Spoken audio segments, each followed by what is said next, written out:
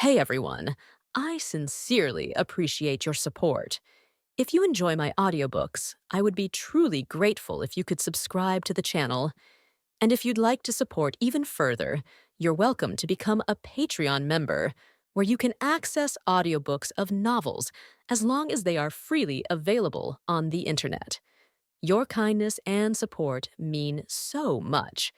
Thank you. There was a discrepancy between memory and the image before her eyes. Xiao Hong'ai remembered clearly. After she brought Jiang Chen here, although the two of them also shared laughter and joy, Jiang Chen had never asked her the questions, "Do you believe in fate?" or "What if one day someone wants to kill me?" Nonetheless, she was still happy. After all, despite the discrepancies, she still enjoyed this master-disciple time and even wished it could continue indefinitely. After I wake up, I should practice peeling the spirit fruits. I wonder if using a spirit sword would make it look nicer, she thought to herself. In her thoughts, the scene changed, and it was several years later. Juyin sect. The ninth peak had only been established for a few years, talents were dwindling, and there were many affairs to manage. The Xiao Hong'ai in the image toiled daily, often going out, and was exhausted mentally and physically. She had become more serious than usual, no longer laughing, and her somewhat indifferent gaze gave off a sense of numbness. By this time, Lin Mubai and Qingning had joined the sect. Lin Mubai was immersed in his books, oblivious to the world outside, while the young Qingning followed Jiang Chen every day like a shadow. One day, "Qingning, eldest senior brother wants you to help me with something," Jiang Chen said while patting Qingning's head. "Okay," the young Qingning agreed cheerfully. Jiang Chen crouched down and started speaking seriously. "Don't agree so quickly because this task is somewhat dangerous. You can refuse if you don't want to." The young Qingning nodded. "I need you to go to the red flame sea of fire. In the center of that sea of fire is a pitch-black charcoal tree, visible only to those with great destiny. Senior brother hopes you can scrape some of the charcoal ash and bring it back." Jiang Chen revealed his purpose. "Senior brother, are you going with me?" the young Qingning asked expectantly. Jiang Chen shook his head. "I can't go. If I do, the tree will hide itself. You can't tell anyone about this. You must go alone." "Oh," the young Qingning nodded. Before long, Qingning left the sect alone and headed for the red flame sea of fire. She was only 10 years old at the time and had a cultivation level of the lower 4 realms. And the red flame sea of fire, if its flames erupted, even cultivators of the upper 4th realm would be instantly devoured. Xiao Hong'ai frowned slightly as this scene unfolded before her eyes. The following scene was exactly as she remembered. The young Qingning left the sect and had not returned for a long time. After checking the blood slip, Xiao Hong'ai learned that Qingning had gone to the red flame sea of fire. Then, after realizing the danger, she took Jiang Chen and several elders of the ninth peak to search for Qingning in the red flame sea of fire. When they found Qingning, she was barely alive, collapsed at the edge of the sea of fire, her small body burned in many places, her originally fair and tender skin now covered with a layer of black ash. Even so, Qingning was still clutching something tightly. Xiao Hong'ai quickly rescued Qingning. However, upon waking up, Qingning's first action was to struggle to her feet and run towards Jiang Chen. "Eldest senior brother, I've brought back what you wanted," Qingning said with her voice full of excitement despite the difficulty she had even standing. Hearing this, everyone was in disbelief, and Xiao Hong'ai nearly fainted from anger. There had been rumors that Jiang Chen treated Qingning as a tool, using her destiny to obtain various treasures. Still, Xiao Hong'ai didn't believe it. Firstly, there was no solid evidence, and secondly, she was unwilling to believe that Jiang Chen, who had not made any major mistakes recently, would be so shameless. But it was Qingning's words that confirmed Jiang Chen's guilt.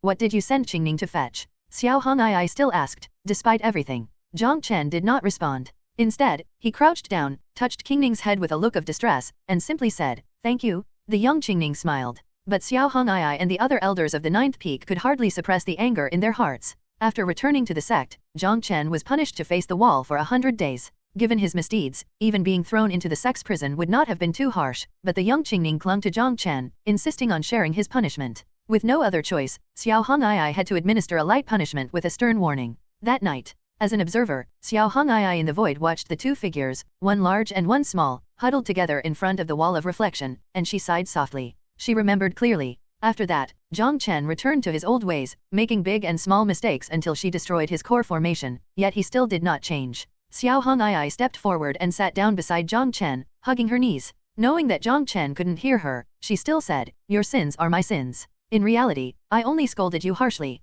Now that I think about it, I, as your master, also need to reflect upon my actions. In fact, I've always been confused. You are the only son of the Jiang family. What could you possibly lack? Why did you need to send the young Qingning on such a risky task? Although you are bad, you have never harmed Qingning before. What item could make you so cold-blooded?" she murmured. Jiang Chen couldn't hear her, so of course, he didn't respond. The young Qingning woke up from her sleep and curiously asked, "Eldest senior brother, what exactly is that charcoal tree? Even though it's turned to charcoal, it's really hot." Did you give the charcoal ash to master? Jiang Chen asked in return. Charcoal ash? What charcoal ash? Xiao Hong'ai was confused. This was the second time she sensed something was amiss. Yeah, I put it in master's tea. That charcoal ash is amazing. It's like master couldn't see it and just drank it. The young Qingning nodded. After a long silence, she added, eldest senior brother, when I left, I heard master crying. I've never seen master cry before. Did we do something wrong?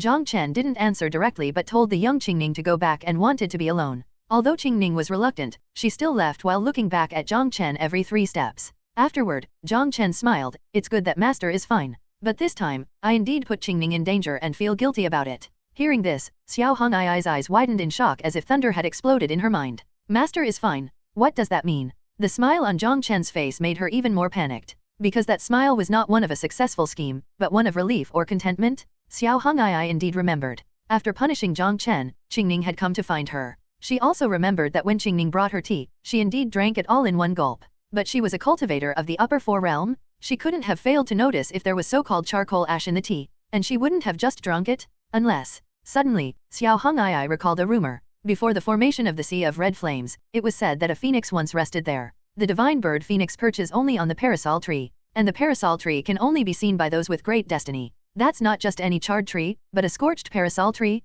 The so-called charcoal ash is actually the burnt bark of the parasol tree, she exclaimed in surprise. Staring intently at Jiang Chen, she continued her analysis. Did you know then that I was a postnatal phoenix body? Did you realize that during that time, the phoenix blood had begun to devour my heart due to my overexertion? And that the parasol tree is the best spiritual treasure to suppress the phoenix blood? That was the only possibility. Although she didn't know how Jiang Chen came to know these things, this conclusion was the only one that could explain everything. She had never considered this before because she had not yet informed Jiang Chen and the other disciples that she was a postnatal phoenix body at that time. During that period, she was indeed afflicted by the devouring phoenix blood, and when she recovered, she thought it was due to her own cultivation suppressing it. She never imagined the truth would be like this. So, did Jiang Chen have Qingning take risks not for himself but for her? As a master, she not only lacked gratitude but also harshly scolded and punished Jiang Chen. At this moment, Xiao Hong'ai was completely panicked. Despite constantly reminding herself that this was not reality, she felt everything was terrifyingly real. And the truth, like a giant hand, instantly tore through her heart.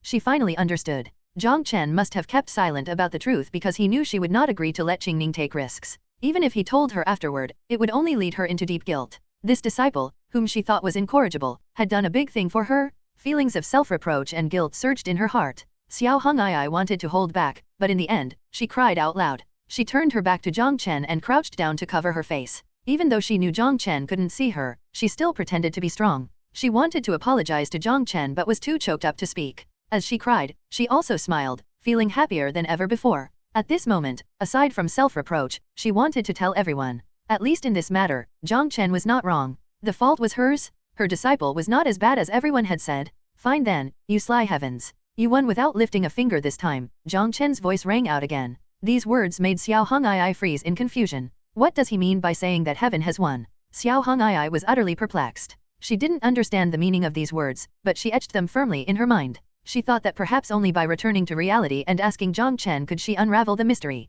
But soon, she understood. After this incident, Jiang Chen's misdeeds began to appear frequently, all with conclusive evidence. But without exception, they were all coincidences. The personal clothing of a female disciple from the 9th peak was lost, and Jiang Chen happened to pick it up, only to be caught by the owner just as he did so. The young Qingning was extremely dependent on Jiang Chen and entered dangerous situations many times to make him happy. Yet there would be witnesses every time she returned and gave the items to Jiang Chen. Lin Mubai couldn't stand it and verbally reprimanded Jiang Chen many times. Every time, Jiang Chen wanted to patiently explain, but before he could speak, some younger disciples would attack Lin Mubai with punches and kicks to get his favor. Even if Jiang Chen scolded them harshly afterward, these disciples would still act recklessly the next time. They would later say they were too angry to control themselves. Undoubtedly, these misdeeds were all attributed to Jiang Chen. Seeing this, Xiao Hong'ai felt a pang of heartache. She finally understood. It seemed that heaven was targeting her disciple. She began to cry. She cried for Jiang Chen's experiences and for her own mistrust. She had clearly said that as long as Jiang Chen walked the righteous path, she would always believe in him. She had clearly said that as long as Jiang Chen was kind-hearted, the master and disciple would be united as one, never to part. But what was the result? She, as a master, had repeatedly broken her word. In the face of numerous conclusive evidence, she, like others, had repeatedly misunderstood Jiang Chen and continuously punished him. This situation lasted for years. During this time, Mu Kui and Jiang Lianyue became disciples in succession. Juyin sect, Elixir Peak. Jiang Chen rarely visited because the elders and disciples of Elixir Peak despised him. But this time, he came. Despite the cold treatment, he still used his few merits to exchange for the opportunity to personally refine pills in the pill room. In the narrow and hot pill room, Jiang Chen was studying the pill formula. Xiao Hong'ai didn't know why he had come here. She just stood quietly by Jiang Chen's side. Her beautiful eyes were swollen from crying and her face was full of heartache. Though she was mired in self-reproach, she was even more bewildered. Her memory discrepancies were growing. She kept noticing that something was off, and there were many things she had no memory of at all. She also noticed that this eldest disciple in front of her was completely different from the Jiang Chen in reality. Although they looked the same, the difference was like day and night, making it hard to associate them together. All of this felt unreal to her. But every time she resisted and didn't want to believe, she could clearly feel Jiang Chen's emotional changes. She could feel Jiang Chen's disappointment, his gloom, and the indescribable pain when he was punished by the version of herself in the vision. Everything felt terrifyingly real as if it had truly happened. Xiao Hong'ai looked up. Although she was inside the pill room, her gaze seemed to penetrate the stone walls of the pill room, through the mountains of Elixir Peak, and directly into the sky. First life. The golden characters hung in the clouds, even more dazzling than before. The sword-like golden radiance they emitted seemed capable of piercing through all things in the world, piercing through people's hearts. When Xiao Hong'ai first saw these golden characters, she was extremely bewildered. But now, her beautiful eyes snapped open. Despite finding it unbelievable, shocking, and feeling that only a fool would make such an association, she still burst into tears. With tears that seemed to choke her, she took a long time before she finally managed to sob out. Disciple, how many lifetimes have you been through? Jiang Chen couldn't hear these words. Though he couldn't hear, he was sighing. This fire impurity pill can only be refined by a 5th grade pill refiner, which is a bit troublesome. But with my talent, it shouldn't be a big problem. Fire impurity pill? Hearing this name, Xiao Hong'ai was taken aback again. She knew that the fire impurity pill was being refined for Jiang Lianyue, but she never knew that her eldest disciple could refine pills. Afterward, Jiang Chen began to immerse himself in studying the pill scriptures, neglecting sleep and food. He had fainted from severe mental exhaustion and had been burned when he went to the depths of Elixir Peak to gather pill fire. During this time, Xiao Hong'ai remained silent. She had no memory of this and didn't know what would happen. But she guessed that this matter might not end well, as it had always been the case in the past. Yet, she did not stop him. Apart from knowing that stopping him was futile, a more important reason was, as his master, she couldn't hinder Jiang Chen from walking the right path. She couldn't stop Jiang Chen from caring for his junior brothers and sisters. Even though she knew that under constant misunderstandings, Jiang Chen was already exhausted in body and mind. Even though her heart ached as if it were being cut by knives, she still couldn't utter the word give up.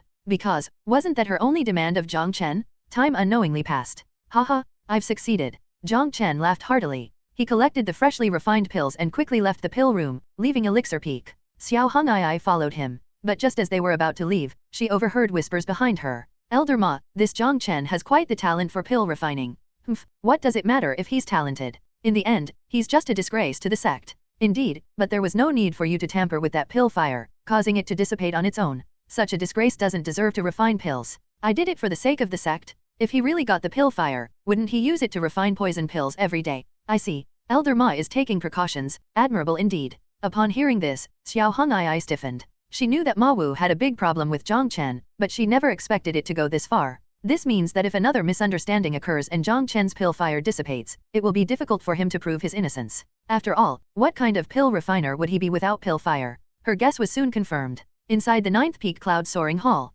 Jiang Chen was caught red-handed peeping at Jiang Lianyue bathing. Seeing him being accused by everyone, Xiao Hong'ai felt as if she had been struck by lightning. Her memories overlapped with the scene before her, yet there were differences. She clearly remembered that Jiang Chen had readily admitted his guilt in the past. But the Jiang Chen in white before her kept explaining that it was a misunderstanding. But what was the use of explanations? Without pill fire, he could not be a pill refiner. Without the fire impurity pill, he couldn't prove his innocence. This was another ironclad evidence. And this time, the one who imposed the greatest punishment on Jiang Chen because of this ironclad evidence was herself. She had personally destroyed Jiang Chen's core formation. She had misunderstood Jiang Chen, yet she acted with a broken heart like a victim. Jiang Chen fell to the ground unconscious, with no one to care for him. She, the master who had gone back on her word again, was comforted by many elders and disciples. All of this made Xiao Hong'ai feel for the first time. Sin. Heaven was targeting her disciple. Ma Wu, Li Faju, and other righteous people were also targeting her disciple. As his master, she not only failed to protect Jiang Chen from the storm and failed to choose to believe in him, but she also personally took action, plunging a deep knife into his already battered heart.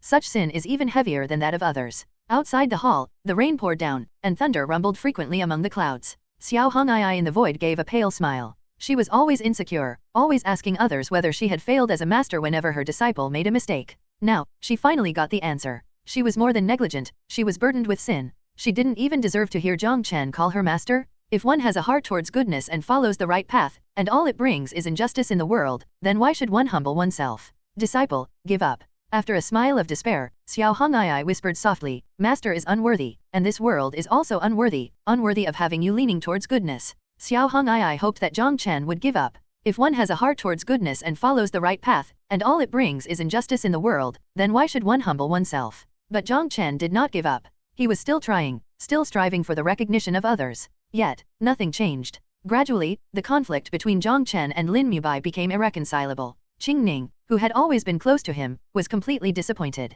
Even the simple and honest Mu Kui was influenced by many coincidences, harboring resentment towards his eldest senior brother, Jiang Chen. Xiao Hong'ai saw all this. Knowing that Jiang Chen couldn't hear her, she still kept advising him. A bunch of fools, played round and round by the heavens. One day, Jiang Chen lay on a smooth boulder, muttering to himself with a spiritual herb in his mouth. His white garments fluttered with the wind. The gleam in his eyes still shone brightly. He still wished to use his own strength to tear through the darkness that enveloped this world. He didn't even harbor resentment towards others but instead blamed everything on fate. With a heartache, Xiao Hong'ai cried out again. She felt proud of this disciple, yet the guilt for her own distrust weighed even heavier on her. Self-blame, shame, and sin nearly crushed her. But she persisted because her disciple was still trying. She, as his master, did not deserve to fall apart. Afterward, Jiang Chen became isolated, and people avoided him wherever he went. Xiao Hong'ai felt her heart bleeding, especially when she heard herself in the image repeatedly emphasizing, Jiang Chen, do not disappoint master. She found it not only grating but even wanted to strangle and tear apart that version of herself in the image.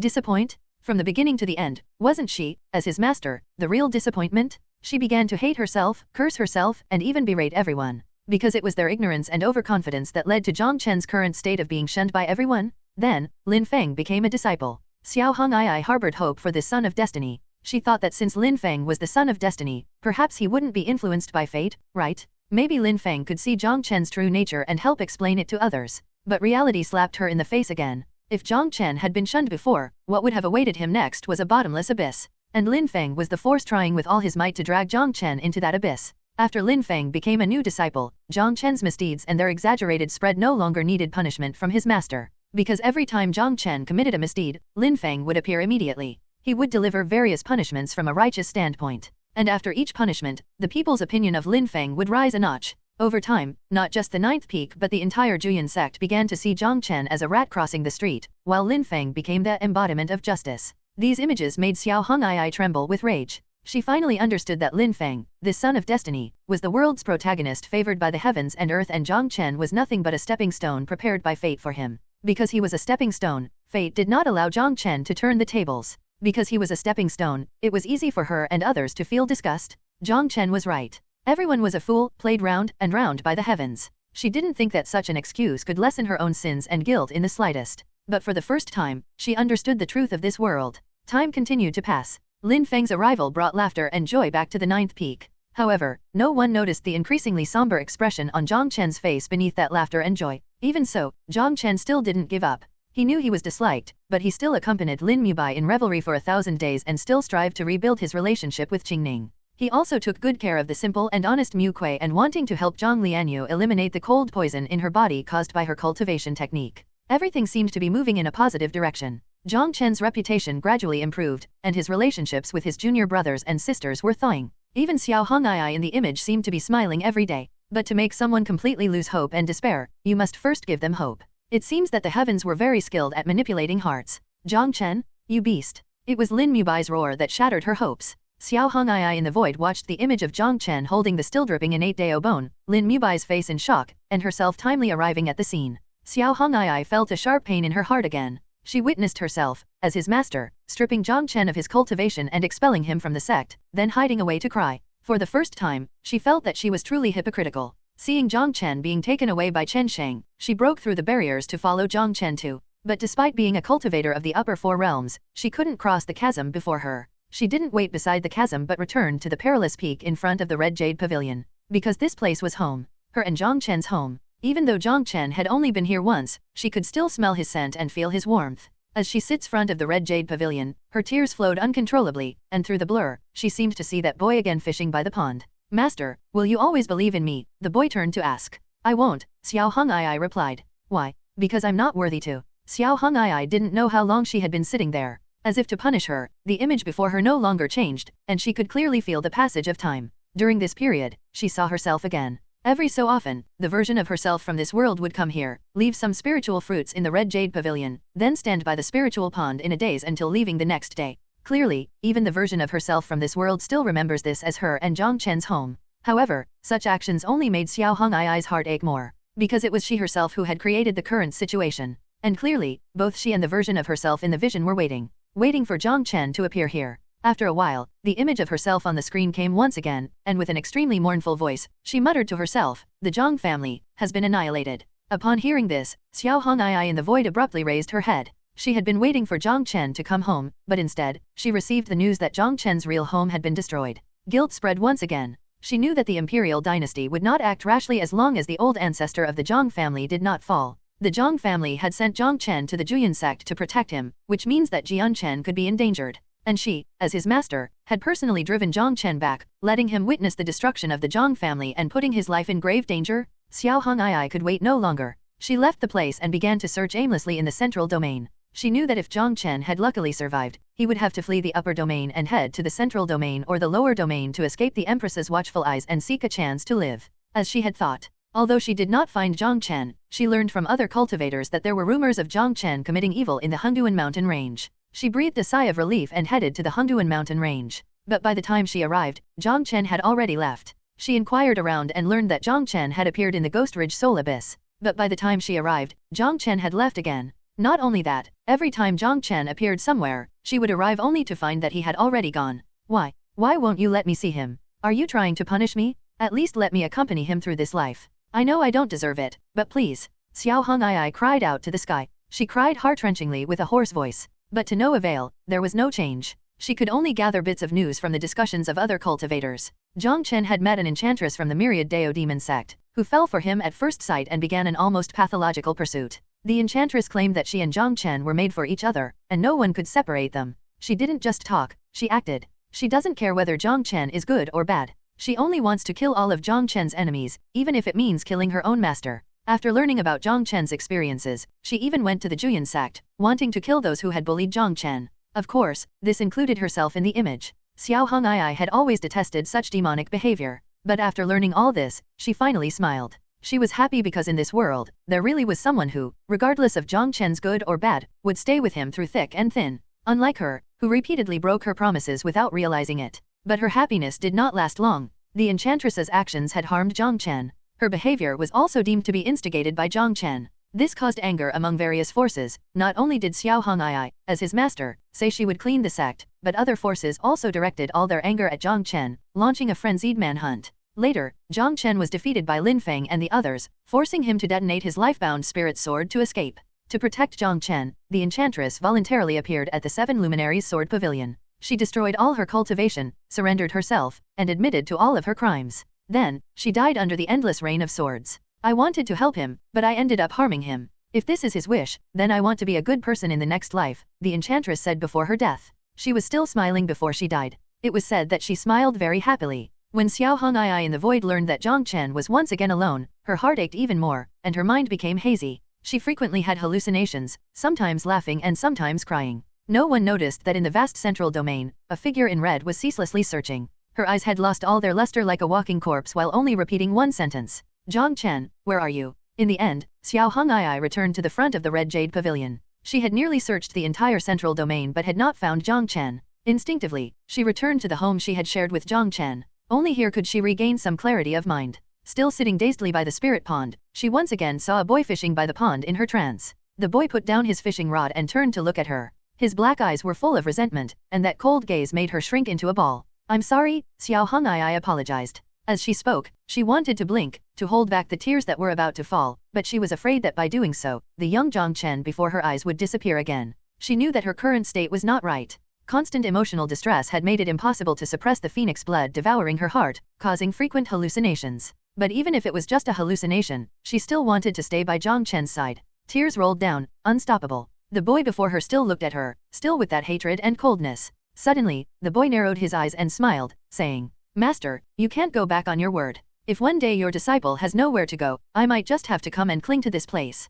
Xiao Hong'ai was silent. Master, why don't you speak? Didn't you say you would wash my clothes and cook for me? The boy wondered. This sentence made Xiao Hong'ai no longer able to contain the sorrow in her heart. She sobbed uncontrollably while trembling. At this moment, she let down all her defenses and abandoned all reason. She no longer pretended to be strong and no longer feigned seriousness. She seemed to return to her childhood. And like a child, she cried unreasonably and willfully. Liar, you liar! I'm willing to wash your clothes and cook for you for a lifetime, but you have to come. The sound fell, and then a sudden breeze arose. The boy before her vanished in an instant, leaving only his fishing rod by the empty spirit pond. The crying stopped abruptly. Don't go. You're not the liar, I am. I'm the biggest liar. Xiao Hong'ai panicked. She stood up and began searching frantically, stumbling along the way. She didn't even know what she was looking for. She was well aware that the boy, Jiang Chen, was nothing but a hallucination caused by the phoenix blood consuming her heart. But she still refused to give up. In an instant, the pain in her chest intensified, her sanity began to crumble again, and her facial features numbed and became indifferent.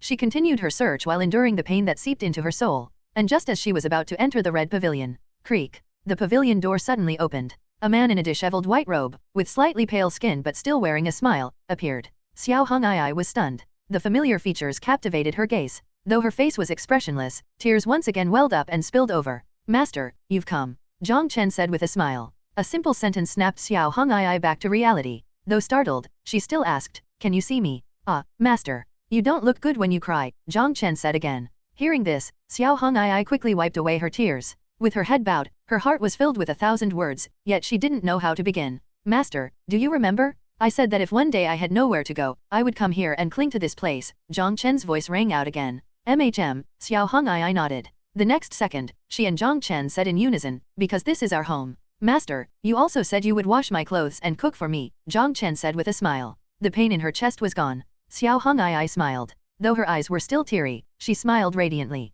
She raised her hand to touch Jiang Chen's cheek. Although she was unable to feel any warmth, and though she feared the Jiang Chen before her was still an illusion, she still smiled happily and said, then wouldn't I become your wife? Master, did you come to wash my clothes and cook for me, or to kill me? Jiang Chen suddenly dropped his smile. Kill? How could I possibly kill? Xiao Hong'ai in the void quickly denied. But before she could finish, she felt as if struck by lightning. She guessed something. She stiffly turned her head. Then, her pupils shrank. What she saw was a woman in striking red clothes holding a red whip.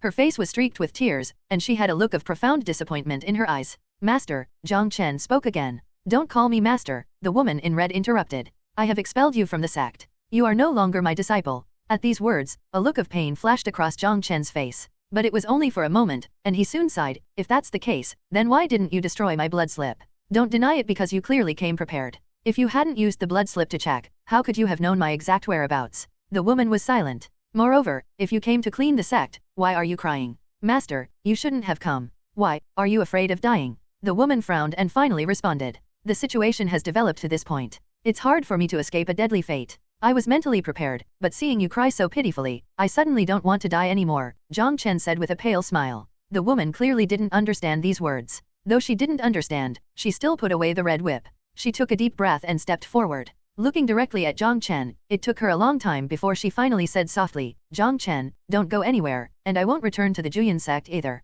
Let's stay in front of this red jade pavilion and accompany each other until we grow old, alright? Master, are you worried that I will continue to do evil if I leave here? Jiang Chen said somewhat helplessly. The woman fell silent again. Suddenly, Jiang Chen pulled the woman into his embrace and held her tightly. The woman initially wanted to struggle, but as if realizing something, she bit her lip and quieted down. Leaning close to her ear, Jiang Chen whispered, Master, are you thinking that if you can stop me from doing evil with your beauty, it might be worth a try? As long as you're willing to turn back, I am willing to do anything, the woman did not deny. But I am not willing. Letting go of the woman in his arms, Jiang Chen walked to the edge of the cliff. Master, take care. With that, he lightly tapped the ground with his toes, his body soaring into the air, drifting towards the direction of the upper domain. The woman was shocked. After the shock, she rushed to the edge of the cliff and shouted loudly, Jiang Chen, come back to me? As long as you come back, I will wash your clothes and cook for you. As long as you come back, this will always be your home. You can stay here for a lifetime, and I will accompany you. Her hysterical voice startled the white cranes in the cliff, and with the enhancement of her spiritual power, it echoed for several li.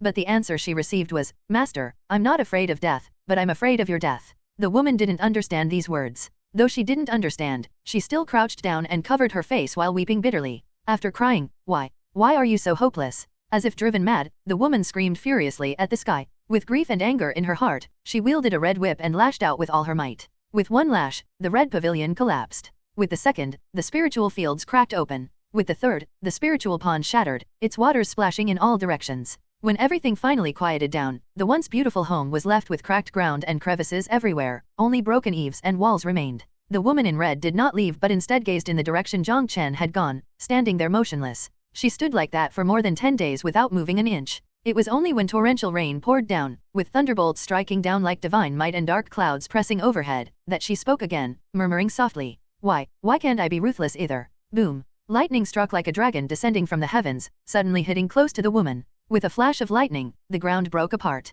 Stones flew and scattered, piercing through the woman's defenses and leaving bloody marks on her fair cheeks. It was as if she had spoken something blasphemous against heaven and earth and was being punished for it. This made Xiao Hong'ai, who had been watching coldly from the sidelines, shudder. For the first time, she felt pity for herself. Several days later, only Xiao Hong'ai and the wreckage remained at the peak of the dangerous mountain. She felt an unprecedented sharp pain in her chest as she looked around. This place had once been her and Jiang Chen's home, but she had destroyed it with her own hands. Her expression became numb again, and even though her heart ached unbearably, her features remained indifferent, except for the tears that would flow from her eyes, creating a bizarre sight. She floated down from the dangerous peak to the edge of the chasm. She wanted to go to the upper domain, but no matter how hard she tried, she was always blown back by the cold winds within the chasm. She didn't give up and kept trying. Gradually, perhaps due to the influence of the cold winds or perhaps because the phoenix blood was consuming her heart more severely, she seemed to have lost the ability to speak. She wanted to scream to the heavens, plead with the force that had brought her here to let her find Jiang Chen. But in the end, no matter how hard she tried, she could only make strange noises like oh.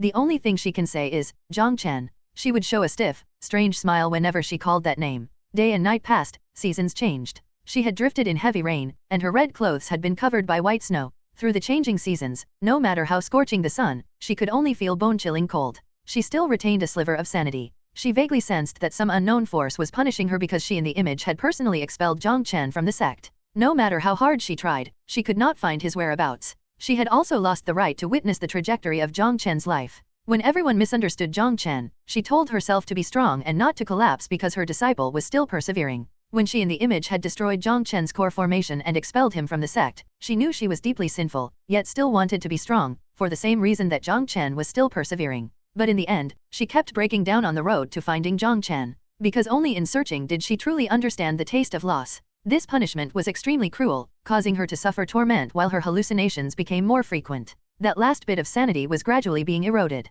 At some point, two boys with identical appearances appeared beside her. One boy wore white and had a warm smile like the morning dawn. One boy wore black and although he was also smiling, his smile was filled with a sense of weariness and helplessness. Master, do you believe in fate? The boy in white asked. Master, do you accept your fate? The boy in black asked. She wanted to smile at the boy in white, but she could only show an ugly smile. She wanted to hug the boy in black, but her raised hands could only pass through his body. No one noticed that at the edge of the chasm leading to the upper domain, there was a woman who had gone mad. One day, a familiar figure drifted from the direction of the upper domain. Though she couldn't see the face clearly, though her vision was blurred by tears, Xiao Hong'ai recognized him at a glance. That person was the one she had waited for many years. The appearance of Jiang Chen brought her back to her senses. She could smile again and regained the ability to speak. Although the smile was still somewhat ugly, she kept trying. Because she couldn't cry. Because Jiang Chen had said that she didn't look good when she cried. As his master, she had always disappointed Jiang Chen. She couldn't change anything in this world, but she didn't want to disappoint Jiang Chen anymore. Jiang Chen couldn't see her. He walked ahead, absorbed in his own world. She tried hard to follow him, her red robe swaying and stumbling along, looking as if each step was a great effort. Although both were cultivators, they walked slowly like mortals. They crossed the land, climbed mountains, and crossed countless rivers. Although Jiang Chen had not spoken a word since he reappeared, Xiao Hong'ai didn't care. She just talked about interesting stories from the past, then cried and laughed by herself. She didn't know where Jiang Chen was going, but it didn't matter. This time, she truly waited for him. No matter where the destination was, even if it was hell, she was willing to follow him. The two walked side by side, and this journey lasted for years. Suddenly, Jiang Chen stopped. Confused, Xiao Hong'ai gazed into the distance, her pupils contracting involuntarily. Not far away stood a perilous peak that reached the clouds. She never thought that they would end up back here. The summit of that perilous peak had once been her and Jiang Chen's home, but now, it lay in ruins. A sudden sharp pain struck her heart. Those two boys, who had long disappeared and looked identical, appeared again by her side. Master, are we going home? The boy in white asked. Master, was there still a home? The boy in black asked. Guilt, self-reproach, and sins weighed so heavily on Xiao Hong'ai that she struggled to breathe. She had clearly told him that place was Jiang Chen's home. She had clearly promised that if Jiang Chen had nowhere to go, he could cling to that place for a lifetime. But, was there still a home? The red jade pavilion had long been reduced to broken walls, the spiritual pond had collapsed, and the spiritual fields were in disarray. Seeing Jiang Chen continue to move forward as if heading to the top of that perilous peak, Xiao Hong'ai panicked. She couldn't imagine. After so many years, Jiang Chen had returned. What kind of pain would he feel in his heart upon seeing that home now in ruins? If Jiang Chen left again and headed to the upper domain, wouldn't she be separated from him once more? Xiao Hong'ai didn't want to disappoint Jiang Chen, especially not this time, no matter what. She quickly stepped forward, arms outstretched to block Jiang Chen's path. Just as she was about to say something, Jiang Chen passed through her body. Jiang Chen, let's not go there, okay. She caught up again, then she tried to smile with a voice that almost seemed like a pleading. Let's leave this place. Wherever you want to go, I'll accompany you. You don't have to speak, you don't have to pay attention to me, just stay by my side. Jiang Chen, I was wrong. Terribly wrong, unforgivably wrong. You can punish me however you want, just please don't go there. I'm begging you, don't go. As Jiang Chen drifted toward the top of the perilous peak, her voice grew fainter, and her sobs heavier. Jiang Chen was getting further and further away. Xiao Hong'ai laughed in despair while shouting at his retreating figure, Jiang Chen, that place is not home. It never was. I lied to you, I just wanted to reform you. I never considered it home myself. Actually, it doesn't matter where our home is. What matters is where you are, she murmured to herself. Her cries were ineffective, and Jiang Chen's figure was about to disappear from her sight. She hurriedly chased after him with all her might. One after the other, they reached the summit of the perilous peak. She looked up, then she was shocked as if she had been struck by lightning. The red pavilion was intact, the spiritual pond's water still shimmered with spiritual light, and the spiritual fields were still teeming with playful beast. Everything was restored to its original state, yet something was a little different. There was a new jade table beside the spiritual pond. On the table lay a brand new fishing rod and several spiritual fruits. Next to the table, a woman in red sat on a stool holding a small spiritual sword, ruthlessly peeling the spiritual fruit in her hand. She occasionally looked in the direction of the upper domain with a long, melancholic sigh. Xiao Hong'ai rubbed her eyes, then sat down on the ground like a child and burst into tears. This time, her tears were from happiness. As a master, at least this time, she hadn't let Jiang Chen down. At least this time, although she had personally destroyed the home she shared with Jiang Chen, she had rebuilt it. At least this time, she remembered her promise and kept the place where Jiang Chen could cling to. As a master, she finally didn't break her word for once. Xiao Hong'ai didn't know how long she had cried. Maybe it was a few hours, or maybe it was several days. As her crying subsided, she turned to her side with a heavy nasal voice and said, Jiang Chen. Her voice abruptly stopped. She was stunned. She had clearly come here with Jiang Chen, clearly stood by his side, and just a second ago, she could still feel Jiang Chen's breath and warmth. But now, there was nothing. It's an empty space beside her. She thought she had finally waited for Jiang Chen, thought she had traveled over mountains and rivers with him, thought it was the happiest moment. But the truth was, the Jiang Chen who had always been by her side was also a hallucination. Indeed, that unknown force would not allow her to actively find Jiang Chen, even if it drove her to madness. In a daze, the boy in white reappeared, sitting by the pond and fishing with his rod. Splash! The boy in white laughed as a large spiritual fish was hooked. Haha, spiritual fish, oh spiritual fish, you fell into Jiang Chen's hands. You will be master's dinner tonight. Xiao Hong'ai's tears burst forth again. She quickly stepped forward and hugged the boy in white from behind, apologizing non-stop, full of regret. Master, why are you crying? The boy in white turned and asked. Yes, why am I crying again? Xiao Hong'ai took a deep breath, trying to hold back her tears because Jiang Chen didn't like it. But she couldn't do it. She couldn't stop crying, and she could no longer maintain her strong demeanor. She had resolved to be strong because Jiang Chen was still holding on, so she, as his master, couldn't fall apart. But in reality, she had collapsed countless times. During these collapses, she would always find herself back in front of the red jade pavilion, instinctively searching for Jiang Chen. Suddenly, she finally understood. She knew that the boy in white in her arms was an illusion, yet she still caressed his cheek and spoke softly. Jiang Chen, I now realize. The reason I took you as my disciple was because I felt lonely.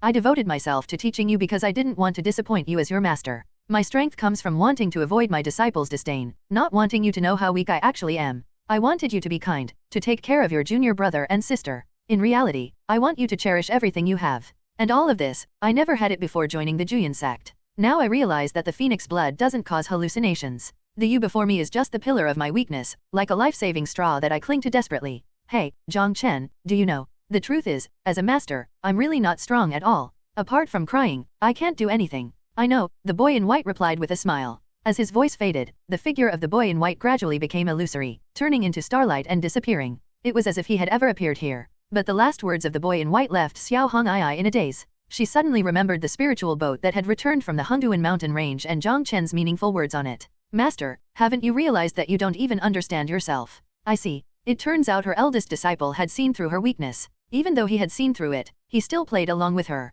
That's why he would act so pitifully every time he was punished, and when she was downhearted, he would act serious and try his best to comfort her. All of this was just to help her, the master, hide her inner weakness. Thinking of this, she cried again. She cried unrestrainedly, without any control. At this moment, she accepted her weakness and let go of that last straw. But with this acceptance came feelings of guilt and self-blame, which completely overwhelmed her. And afterward, although the pain in her heart became more pronounced, she never experienced hallucinations again. Sigh. The woman in red beside her put down the spiritual fruit in her hand and sighed deeply. Time flies, and in the blink of an eye, several years had passed. At the peak's red pavilion, by the spiritual pond, two figures in red still remained here. One continuously peeled spiritual fruits, her skill becoming ever more refined. The other squatted by the spiritual pond, talking to herself, sometimes crying and sometimes laughing. Boom! Suddenly, a burly figure fell from the sky. His body was like a tower, and the immense force of his descent instantly crushed the ground. The burly man scratched his head and said, I didn't control my strength well. Seeing this, the woman in red peeling fruits frowned and said immediately, fix it. The burly man didn't dare to argue and immediately jumped down from the peak. When he returned, he carried a huge emerald boulder like a small mountain on his shoulder, and placed it on the ground he had crushed. Afterward, a fake mountain was added to the peak. Master, I'm leaving, the burly man said after everything was done. Where to? The woman in red asked without looking up. Lately, I keep having memories that aren't mine. I want to go to the place in those memories. I feel it's important. Go and come back soon. I might not be able to return because it seems that place isn't in this world. I said, go and come back soon. The burly man fell silent, then nodded seriously, okay, I'll listen to master. The woman in red also nodded and said no more. The burly man didn't leave but stepped forward, trying to take one of the freshly peeled spiritual fruits. Slap. The woman slapped his hand away. After an embarrassed smile, the burly man said, Master, the Juyan sect has been an upper domain sect for many years. It's about time you left here. The woman in red remained silent. Master, if you really want to see eldest senior brother, why not go to the upper domain? Before coming here, I happened to meet eldest senior brother. He seems to have changed, the burly man continued. At these words, the woman's body trembled. She seemed to want to ask more, but the words never left her mouth. The burly man, oblivious, went on, when I saw eldest senior brother, he was still doing evil, but I always felt that he didn't seem as hateful as before. More importantly, even though he was doing evil, I always had a sense of disharmony, and I don't know why. He added, it could also be an illusion. I've been a bit off since those memories that aren't mine appeared. Seeing that the woman still didn't speak, the burly man turned to leave. Just as he was about to jump down from the peak again, he turned back and said, Master, eldest senior brother has issued a life and death duel challenge to 6th junior brother. I'm not in the right state of mind to watch, but you'll regret it for the rest of your life if you don't go. The woman's body trembled again, and she finally asked, Mu Kuei, do you think he wants me to go? I don't know. Mu Kuei shook his head but then added, I'm not smart and not good at thinking. But if it were me, I would want you to go. The woman fell silent again. After Mu Kuei left, the woman sat next to the jade table for a long time, then seemed to make a decision and also left the place. After many years, Xiao Hong'ai was once again alone. She came to her senses while staring blankly. She hadn't heard most of the conversation just now, but the news about Jiang Chen was crystal clear to her. A life and death duel challenge? Jiang Chen has issued a challenge to Lin Feng, and it's a fight to the death? As the thought settles, suddenly, the long silent images begin to shift once more. Just a second ago, Xiao Hong'ai was at the perilous peak of a mountain, but in the next moment, she found herself in an unfamiliar open space. Above the open space, two figures clash, their weapons creating a storm of light. Around the clearing, a crowd of righteous folks has gathered, cheering and shouting. Among these people, Xiao Hong'ai sees her disciples, and she sees herself. She doesn't pay them much attention. Instead, her gaze is firmly fixed on the two figures battling in the sky. Their speed is too fast, and even with all her effort, she can't make out the details. Suddenly, one figure is struck from the sky and crashes into the ground, creating a deep crater. Xiao Hong'ai looks closely. The familiar features that met her eyes made her unable to control her emotions. After so many years, Jiang Chen now sports a beard, and his black hair has visibly grown longer. He's still dressed in white, but his eyes now carry a hint of bitterness and helplessness. Before Xiao Hong'ai can approach, a black blade speeds towards him, warping the very space as it passes, shattering the earth, and aiming straight for Jiang Chen's chest. Time seems to freeze at this moment, and a conversation echoes in Xiao Hong'ai's mind. Master, what should I do if someone tries to kill me one day? If you are innocent, I will protect you with my life. After the conversation fades, she finds herself standing in front of Jiang Chen with her arms outstretched. She wants to keep her promise to protect him with her life. But the black blade pierces through her body and still penetrates Jiang Chen's chest. In an instant, blood spills everywhere, and the world turns crimson. Xiao Hong'ai turns stiffly. What she sees is the white garment soaked in blood and Jiang Chen, who, despite coughing up blood and his life force rapidly fading, shows a relieved smile. What she sees is the white garment soaked in blood and Jiang Chen coughing up blood as his life force rapidly fades. No! Xiao Hong'ai screams. Her tragic voice would make gods and Buddhas sigh, her look of despair could move the world. Yet no one hears and sees her. After so many years, she finally sees Jiang Chen again, the real Jiang Chen. Although she has 1,000 words in her heart, she hasn't had the chance to properly apologize or truly repent. But what she encounters is such a heartbreaking scene. She kneels on the ground, trying to lift Jiang Chen, but she can't. She reaches out to pull the black blade from his body, but she can't. She tries to wipe the blood from Jiang Chen's body, but she can't. Even wanting to die with Jiang Chen, she can't. After cursing others with the most venomous words until her voice is hoarse, she collapses on Jiang Chen's body, while sobbing uncontrollably. Jiang Chen, wake up. I don't want you to be good anymore. I don't want you to follow the righteous path anymore.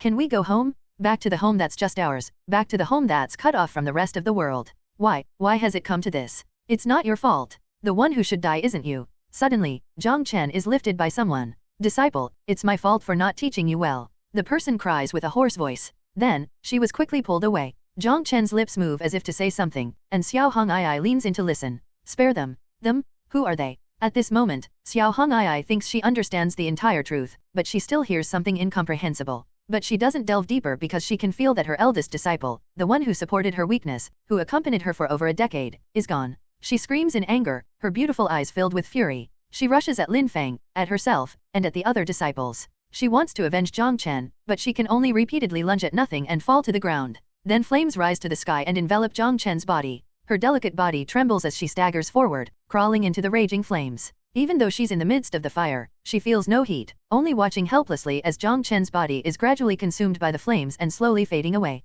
Why? Why are you so cruel? She cries out to the heavens. The only answer is the roar of the flames. Why can't you discern good from bad, right from wrong? Why must my disciple suffer such injustice? She asks again. Still, only the roar of the flames. She gives in to despair and no longer speaks. The pain in her chest is almost numb, a sign that the phoenix blood is devouring her heart. She doesn't care, she doesn't even resist. Because at the moment Jiang Chen's life force completely vanishes, she vanishes too. And at this moment, the excruciating pain in her heart is nothing compared to what Jiang Chen has endured so far. In an instant, the pain disappears. She no longer cries, no longer screams. Her indifferent eyes were more numb than ever before. At this moment, except for the vividly colorful figure of Jiang Chen amidst the flames, everything in the world has turned to black and white in her eyes. Except for the flames consuming Jiang Chen's body that crackles softly, the whole world seems dead silent in her ears. She stands there, dazed, with Jiang Chen's past words echoing in her mind. Master, there's no need to straighten your back. Master, why are you here? Master, do you believe in fate?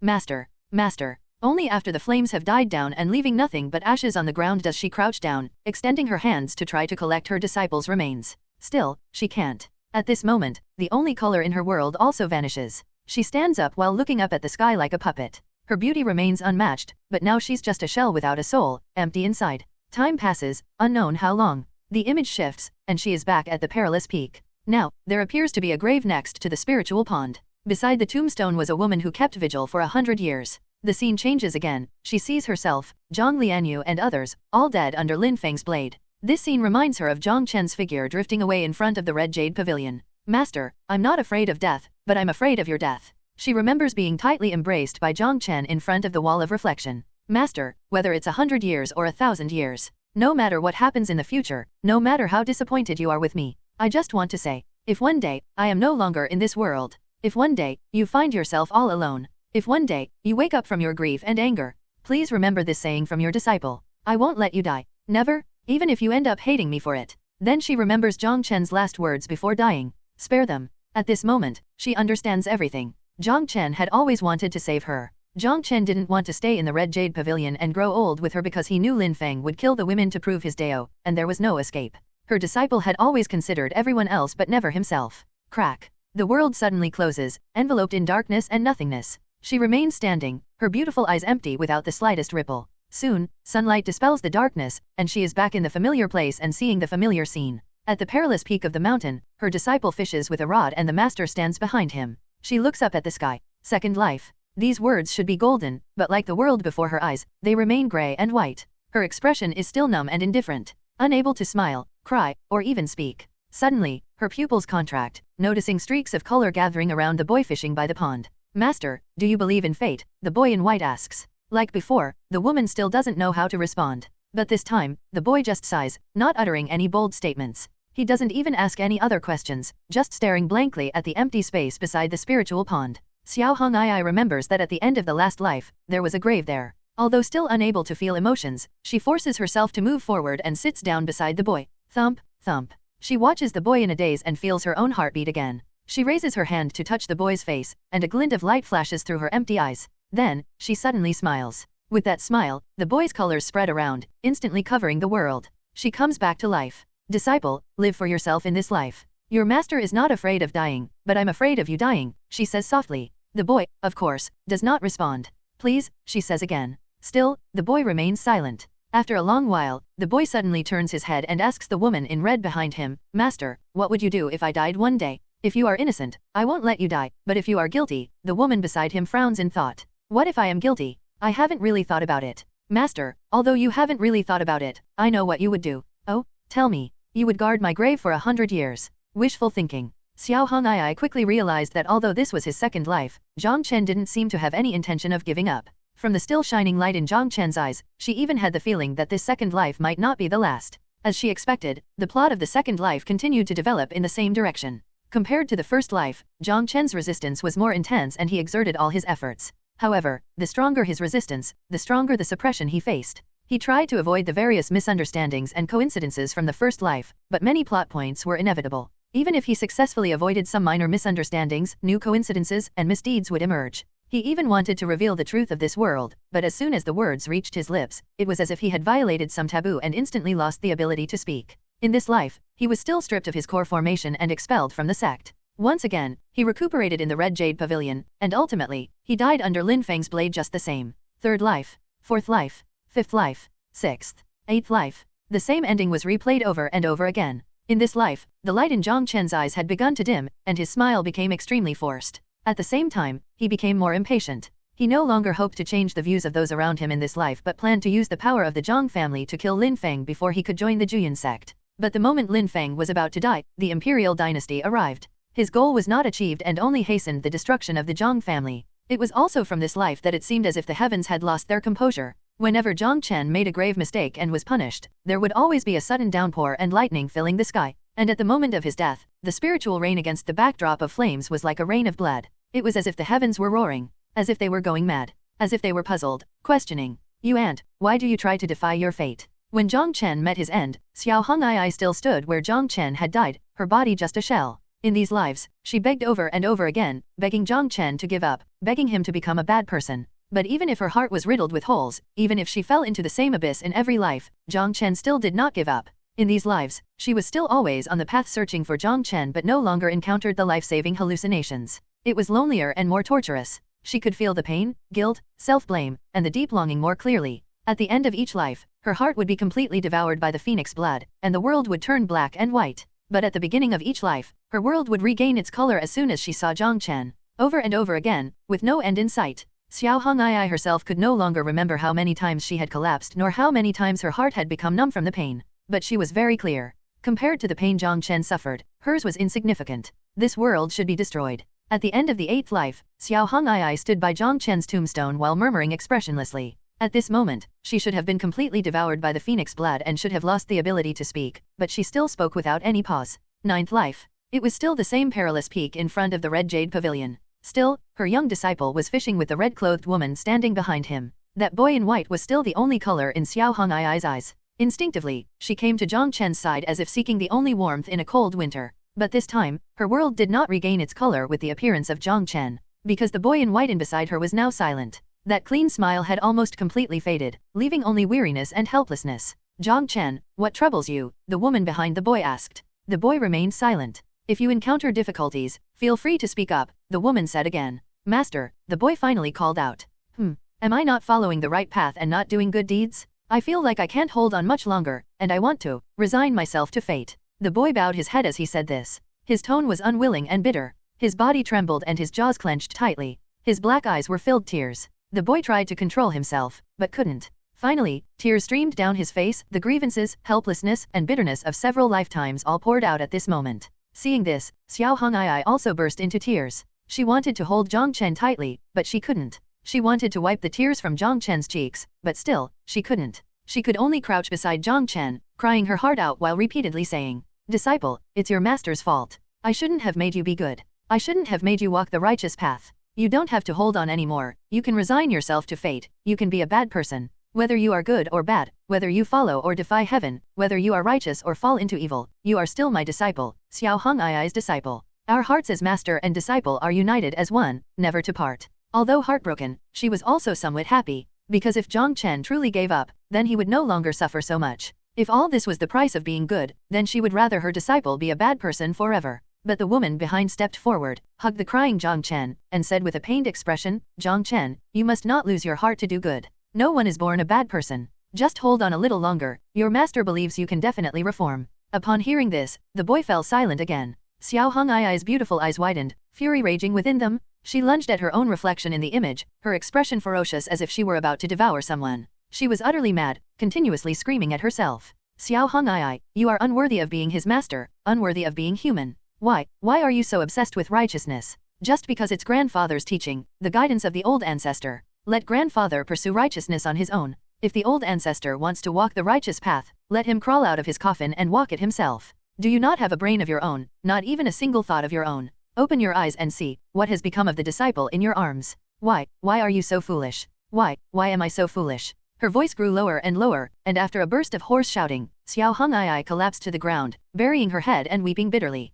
She had grown up on this perilous peak since childhood. Her grandfather often visited, telling her that only by being good could she be loved and not end up alone. The old ancestor frequently communicated with her telepathically, boasting about how he cleared away evil demons and defeated invaders from other worlds to protect the countless beings of this world.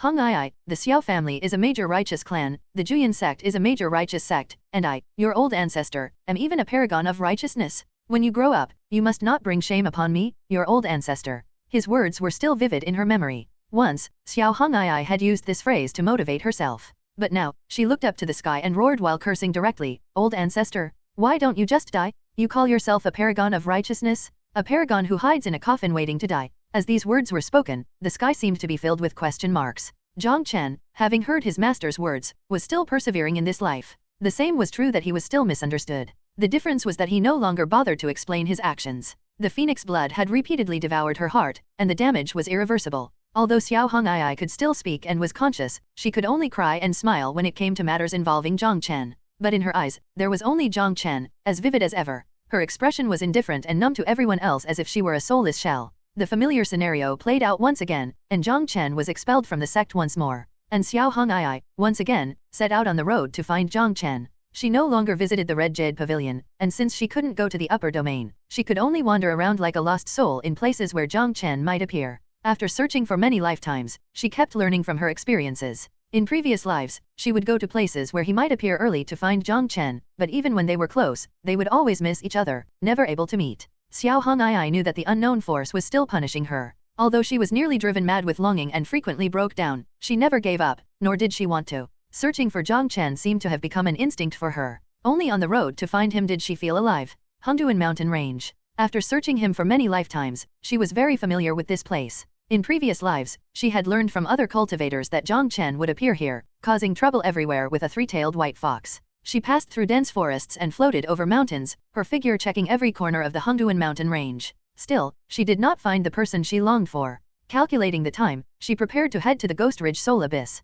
But just as she was about to leave the deepest part of the Hongduan Mountain Range, a conversation drifted from the dense forest ahead. "Juice Huang, you should be ready to advance to a Demon King, right? I don't know why, but I'm a bit scared." "Don't be afraid. I'm used to it." "Used to what?" "Nothing. I should also be leaving soon." "Leaving? Where are you going?" "Once I become a Demon King, I can leave this place and go together." "Juice Huang, this might be the last time. But I still want to remind you, don't take the surname Bai because being a Bai makes you stupid. I already have a name, so why would I take the surname Bai? You'll forget even if I tell you. Anyway, take care. Jiang Chen, come back." With the last shout falling, a man in white emerged from the dense forest ahead, nad passing by Xiao Hongai. Although it was just a fleeting glimpse, Xiao Hongai was overwhelmed with joy. The ninth life. She had finally found her disciple. Without hesitation, she hurriedly followed him. She followed Jiang Chen out of the Hongduan Mountain Range to another place. During the journey, she revolved around Jiang Chen, occasionally poking his cheek with her finger, then smiling silly like a fool. Though she felt no sense of touch, the Jiang Chen before her eyes felt more real than ever. Together, they traversed every corner of the central domain. Ghost Ridge Soul Abyss. Xiao Hong'ai wanted to fight that female ghost, but the ghost couldn't see her at all. Ancient Pill Tower. Jiang Chen sneaked into it, and with nothing better to do, she memorized all the pill-refining secrets of the Ancient Pill Tower. Soon, with Jiang Chen intentionally making enemies, 5 Grandmasters from the 7 Luminaries Sword Pavilion arrived. During the great battle, she cheered like a little fan from the sidelines. And when Lin Feng and others appeared and defeated Jiang Chen, she began to think about how to kill this son of destiny. Afterward, Jiang Chen self-destructed his life-bound spirit sword to escape. He was so fast that Xiao Hong'ai had to exert all her effort to barely keep up with him. Finally, the two landed on a perilous peak miles away. Before them were still the Red Jade Pavilion, the Spiritual Pond, and the Spiritual Fields. 9 lifetimes of reincarnation. Since Jiang Chen was expelled from the sect, this was the only place where Xiao Hong'ai could see Jiang Chen until the end. Upon arriving here, Jiang Chen was severely injured and extremely weak. But he did not enter the Red Jade Pavilion. Instead, he stood on the edge of the cliff while gazing into the distance. "What are you looking at?" Xiao Hong'ai asked, puzzled as she gazed in the same direction. Soon, she understood. Because that was the direction of the myriad Dao demon sect. In previous lives, Jiang Chen became enemies with the 7 Luminaries Sword Pavilion because an enchantress from that demonic sect had abducted the Sword Maiden, intending to make her his concubine. But in this life, Jiang Chen was the one initiating enmity, and not only that, he deliberately avoided any place where the enchantress might appear. Xiao Hong'ai thought that Jiang Chen must be trying to make a deal with fate. In his 9 lifetimes, this was the only time he actively pushed the plot forward and committing evil acts. His purpose was to prevent the enchantress from appearing and dying for him. He knew very well that in 9 lifetimes, he owed nothing to anyone except to that enchantress. And if he wanted to save the enchantress, he had to stay away from her. Because the enchantress didn't die because of Lin Feng but because of him. Perhaps even fate grew tired of it, or maybe as long as it didn't involve Lin Feng and didn't change the course of the plot, the life and death of the enchantress didn't really matter. In the 9th life, the enchantress really didn't appear and didn't die tragically. This was the only person Jiang Chen managed to save in his 9 lifetimes. In previous lives, I always hoped she would turn to goodness and avoid her death through this method, but the result was always the same. I should have understood earlier that I am the main culprit behind her death. Jiang Chen sighed bitterly before heading to the upper domain. The 9th life ended with the same conclusion. Witnessing Jiang Chen's death once again, Xiao Hong'ai's heart was still in agony. She broke down, crying uncontrollably, went mad, and again attacked others in a frenzy. Indeed, no matter how many times she went through it, she could never accept Jiang Chen's death. 10th life. Xiao Hong'ai found herself back at the beginning. At the summit of a perilous peak, the boy was still fishing, and the woman stood behind him like before in front of the Red Jade Pavilion. The scene was the same as always, but the boy was now dressed in black. Seeing the boy in black's mind was not on fishing, the woman behind him frowned. She stepped forward and flicked the boy's forehead and showed a stern master's tone. "Jiang Chen, fishing can cultivate your temperament and patience. If your heart is not right, then your path will not be right. Lacking patience, you will prefer shortcuts." Throughout history, those who have fallen into evil did so because they were too impatient and sought shortcuts. You must stop.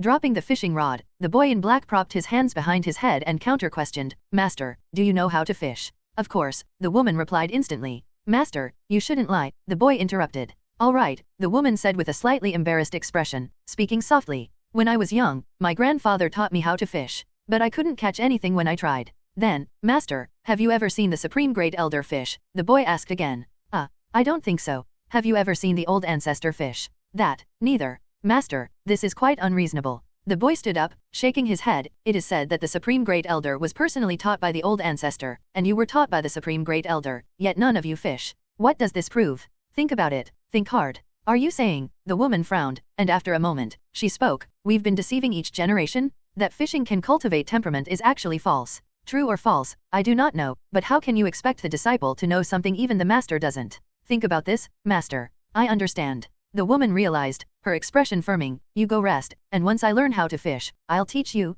With that, the woman picked up the fishing rod from the ground and began to fish. She sat by the pond while gripping the rod tightly, her beautiful eyes fixed on the spirit pond, not blinking for a long time. So it continued for a full hour. Suddenly, the spirit pond stirred.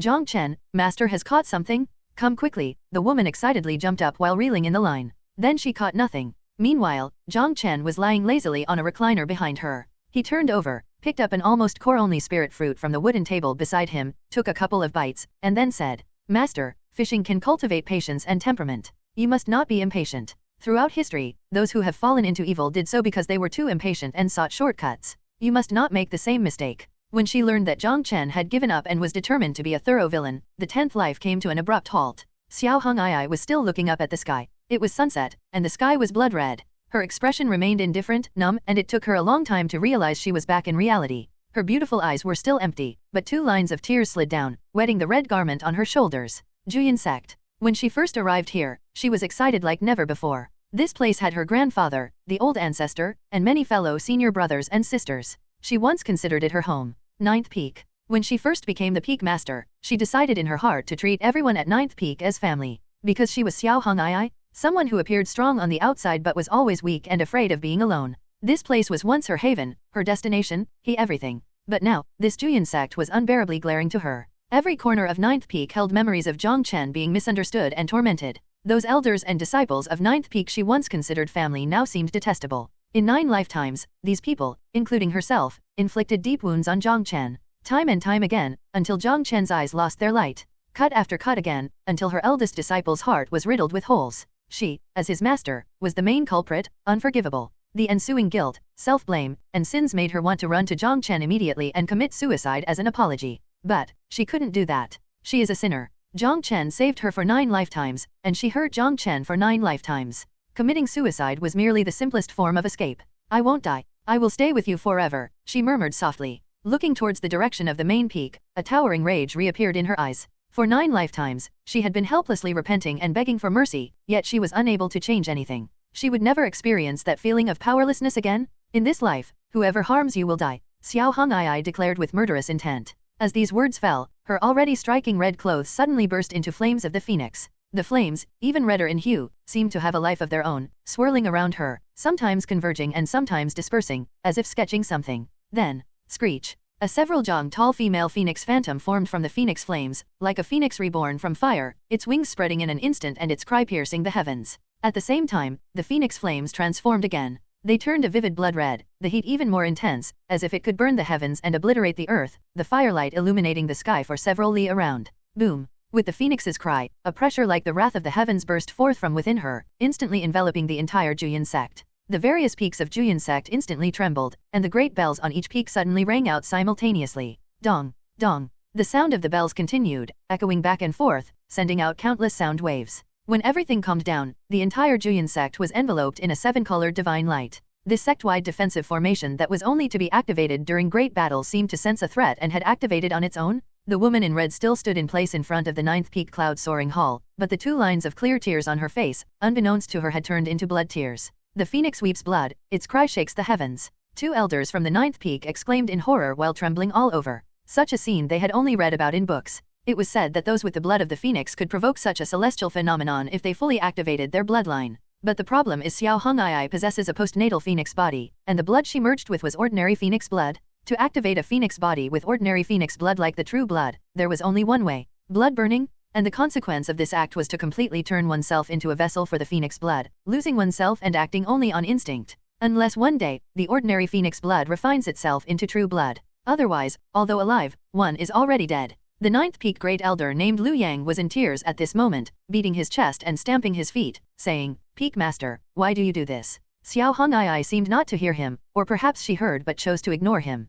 She lightly tapped the ground with the tip of her foot, and the female phoenix phantom with wings several meters wide transformed into a blaze of fire and headed toward the main peak. "Peak Master, where are you going?" Liu Yang called out loudly. The answer was still silence. The other elder wiped away his tears and spoke on her behalf. "The Peak Master is likely going to overturn the main peak to save her disciple. She knows that the Supreme Elders will intervene, which is why she ignited her phoenix blood." Save her disciple? Is it her eldest disciple Jiang Chen, or Jiang Lianyue and the other 3 madmen? Or is it to save them all? Liu Ying didn't understand. In his view, although Xiao Hong'ai was biased towards Jiang Chen, she wouldn't go to such lengths. But it seemed unnecessary to make such a big fuss if it was to save Jiang Lianyue and the others. The only thing he was certain of was, Xiao Hong'ai might truly never return from this journey. Ring the bell and summon all disciples of the 9th peak. Liu Yang took a deep breath and said, "What is this for?" The other elder asked, puzzled. "To save the Peak Master, to save the 9th peak." Liu Yang was determined. He gritted his teeth. Although the Peak Master is the legitimate daughter of the Xiao family, this act will surely start an internal struggle within the sect, which according to the sect rules is an unforgivable crime.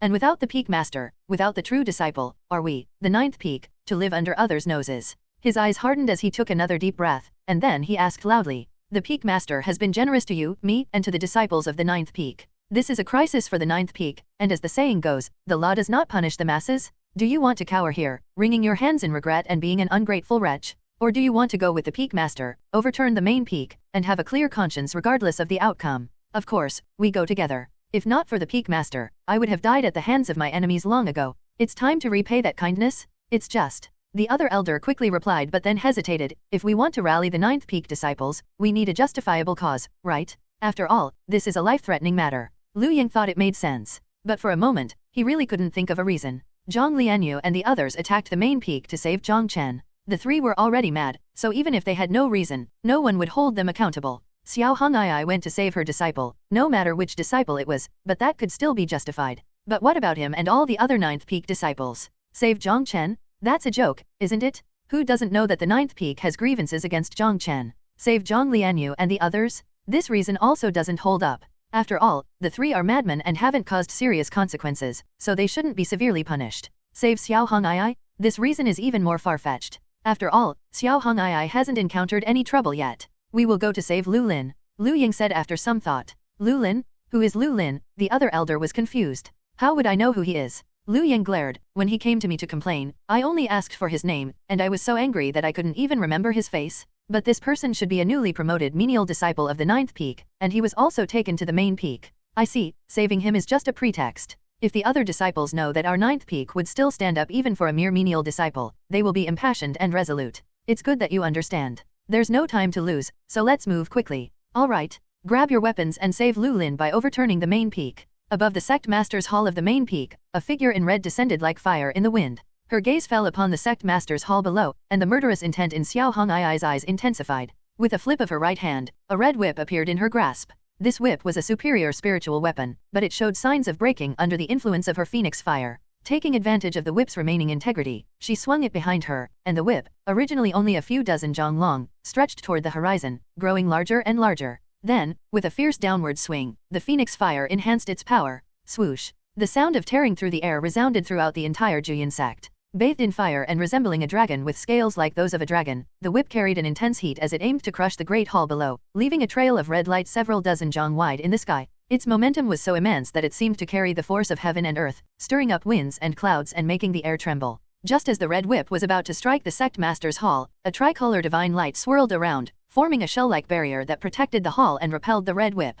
Coward! Xiao Hong'ai uttered coldly. With another flip of her left hand, an ancient red token engraved with the character, Ju/9, floated. The token slowly ascended, and suddenly, a beam of red light shot out from it and struck the tricolor divine light. In an instant, the divine light faded, and the sect master's hall was exposed once more and appeared extremely vulnerable. Junior sister, the Peak Master's token is not meant to be used like this. As the Juyin sect's 9th Peak's Peak Master, how can you create such chaos for a traitor? While you are still sane, leave at once. Otherwise, it will be too late for regrets if I take action. Gu Changqing's voice transmission appeared. Although his words were threatening, Xiao Hong'ai could sense the fear in them. Originally at the fate transformation level of the upper 4 realms, she now carried a hint of the might of heaven and earth after burning her blood to activate her phoenix body. Her combat power was such that not even those in the divine passage realm could withstand her. Not to mention the sect master Gu Changqing, she still had the ability to rescue Jiang Chen even if all the supreme elders appeared. She swung her red whip again, aiming to break the sect master's hall. Leave at once! Leave at once!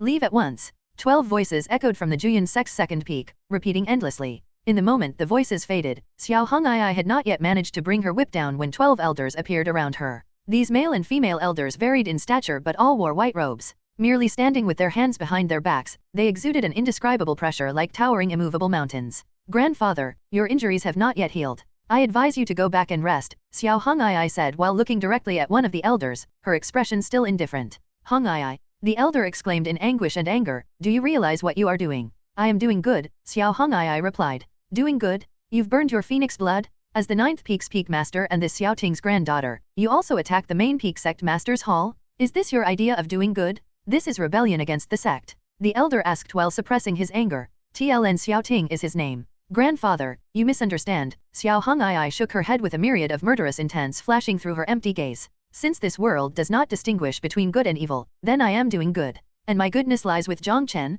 I will make sure whoever touches him will die. What if I want to deal with Jiang Chen? Xiao Ting countered, his voice even heavier. Grandfather, you wouldn't want to know the answer, Xiao Hong'ai replied. You.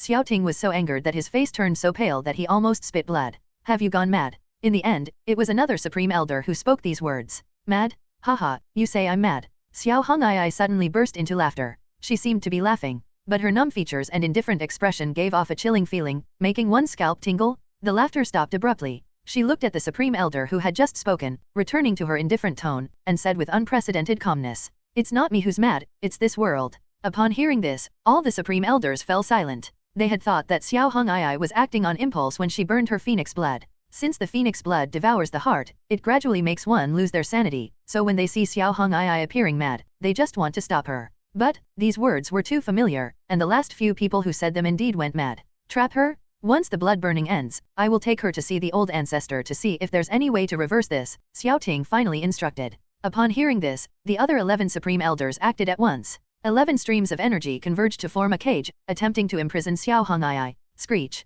The phoenix's cry resounded once more, and the phoenix fire spread from Xiao Hong'ai, instantly burning the approaching cage to ashes. At the same time, her red whip continued to wave, creating a net of red light in the sky. The net, red as fire, covered the heavens like a scorching net, rapidly enveloping the entire Juyan sect and descending swiftly. Wherever it passed, even the air was sliced into a net-like pattern. The drops of phoenix fire falling from the net were like magma, and their mere temperature turned the entire Juyan sect a glowing red. "You lunatic, do you want to destroy the sect?" one of the Supreme Elders exclaimed in disbelief. "You know she's mad, and you still ask," another Supreme Elder retorted. "Below the upper 4 realms, anyone who touches this net will die. Anyway, it's within the sect's great formation, so we must join forces to quickly break it. Otherwise, the sect's great disaster will be today." "All right." With that, 11 streaks of light shot up into the sky. Seizing the moment, Xiao Hong'ai swung her red whip once more to strike the sect master's hall. Xiao Ting, who had remained in place, intended to stop her, but his internal injuries erupted under the influence of the scorching phoenix fire, and although he could still move, he was a beat too slow. The next second, boom, the red whip struck the sect master's hall. The hall, built of jade stones and engraved with several defensive formations, was instantly split in two by the whip. Then it collapsed to both sides, revealing a group of people inside who were stunned as if turned to stone. Among them, Xiao Hong'ai saw Gu Changqing, Li Faju, and also Jiang Chen. She and Jiang Chen looked at each other across the space. She smiled. Her smile was natural and charming. Jiang Chen, on the other hand, looked at her blankly while rubbing his eyes continuously and even pinching himself a couple of times. "Disciple, master will take you away. Let's leave this Juyan sect. From now on, we can go wherever we want," Xiao Hong'ai said softly. Xiao Ting blocked her path just as she was about to move towards Jiang Chen. The smile on her face vanished instantly, and she said indifferently again, "Grandfather, let me take Jiang Chen away. Isn't this what you and the Juyan sect wish for? I can fulfill your desires today." "Hong'ai, calm down." Xiao Ting's eyes were filled with sorrow, and tears glistened in his old eyes. He coaxed her like one would a child, gently persuading her, "Hong'ai, burning blood is okay. The old ancestor will surely have a way to save you. It's also okay if the phoenix blood devours your heart, you can surely suppress it with willpower, and going mad isn't a problem either. Grandpa can go and snatch some more 9 abyss soul embryos, but you must not walk down a path of no return." Perhaps sensing the affection in his words, a glimmer of understanding flashed in Xiao Hong'ai's beautiful eyes, but she still shook her head. Looking directly at her grandfather, she softly said, "Grandpa, on the path of no return, having him is enough." Moments earlier, the disciples swarmed out after the bell of the 9th peak tolled loudly. They carried various spiritual weapons and rushed towards the location of the main peak, engaging in battle with the elders and disciples of the main peak. The disciples of the 9th peak were high in spirit and fearless of life and death. In contrast, the elders and disciples of the main peak were bewildered, each of them stunned like petrified chickens. By the time they regained their senses and prepared to resist, they were knocked unconscious. Before passing out, an elder of the main peak vaguely heard the leading Lu Ying shout, "Grab your weapons and save Lu Lin by overturning the main peak." Oh! Upon hearing this, the disciples of the 9th peak surged forward with even more vigor. F***ck, who is Lu Lin? I do not know. That elder of the main peak passed out with his eyes wide open. 9th Peak's great elder Lu Yang, along with a group of 9th Peak elders, were battling fiercely against the elders of the main peak. Although it was called a fierce battle, it was actually just taking advantage of their unpreparedness and the chaos to launch surprise attacks. Lu Wen and Lu Wu, the two brothers who were Jiang Chen's followers, led the other disciples in knocking out any main peak disciple they encountered. Their movements became more and more practiced and smooth as flowing water. Thus, an internal struggle within the sect unfolded. By the time the elders and disciples of the main peak came to their senses and prepared to resist with full force, they found that most of their own people had already been knocked unconscious. Lu Yang took the lead and charged into the sect master's hall. At this moment, the sect master's hall had been torn apart, looking like ruins. Gu Changqing sat dumbfounded on the sect master's throne, while Jiang Chen, looking up at Xiao Hong'ai in the sky, was full of question marks. Affected by the previous attack, Li Faju and the others from the Hall of Enforcement lay on the side with weak breath while vomiting blood. They saw Gu Changqing's face as dark as charcoal as if he was on the verge of exploding with rage. Liu Yang intended to be tactful and explain the purpose of their visit first, but before he could speak, save Lu Lin, overturn the main peak. Lu Wen and Lu Wu, the two brothers, raised their swords and shouted.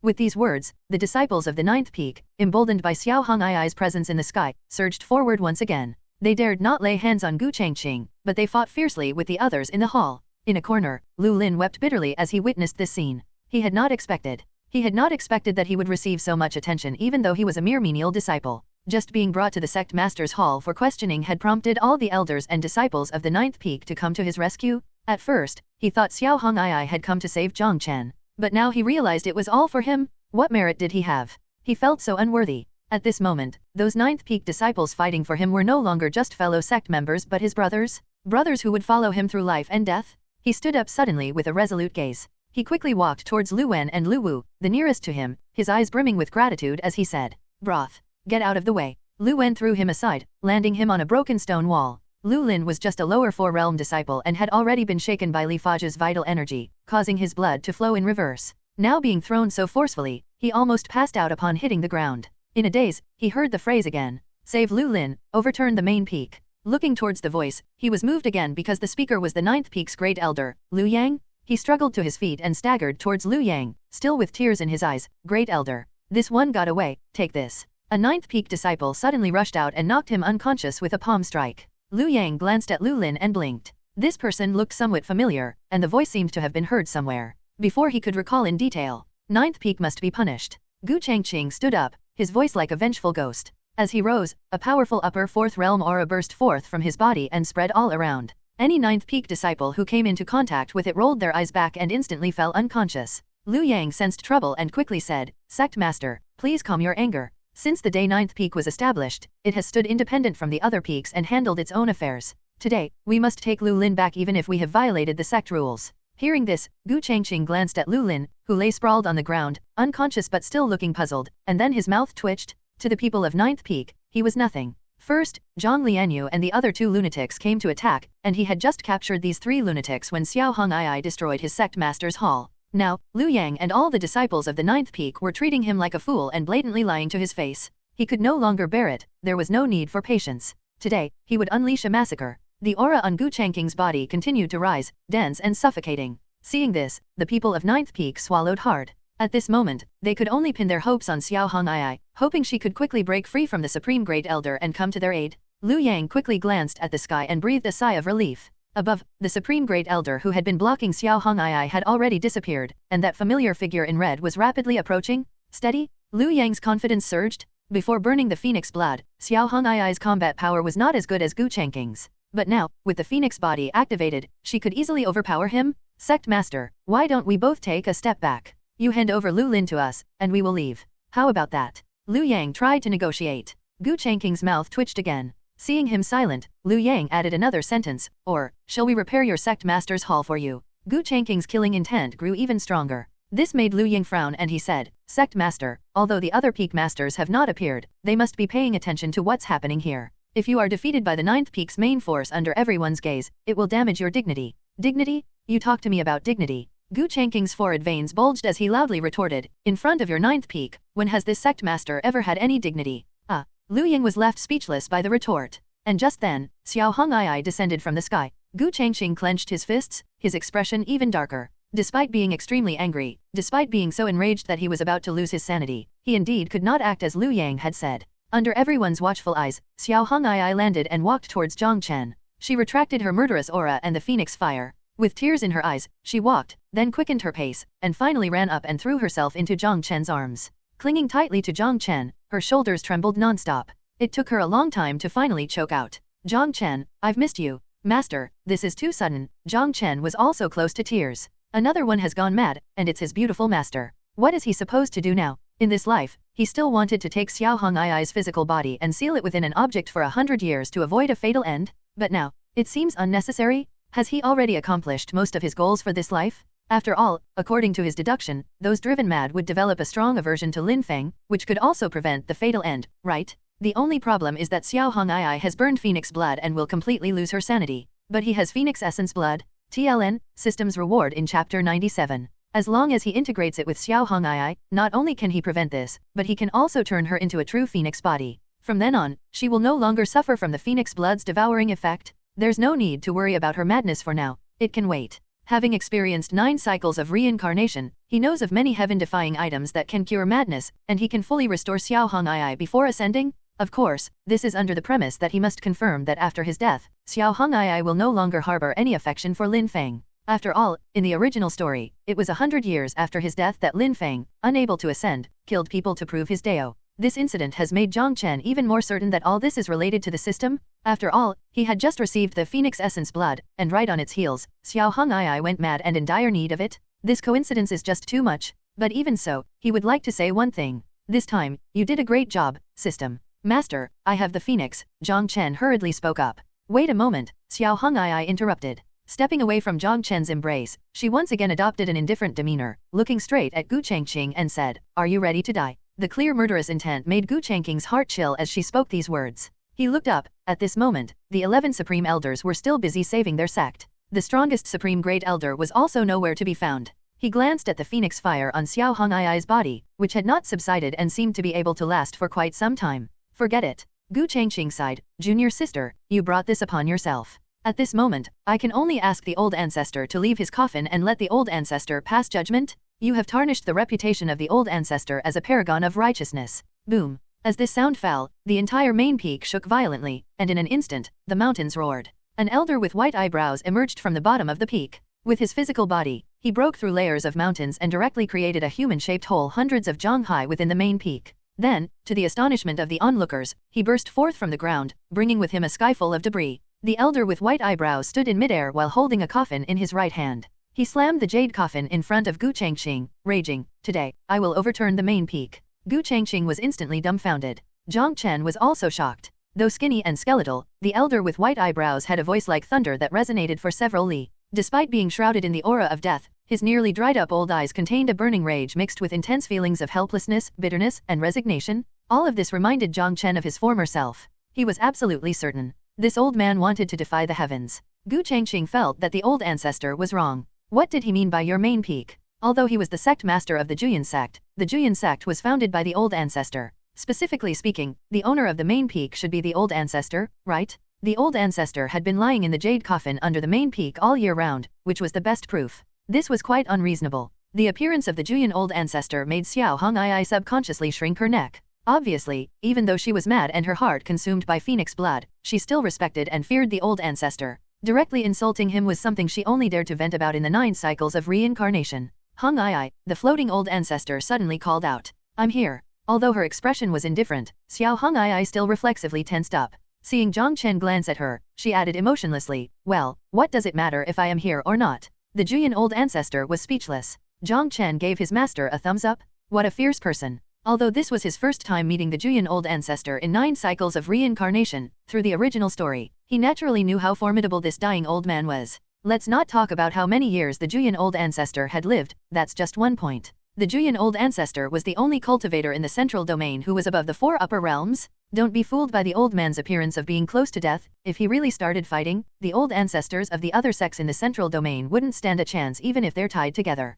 In the original story, the Juyan old ancestor took action twice. The first time was before the end of his life. After Jiang Chen was expelled from his sect, Lin Feng's growth accelerated. While continuously gaining opportunities, he also made enemies everywhere, leading the Juyan sect to be gradually isolated by the other righteous sects of the central domain. Worried about the sect's potential destruction after his death, the Juyan old ancestor began to scheme. He first feigned death to deceive various demonic sects, leading 10 sects to attack. At the critical moment, he suddenly came back to life, severely injuring the old ancestors of the myriad Dao demon sect, ghost controlling sect, and other 10 demonic sects with one move. His wild laughter echoed throughout the central domain. This battle also drastically reduced his lifespan. The second time was after his death. After confirming his demise several times, the vengeful demonic sects almost came out in full force while the righteous sects watched indifferently. Little did they know that although the Juyan old ancestor had died, he left behind a remnant soul. Although the combat power of that remnant soul was not as strong as when he was alive and not conscious, it only took a few moves to severely injure all the demonic sect old ancestors and even kill several.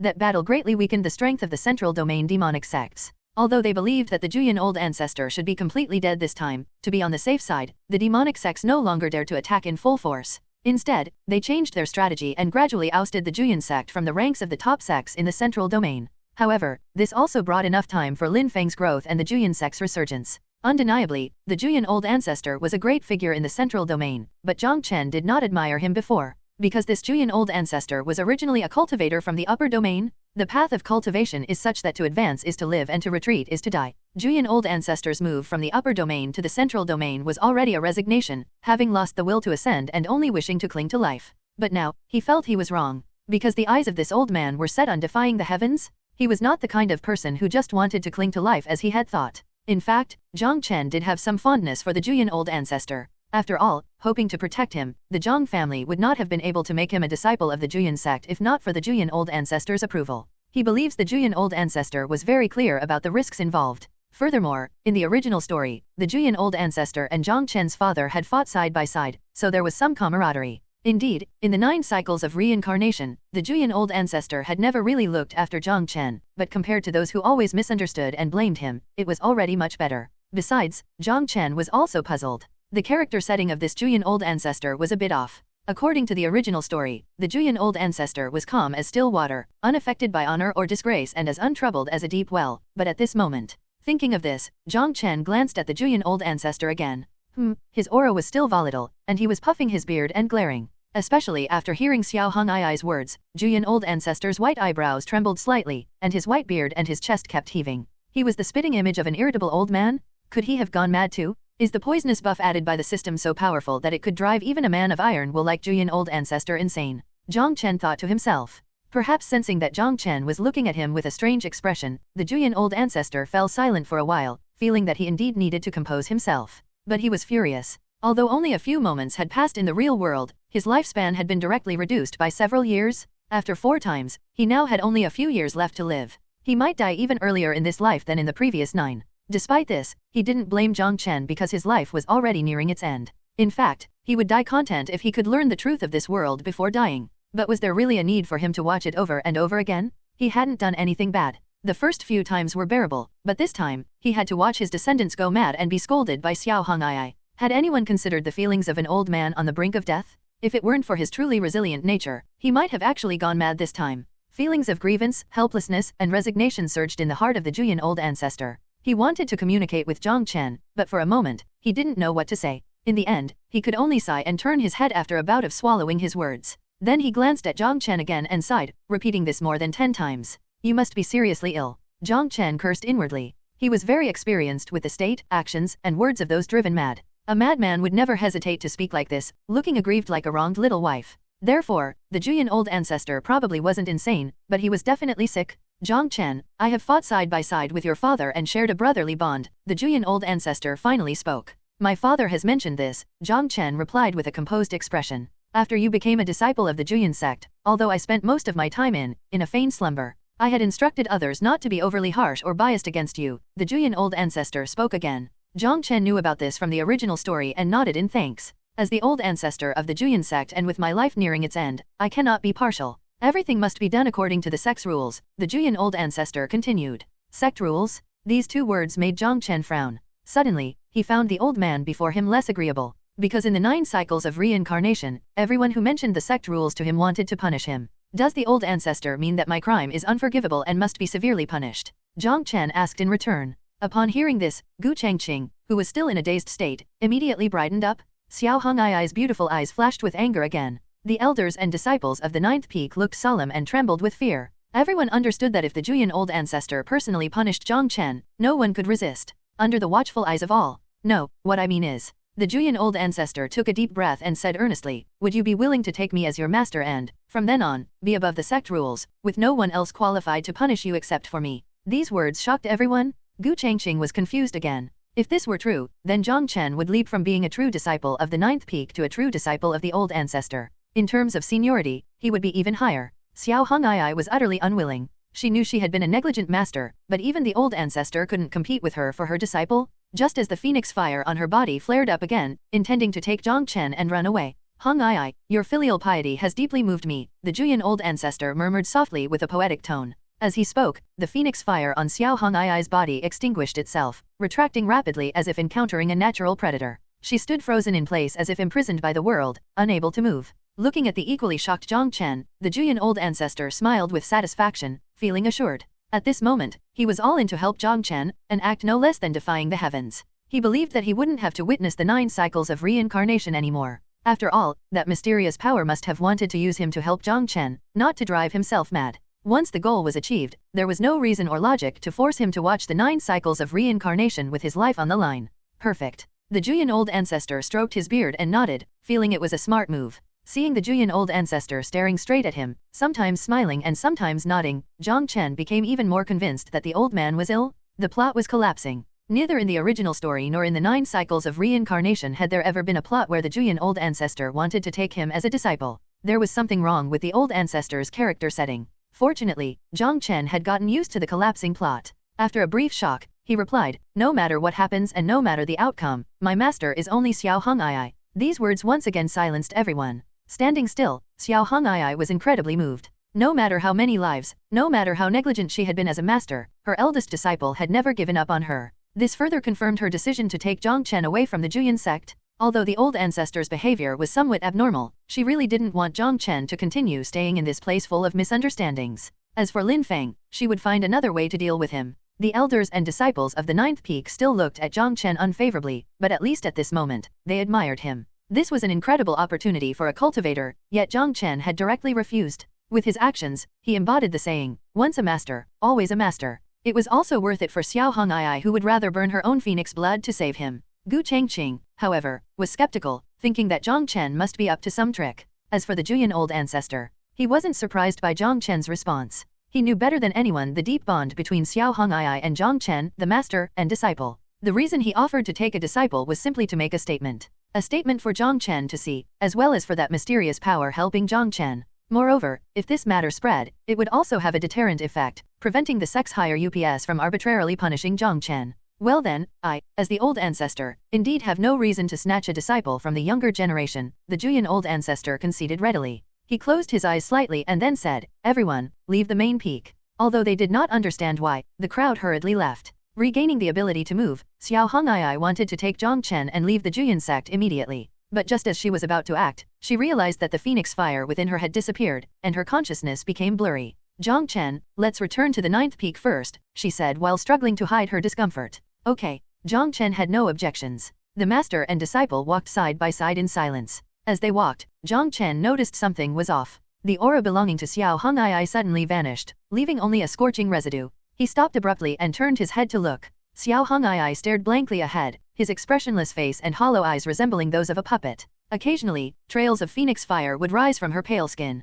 Jiang Chen felt a pang of pain in his heart. He knew that the time of blood burning had ended. At this moment, Xiao Hong'ai had completely lost her consciousness and reduced to a mere vessel for the phoenix blood. Yet, even so, if he walked, Xiao Hong'ai would follow. If he stopped, Xiao Hong'ai would stop as well. It was an instinct. An instinct that seemed to have taken countless years to develop. Sigh. Jiang Chen let out a long breath and took a step forward, lifting Xiao Hong'ai up with both hands. "Master, I'll take you back," he whispered softly. Xiao Hong'ai couldn't hear him. Though she couldn't hear him, she still instinctively rested her head against Jiang Chen's body. The next second, Jiang Chen stepped on an azure lotus, shortening 3 steps into 2, and in an instant, he left the main peak to head toward the 9th peak. Behind him followed a group of 9th peak elders and disciples, chasing after him as if injected with adrenaline. "Jiang Chen, this is an act of impropriety. Put down the master of the 9th peak at once," the great elder of the 9th peak Liu Yang shouted as he pursued. Suddenly, boom, a thunderous noise that shook the heavens and the earth erupted. Liu Yang and the others were startled by the sound and stopped to look back.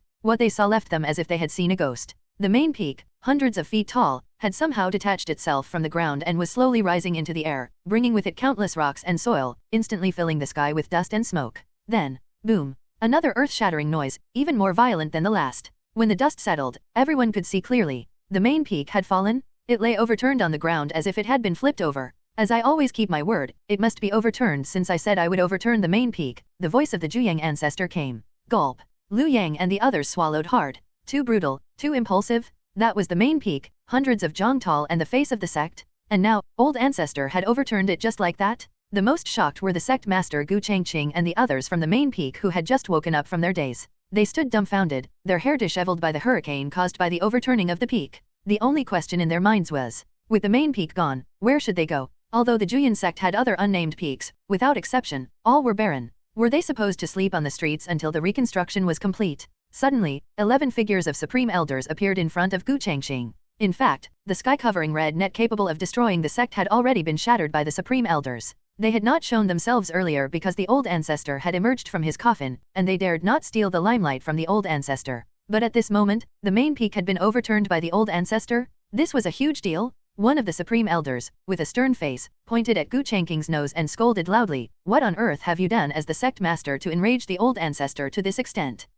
I don't know either, Gu Changqing said with a look of grievance. Right now, he still didn't know what he had done wrong. As the sect master, he only wanted to help the sect eliminate hidden dangers and show his worth. That's why he had Jiang Chen arrested and questioned after obtaining conclusive evidence. But now, the main peak was gone, and so was the Hall of Enforcement. Was he wrong? Glancing at the overturned main peak, Gu Changqing felt that he must have been wrong. But the question was, where exactly did he go wrong? Blinking blankly, Gu Changqing began to doubt his life. The only thing he was sure of now was that he had underestimated the ninth peak. He had thought that the ninth peak had only 3 madmen. Little did he know, there was an even crazier master of the ninth peak, as well as the equally abnormal elders and disciples of the ninth peak. In short, there was not a single normal person in the ninth peak. They were all madmen. Just as this thought settled, the voice of the Juyan old ancestor emerged in everyone's minds again. Li Faju has overcorrected, harshly punished the sect's genius, and is stripped of his position as the elder of the Hall of Enforcement and Sword Peak. Gu Changqing has failed in his duties, to be imprisoned in the sect's dungeon for over a month. The Hall of Enforcement is the foundation of the sect and must not be neglected. From now on, Jiang Chen, the first true disciple of the ninth peak, will take over the Hall of Enforcement. No one is to interfere with the affairs of the ninth peak. Violators will be expelled from the sect. The entire Juyan sect was filled with question marks. Jiang Chen taking over the Hall of Enforcement? What kind of joke was this? Those who object will also be expelled from the sect, the Juyan old ancestor said again. After a brief silence, apart from the ninth peak, the peak masters, elders, and disciples of the other peaks bowed and shouted in unison. We will respectfully comply with the old ancestor's decree. In the future, I must stay away from those madmen of the ninth peak, Gu Changqing decided in his heart as the corner of his mouth twitched. Li Faju woke up from unconsciousness. He lay beside the overturned main peak, surrounded by still unconscious disciples of the Hall of Enforcement. Just now, he had heard the command of the Juyan old ancestor and lay there stupefied. Upon waking, he had gone from the lofty elder in charge of the Hall of Enforcement to an ordinary disciple of the Juyan sect. Overcorrected? He had lived a life of integrity, upholding righteousness, and had never overcorrected. It must be because of Jiang Chen. Li Faju clenched his teeth with a deep hatred emerging in his heart. He had heard that the old ancestor had a close relationship with the Jiang family's head, but he never expected that the old ancestor, who always followed the righteous path, would also act so protectively and defensively. If he had known, he would have directly slain Jiang Chen. Even if he were to be punished for it, it would have been worth it to remove a cancer from the sect. Not a loss at all. Suddenly, Li Faju remembered Ma Wu. The two shared the same ideals, and Ma Wu had often expressed that to uphold justice, one must be prepared to tarnish one's own feathers. Li Faju did not agree with this. After all, in his view, how can the enforcers correct others if they themselves are not upright? But at this moment, he understood Ma Wu's good intentions. He realized that this was a different level of justice. It's never too late. Li Faju squinted his eyes while muttering to himself, Xiao Hong'ai would rather go mad than not protect Gim, and old ancestor similarly showed favoritism. Only a thunderous strike can purify the sect and uphold the righteous path. Being unable to control the Hall of Enforcement anymore is actually a good thing. From now on, he will no longer be restrained and can use any means necessary to deal with Jiang Chen.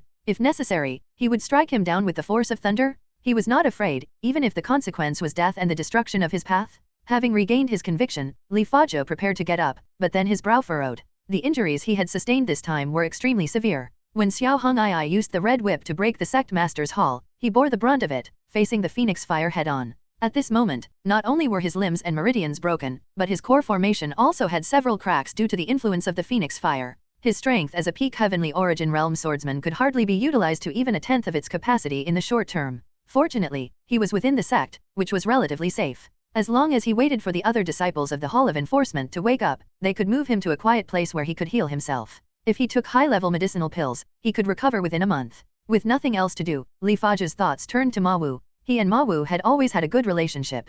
They occasionally drank together, shared their ambitions, and swore never to coexist with evil in this life. But right now, Ma Wu had died at the hands of Jiang Chen, and even his ashes had been stolen a few days ago, ending in utter tragedy. This made Li Faju's heart ache, and his loathing for Jiang Chen intensified. Elder Ma, I will inherit your will and help the Juyan sect eradicate the cancer that is Jiang Chen, Li Faju whispered fiercely. Suddenly, he noticed some movement beside him and immediately turned to look. A few zhang away from him, a disciple dressed in Juyan sect attire was lying with his back to him, seemingly slowly regaining consciousness. You, come over and help me, Li Fazio called out urgently. Hearing this, the disciple indeed sat up and turned around. This person's features were somewhat familiar, and with a bit of recollection, Li Fazio called out his name. Lu Lin? Why are you, a ninth peak person, passed out here? This was a question Lu Lin also wanted to ask. He had repeatedly recalled and certain he hadn't misheard that people from the ninth peak should have come to save him. But from the current situation, it seemed like he had been forgotten. Enough talk, take me to Sword Peak first. I need to heal as soon as possible, Li Fazio said again.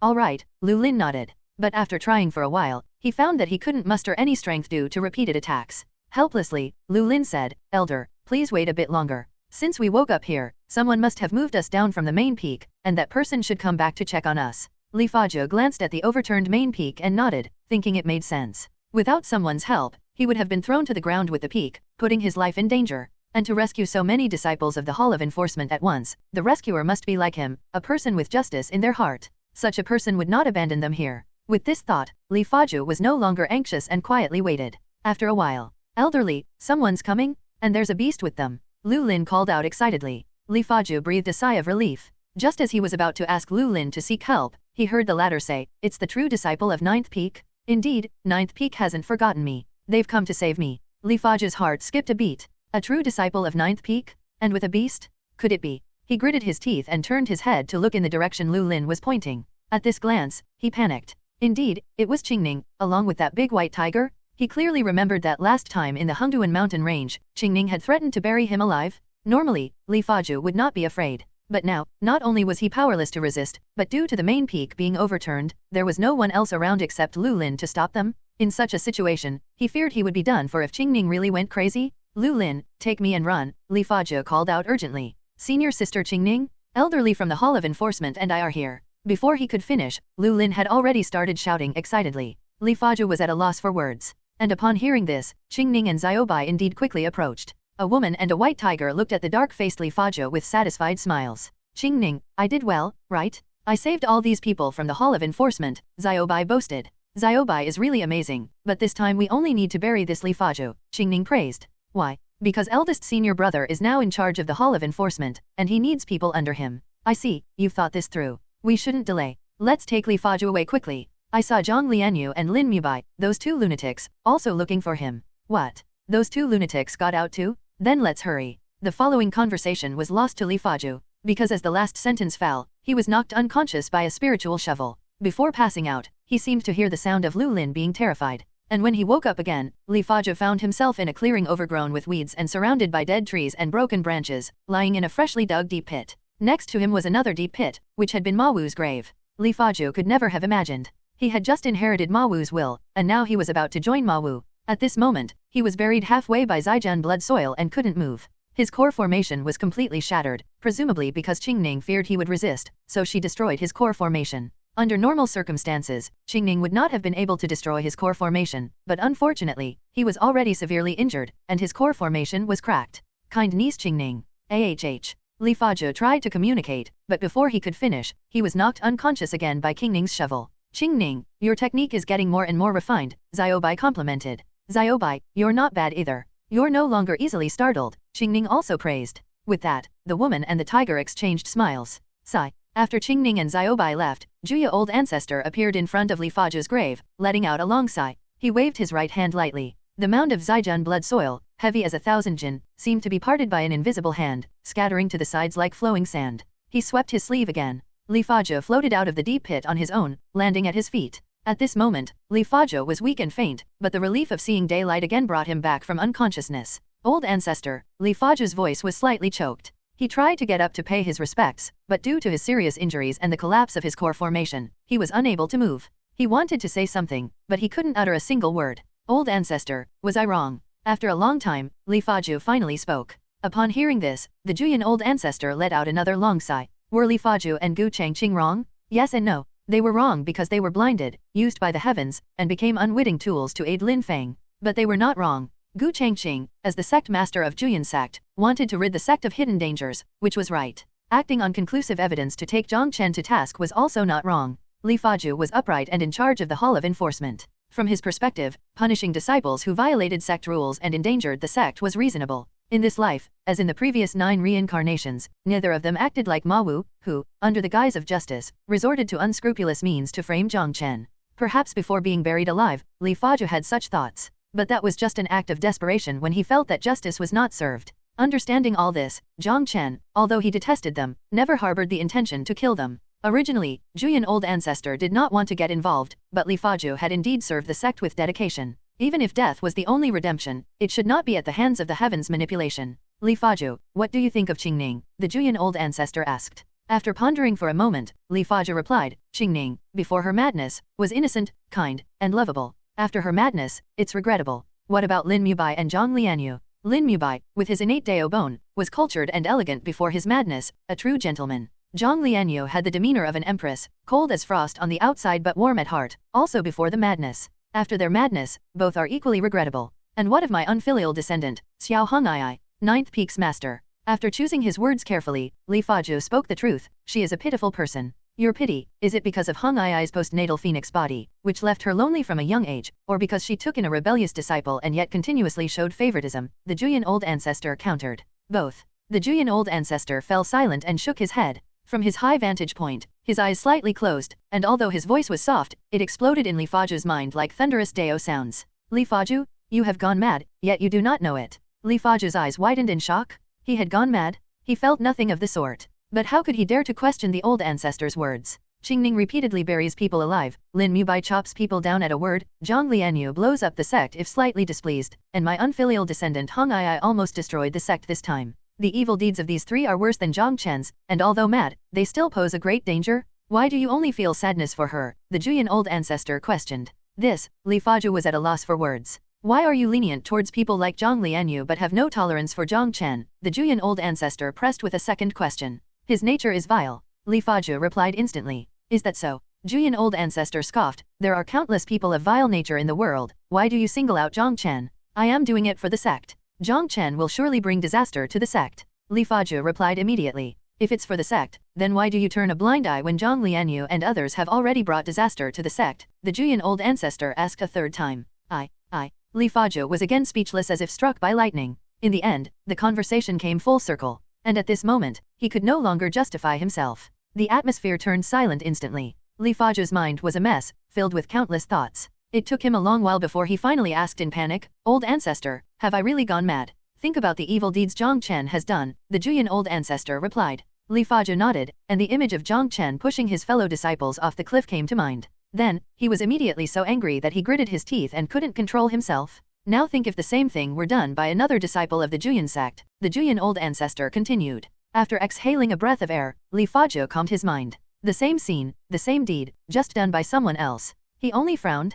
Although still angry, it was far from the uncontrollable, extreme rage he felt before. At this moment, Li Faju was completely panicked. Something was wrong? He himself was not right. Seeing that the time was right, the Juyan Old Ancestor finally made his point. Li Faju, your obsession with justice has driven you mad without your knowledge? Do you think I emerged from the coffin to favor Jiang Chen? Wrong? Very wrong. I did it to save you, to save Gu Changxing, and to save the sect. It's like that? And the sect master has also gone mad. Li Faju's mind trembled. Exactly, the Juyan Old Ancestor sighed deeply. Changqing's madness is deeper, but you can still be saved. It's not too late. With that, he added, before you were buried alive, you thought of emulating Ma Wu and using any means to achieve your goal. This is a sign of deepening madness? Don't deny it because I heard it. Boom. These words exploded in Li Faju's mind like thunder. Indeed, how could he have such thoughts? If he was not righteous himself, how could he correct others? Wasn't this what he had always stood for? Although he didn't feel it, although he still didn't want to admit it. But unable to justify himself, and with the Juyan Old Ancestor's words making sense, Li Faju had to admit.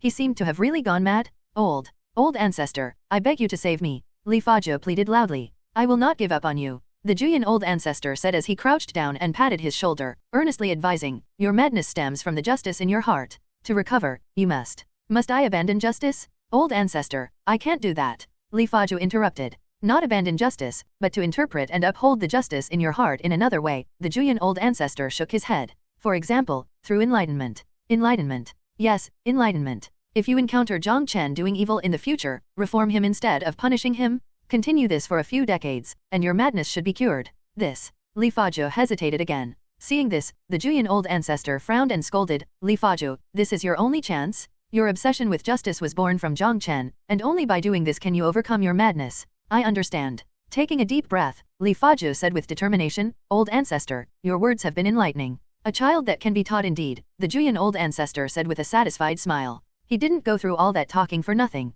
He finally managed to hoodwink them successfully. He felt quite helpless too. To think that he, the venerable old ancestor of the Juyan sect, had to resort to such trickery. But he couldn't just stand by and watch as Li Faju and these so-called upholders of justice made life difficult for Jiang Chen at every turn, eventually causing chaos in the Juyan sect. Could he? Old ancestor, why do I feel like your smile is a bit strange? Is this also an influence of the madness? Li Faju suddenly asked. The Juyan old ancestor immediately reined in his smile and countered, what do you think? It must be the influence of the madness. Li Faju nodded incessantly. Good that you know. Juyan old ancestor glared at him, tossed him a broken core formation, and turned to leave. Where are you headed, old ancestor? Li Faju asked instinctively. To the sex prison. After all, Gu Changqing is the sect master of the Juyan sect. Even though he is deeper into madness, I must go and save him. I see, old ancestor, you have worked hard. Ninth Peak, Cloud Soaring Hall. Jiang Chen carried Xiao Hong'ai back to the red chamber at the top of the hall and laid her on the bed inside. This was the chamber of the Peak Master, Xiao Hong'ai.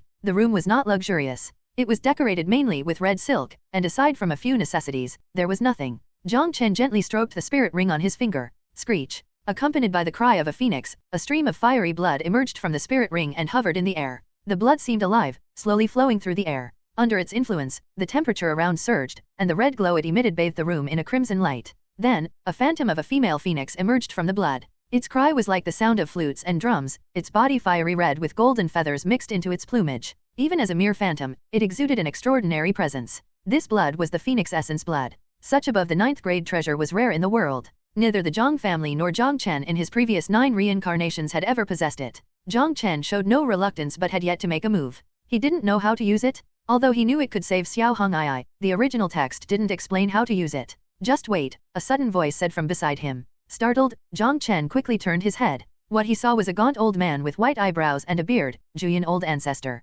Jiang Chen was speechless and felt like cursing. Right now, he just wanted to ask this old man if he knew anything about respecting privacy. Did he know that scaring people could scare them to death? I just left the sex prison. I was planning to visit the upper domain to see if I could find a treasure that could reverse Hong'ai's state. But to my surprise, you actually have phoenix essence blood, the Juyan old ancestor explained. Jiang Chen nodded and said no more. Although he wanted to be a villain, it depended on the person. The Juyan old ancestor had been kind to Xiao Hong'ai and had never been harsh to him, so there was no need for harsh words. Qingning buried Li Faju alive, but I saved him, the Juyan old ancestor said, looking directly at the phantom of the female phoenix. Jiang Chen said nothing, expressing that he didn't care. As the Juyan old ancestor thought, Jiang Chen didn't care about Li Faju's life or death. The Juyan old ancestor nodded and said no more. Both men fell silent, quietly waiting. Suddenly, the female phoenix phantom turned its head and looked at Xiao Hong'ai on the bed. It seemed to find some kind of resonance with Xiao Hong'ai and immediately spread its wings and flew towards her, transforming into essence blood that entered through Xiao Hong'ai's forehead.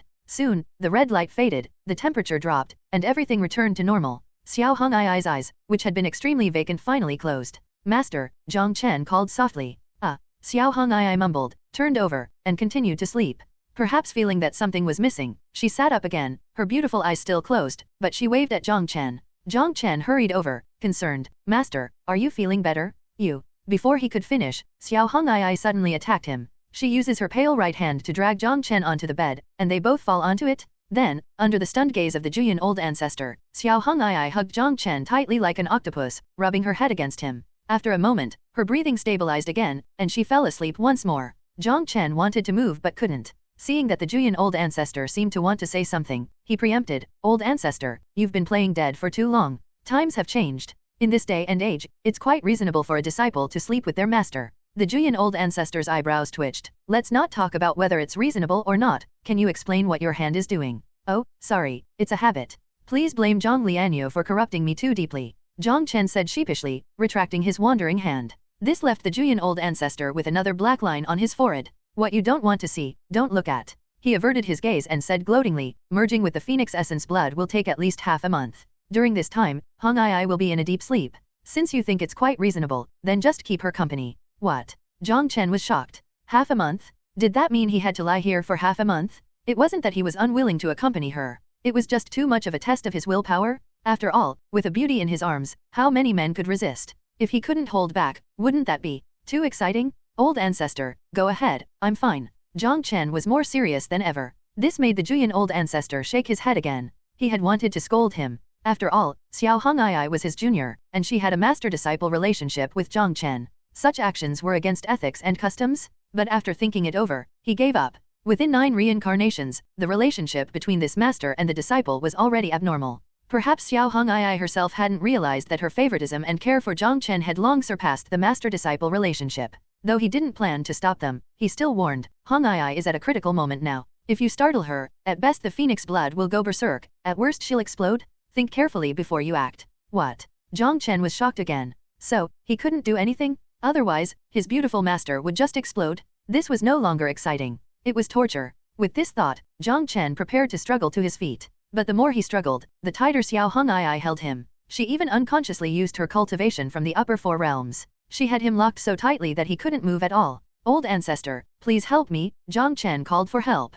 That won't do. Juyan old ancestor shook his head. I must keep up with the pace of the changing times and cannot stop such a reasonable matter. Now it was Jiang Chen's turn to be at a loss for words. This crafty old man was up to no good. And to think he had some good feelings toward him? Hong'ai would be very happy if she wakes up and sees you by her side, Juyan old ancestor added. These words hit Jiang Chen's weak spot. This time, Xiao Hong'ai burned her phoenix blood without regard for the consequences and fell into madness to save him. Compared to that, this mere torture was nothing. Juyan old ancestor sighed deeply, ready to leave. Just then, Liu Yang, along with the elders and disciples of Ninth Peak, arrived, fuming with anger. Upon seeing Juyan old ancestor, they were first stunned, then hurriedly prepared to pay their respects. But when they saw the situation on the bed, they were all dumbfounded. Jiang Chen, what are you doing? After a moment, great elder Liu Yang shouted in disbelief. Before Jiang Chen could reply, Juyan old ancestor spoke up first, stop making a fuss over nothing. In my time, it was quite normal for a disciple to sleep beside their master. Which era are you from? Liu Yang was dumbfounded. Tomorrow, I will give a sermon. Everyone from Juyan sect, from the supreme elder and peak master to the lowliest servant disciple should attend, Juyan old ancestor continued. A sermon? The eyes of Liu Yang and the others lit up. Juyan old ancestor had lived for who knows how long, and his cultivation was unfathomably deep. If they could receive guidance from the old ancestor, their cultivation would surely improve. May I ask old ancestor, what will you preach about tomorrow? Liu Yang asked excitedly. Juyan old ancestor stroked his beard with a smile, then pointed upwards. Tomorrow, I shall speak of the heavenly Dao. The next day, Jiang Chen lay on the bed, his black eyes staring at the ceiling with his face full of helplessness. At this moment, in this originally not so spacious room, there were 3 lunatics and a large white tiger curled up beside him and Xiao Hong'ai. The 3 lunatics and the tiger were squatting beside him, staring straight at him. He placed his hand on Xiao Hong'ai. Seeing this, Jiang Lianyue hurriedly helped him return to his original position, saying, eldest senior brother, the master must not be disturbed. He turned his head towards Xiao Hong'ai. Qingning stepped forward and twisted his head back. Eldest senior brother, Qingning thinks this position is too tiring for you. Nonsense. Lin Mubai scolded angrily, you 2 lunatics, how dare you stop eldest senior brother? As second senior brother, I command you to leave immediately. I will stay with eldest senior brother. As soon as he finished speaking, Xiaobai asked,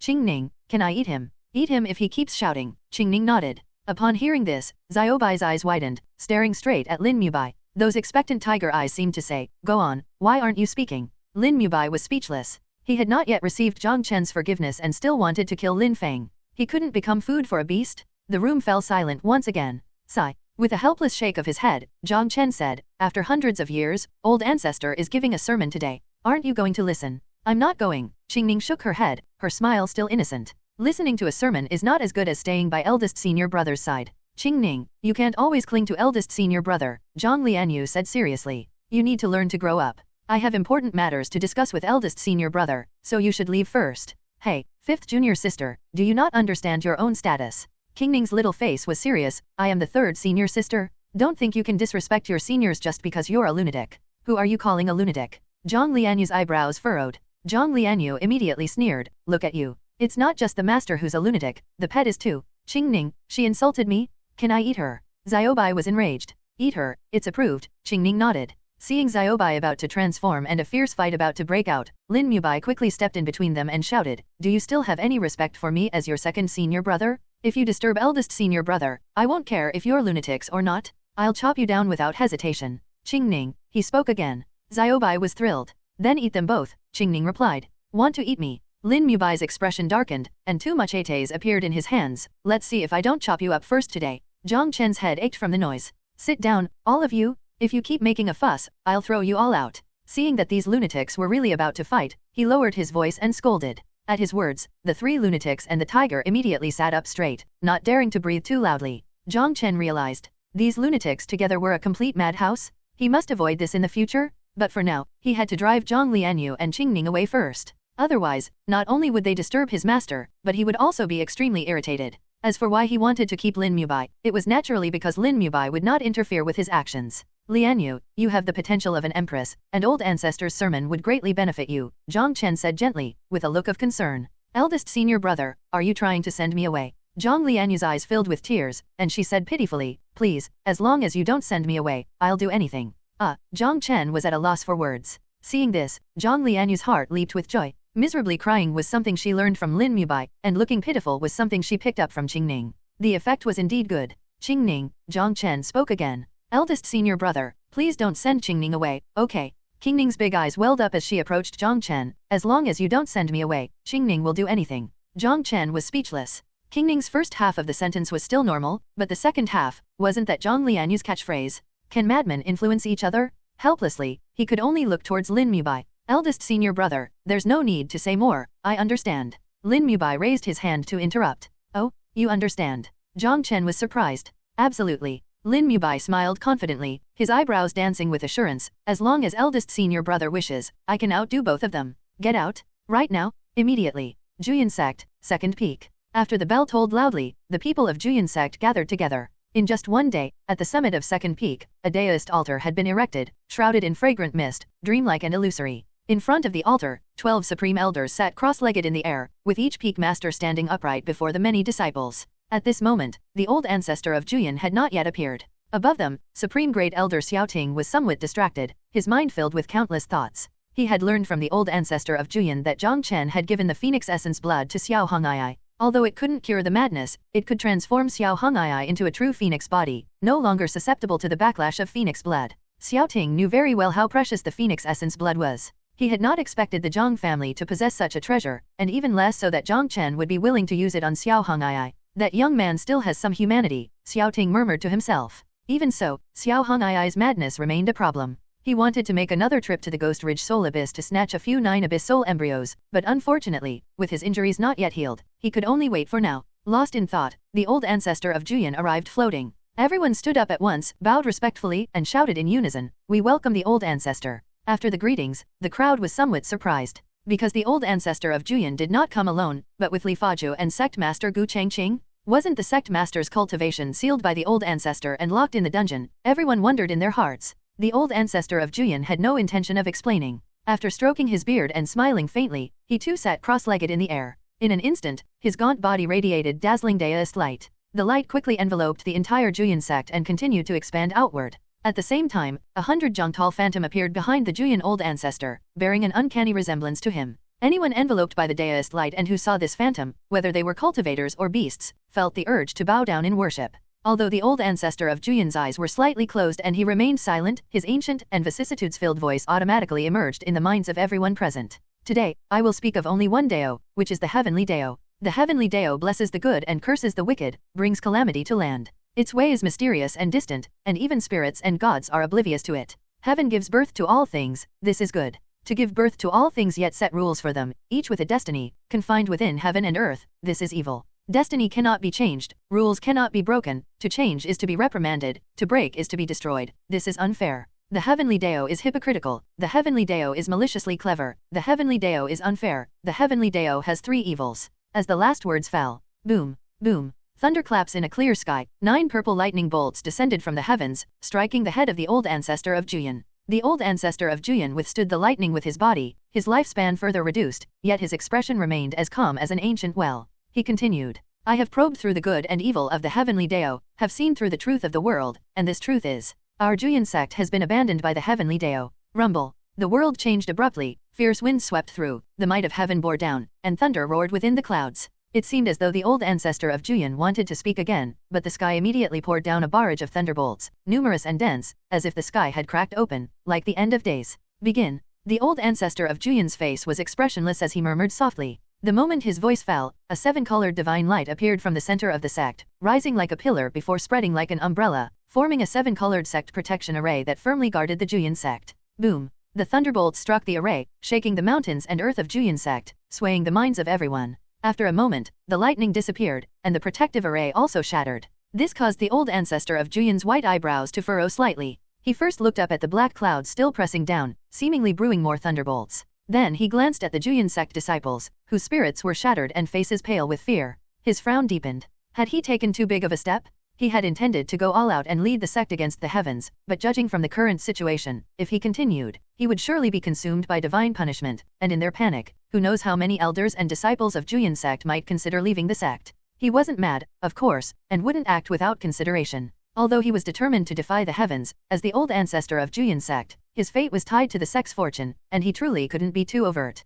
Fortunately, he had made preparations. Hehe. The old ancestor of Juyan stroked his beard and smiled faintly, changing the subject. Humanity relies on the heavenly Dao for existence, and while the heavenly Dao has 3 evils, humanity has countless. The way of heaven is like drawing a bow. The high are lowered, and the low are raised. The surplus is lessened, and the insufficient is replenished. The way of heaven reduces the surplus to aid the insufficient, but humanity is not so. Who can have a surplus to offer to the world? Only those with the Dao can. We cultivators should win without contention, respond well without words, come unsummoned, and plan with ease and openness. Only then can one attain the Dao. In simple terms, this meant humanity is born from the heavenly Dao, and although the heavenly Dao has 3 evils, humanity has countless misdeeds. The heavenly Dao reduces the surplus to fill the insufficient, whereas humanity does the opposite, tending towards plunder and oppression, with no right to criticize the heavenly Dao. As cultivators, we should be able to win without fighting, respond well without speaking, come forth without being called, and plan with ease and openness. To put it simply, it's all about sincerity.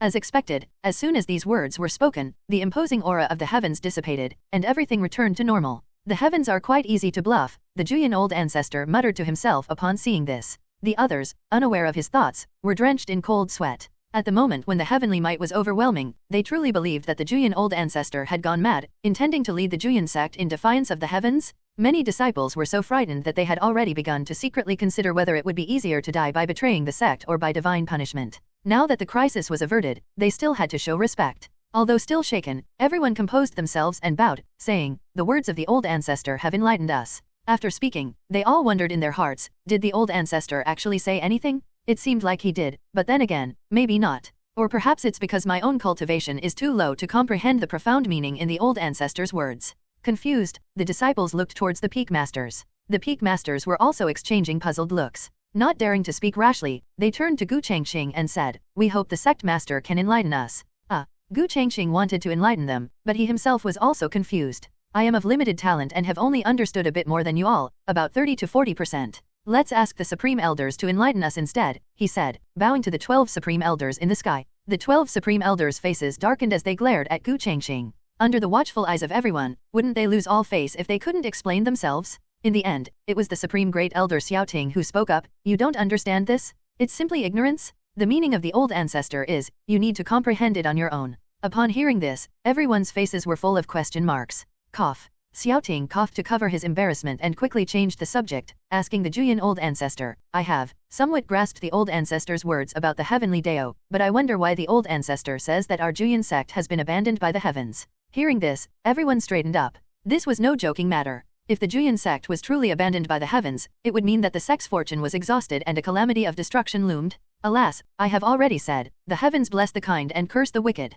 Our Juyan sect has strayed from the righteous path and is getting further away, where evil thrives and goodness perishes. Naturally, we will be abandoned by the heavens, the Juyan old ancestor sighed. What? Xiaoting was shocked. The Juyan sect, which prided itself on being righteous, was thriving in evil? "May I ask the old ancestor, where does this evil come from?" he immediately inquired. "Evil arises from the heart. Demons are sown by the mind," the Juyan old ancestor replied. "I see." Xiaoting nodded solemnly, his face grave. Despite his appearance, he was actually very embarrassed. Because he didn't understand. Although he didn't understand, he had to pretend that he did. After all, the old ancestor had spoken to such an extent. Wouldn't it be foolish if he still didn't understand and continued to ask questions? At this moment, Xiaoting wanted to say something. "Old ancestor, can we speak in plain language? Something simpler and easier to understand?" Seeing everyone looking at him with confusion, Xiaoting's expression became even more solemn, and with a long sigh and a shake of his head, he said, "It's indescribable, indescribable." Everyone was speechless at the same time. Although today is a day for preaching, you may speak freely without restraint, the Juyan old ancestor said with a light smile. Despite his words, everyone remained silent. Speak freely? Without restraint? Don't joke. They didn't even know what the old ancestor was talking about. How could they speak freely? And in front of the old ancestor, how could they not be restrained? Haha, I've got it. Suddenly, a joyful voice rang out. Could someone really have understood? Everyone was startled and quickly looked in the direction of the voice. The speaker, with rough facial features and a beard, was the Weapon Peak's peak master named Niu Wu. Sect Master Gu Changqing didn't expect that this Weapon Peak's peak master, who usually only knew about weapon forging, actually had such insight. He quickly approached while laughing loudly. Junior brother, what have you realized? Feel free to share so we can compare it with what I have realized and complement each other. That way, the old ancestor's teaching will not be in vain. All right, Niu Wu replied seriously after hearing this. Everyone held their breath and listened intently. May I ask everyone, who is the most evil person in our Juyan sect? Niu Wu asked loudly, looking around. Who else could it be? It must be Jiang Chen. Although they had the answer, no one dared to say Jiang Chen's name. There was no choice, the lesson from the past was clear. The main peak is still overturned on the ground. As for Jiang Chen, not only is Xiao Hongii biased, but even the Juyan old ancestor is extremely partial. Now, with the old ancestor present, who would dare to respond? But without a response, they couldn't freeload off of Niu Wu's realization. With a turn of the eye, the Sword Peak's peak master Zhang Lingfeng deliberately asked, could it be that junior brother is referring to? Exactly, it's Jiang Chen. Niu Wu immediately responded, his words resounding with conviction. The profound meaning of the old ancestor's words is precisely pointing to Jiang Chen. This evil is a great evil. The evil that destroys goodness. You really dare to say it? Everyone quickly looked away, not daring to speak further. So in your opinion, how should this evil be eliminated? The Juyan old ancestor asked with a smile. In times of chaos, strict laws are needed, and only by punishing evil can goodness be promoted. For the sake of the sect, Jiang Chen should be expelled from the sect to restore the clear skies of the Juyan sect. Niu Wu spoke firmly, his expression proud, believing that he had realized something profound. The Juyan old ancestor nodded and looked toward Gu Changqing and Li Faju. Li Faju instantly understood something and wanted to speak, but he could only sigh due to his internal injuries. Gu Changqing, on the other hand, was beating his chest and stamping his feet with regret, saying, Junior brother Niu, you, as the Weapon Peak's peak master, have gone mad without realizing it.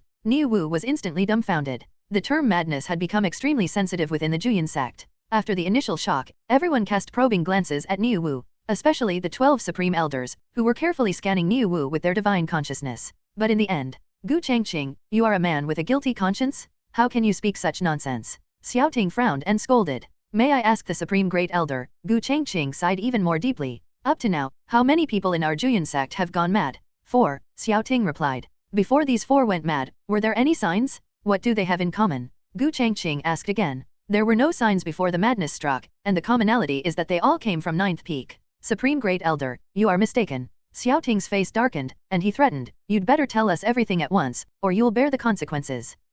Gu Changqing shrank his neck and blurted out in one breath, the madmen from our Juyan sect are far more than just 4. The entire 9th peak has gone mad? Besides, both I and Li Faju are gradually succumbing to madness without even realizing it. The elders and disciples of 9th peak also came to listen to the teachings. Hearing this, 9th peak's great elder, Liu Yang, was immediately displeased. What does it mean that the entire 9th peak has gone mad? Xiao Hongii and the other 3 are indeed mad, but everyone else is perfectly normal, right? Didn't they just come out in full force to save 9th peak, even risking internal strife within the sect? Is that madness? Isn't it just that they knocked out most of the people from the main peak using some excuse? Is that madness? It does seem quite mad. Liu Yang wisely shut his mouth, and the other elders and disciples of 9th peak also covered their faces in embarrassment. Xiao Ting also felt that the people of 9th peak were indeed a bit mad, but he had investigated Liu Yang and the others and found no signs of madness. But what on earth does Gu Changqing mean by saying he himself is mad? More importantly, why did Li Faju not only fail to clarify but instead kept nodding as if he quite agreed? If it weren't for the old ancestor's reminder, I would never have known that the entire Juyan sect had been infiltrated by the demonic path with a demonic seed. Gu Changqing's revelation was shocking? What? Li Faju was the first to be shocked. He had never heard such a thing? No wonder he felt that with his firm mind, he should not have succumbed to madness so easily. It turned out to be the work of the demonic path. He also had a guess as to why the Juyan old ancestor had not mentioned this to him. According to the Juyan old ancestor, Gu Changqing's madness was even more severe. Perhaps it was to save this sect master that the old ancestor had no choice but to reveal the truth. No wonder, no wonder. Li Faju murmured to himself, no wonder the people of our sect have been going mad one after another, all without realizing it. It turns out there was such a reason. The demonic path is truly detestable. The others were equally shocked, especially the 12 supreme elders, who were dumbfounded. As far as they knew, planting a demonic seed was indeed a common tactic of the demonic path, and it was indeed undetectable until it erupted. But there was a prerequisite for this: the cultivator must already have inner demons, otherwise it would be ineffective. Moreover, planting a demonic seed in the entire Juyan sect would require the combined efforts of all the demonic path old ancestors, otherwise it would be impossible. Shocked by this revelation, the 12 supreme elders immediately looked to the Juyan old ancestor for answers. Alas, the Juyan old ancestor did not respond, only sighed. But such an action was tantamount to admission. For a moment, the atmosphere was extremely solemn. The people naturally had no doubts about the Juyan old ancestor, but the matter was too shocking and unbelievable, and they simply could not comprehend it at the moment. May I ask the old ancestor, if the prerequisite for planting a demonic seed is the presence of inner demons, then what are our inner demons? A supreme elder asked through gritted teeth. The Juyan old ancestor still did not respond, but looked towards Gu Changqing. After nodding, Gu Changqing sighed and said, "Everyone, think about Jiang Chen." Jiang Chen? Just the mention of this name made everyone frown. Think again about the deeds Jiang Chen did when he committed evil, Gu Changqing continued. Upon hearing this, whether it was the supreme elders or the others, they all cooperated fully. The evil deeds of Jiang Chen immediately came to mind, and then a wave of uncontrollable anger emerged in everyone's hearts. If these evil acts were done by someone else, what would you think? Gu Changqing asked. Shortly after these words were spoken, those who had been thinking along these lines suddenly opened their eyes wide in disbelief. Something was not right. They were all not right. The same act, if done by Jiang Chen, would unleash their righteous hearts uncontrollably, but if it were someone else, although they would still be angry and disgusted, it would not be so exaggerated. Our inner demons are born from Jiang Chen, Xiaoting exclaimed in shock. Hearing this, the Juyan old ancestor smiled with satisfaction. Tinger, you've understood. He gave himself a thumbs up. The heavens had made it so that anyone with a sense of justice would have an extreme aversion to Jiang Chen, and thus, he could use this to his advantage. Cultivators are extremely sensitive to their own state of mind. With just a little guidance, plus the testimonies of Gu Changqing, Li Faju, and the authority of the old ancestor himself, he, the Juyan old ancestor, could fool everyone in the Juyan sect. Still, just this was not enough. The best way to shift internal conflicts was to unite against an external enemy. Therefore, the demonic path and the demonic seed became the perfect targets for the Juyan sect to vent their frustrations. Perfect. The Juyan old ancestor stroked his beard, his smile growing even wider. Since he couldn't lead the sect against the heavens directly, he would settle for stabilizing the internal affairs of the sect first. He had lived for who knows how many years, once a general of the imperial dynasty, and when it came to scheming, he never felt inferior to anyone. Yet, he never thought that in the end, he would end up scheming against his own people. But it was a necessary move. If not for this, even if the people of the Juyan sect refrained from blaming Jiang Chen out of respect for his authority, resentment would inevitably grow over time. Once people's hearts are scattered, the team would be hard to lead. In fact, using the villain halo, Jiang Chen had tried this analogy in his 9 cycles of reincarnation. But no one would believe the words of someone who was inherently evil and despised. Old ancestor, if our inner demons are born from Jiang Chen, wouldn't expel him from the sect solve the problem once and for all? Directly removing the demonic seed. After his realization, Xiaoting spoke again. The Juyan old ancestor was at a loss for words. Even the wisest can overlook something. He didn't know how to answer this question at the moment. Supreme Great Elder, you are mistaken. Gu Changqing interjected. Indeed, that is a method, but there are countless evildoers in the world. Without Jiang Chen, there will be others who would become the target. The demonic path uses our sense of justice to plant the demonic seed. They are the instigators, so we must not lose sight of the bigger picture. That makes sense. After a moment of silence, Xiaoting and the others nodded in agreement. The Juyan old ancestor breathed a sigh of relief and smiled at Gu Changqing, saying, Changqing, you've also understood. It's all thanks to the old ancestor's teachings, Gu Changqing quickly replied. After speaking, the two exchanged a smile. So what should we do now? Another supreme elder asked urgently. This was the question the Juyan old ancestor had been waiting for. He was about to respond, but Li Faju beat him to it. Despite being weak, Li Faju forcefully suppressed the pain in his body and replied loudly, Enlightenment? Reform Jiang Chen, remove the demonic seed, eradicate the demonic path to uphold the righteous path. Upon hearing this, everyone fell silent again. After a long silence, no one objected. In this sermon, Li Faju has gained a profound understanding. Juyan old ancestor was very pleased. Old ancestor has emerged from the coffin, even at the expense of his lifespan to save us. Having the old ancestor with Juyan sect is a blessing for us all. Li Faju replied solemnly. Good, very good. Juyan old ancestor was even more gratified and praised loudly. In this lecture, Li Faju has gained great enlightenment. His achievements and insights should rank him as the foremost. It is all thanks to old ancestor's excellent teaching, Li Faju said humbly as he bowed. The child is indeed can be taught. Juyan old ancestor's old face bloomed with a smile. He believed that this time it was absolutely secure as it could possibly be. Although emerging from the coffin this time had cost him a lot of his lifespan, he had also fundamentally prevented the people of Juyan sect from continuing to trouble Jiang Chen.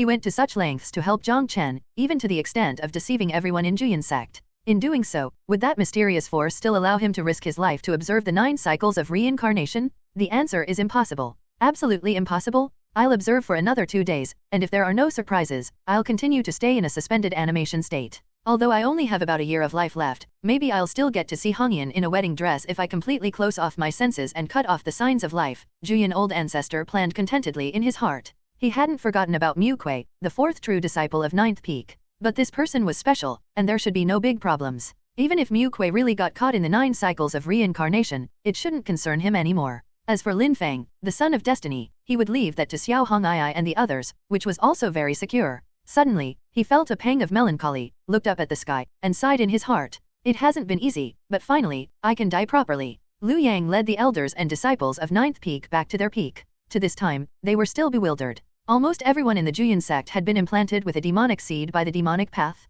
They had been too obsessed with justice and had already developed inner demons because of Jiang Chen. How could such talk sound so nonsensical? But these were the words of the old ancestor. How could they question them? Would the old ancestor deceive them? No, that's impossible. That was the old ancestor of Juyin, a paragon of righteousness and the pinnacle of power in the central domain. What sense would there be in deceiving his own sect's disciples? It couldn't just be because he was favoring Jiang Chen, so he told such an outrageous lie, could it? Even if that were the case, it still didn't make sense. After all, Jiang Chen had been punished many times, and the old ancestor had never emerged from his coffin to protect him. Why wait until Xiao Hong'ai and others had gone mad one after another before taking action? If one were to analyze this carefully, there was indeed reason and evidence. Great Elder, does the old ancestor mean that we have been implanted with demonic seeds but only show signs of madness without a full outbreak? And that the Peak Master and the 3 true disciples are the ones whose demonic seeds have erupted, and they have gone completely mad, another elder speculated. That's probably the case. Liu Ying nodded. Even Li Faju and the sect master have personally admitted their madness. Our cultivation and mental fortitude are not as strong as those 2, so it's likely correct. Alas, another elder sighed deeply. I already guessed that the true disciples of 9th peak going mad one after another must be related to Jiang Chen. Be careful with your words. Such talk will only worsen your madness. Now, everyone is saying that all of us from 9th peak are lunatics. We can't defend ourselves, so we must not all completely go mad. Liu Yang hastily interjected. Hearing this, the elders and disciples all nodded in agreement. What should we do if Jiang Chen continues to do evil? Another elder asked. Didn't the old ancestor say, enlighten and reform him? Liu Yang replied instantly. How do we enlighten and reform him? Great Elder, please elaborate. I'm not quite sure myself. Everyone fell silent, deep in thought. They weren't the only ones without a clue. The other peaks were probably just as confused. This was not their fault. After all, the Juyin sect had always insisted on strict punishment for wrongdoings, and enlightenment and reformation were generally the practice of Buddhist sects. Let's go see the Peak Master first. She is the pillar of 9th peak. We can't let anything happen to her.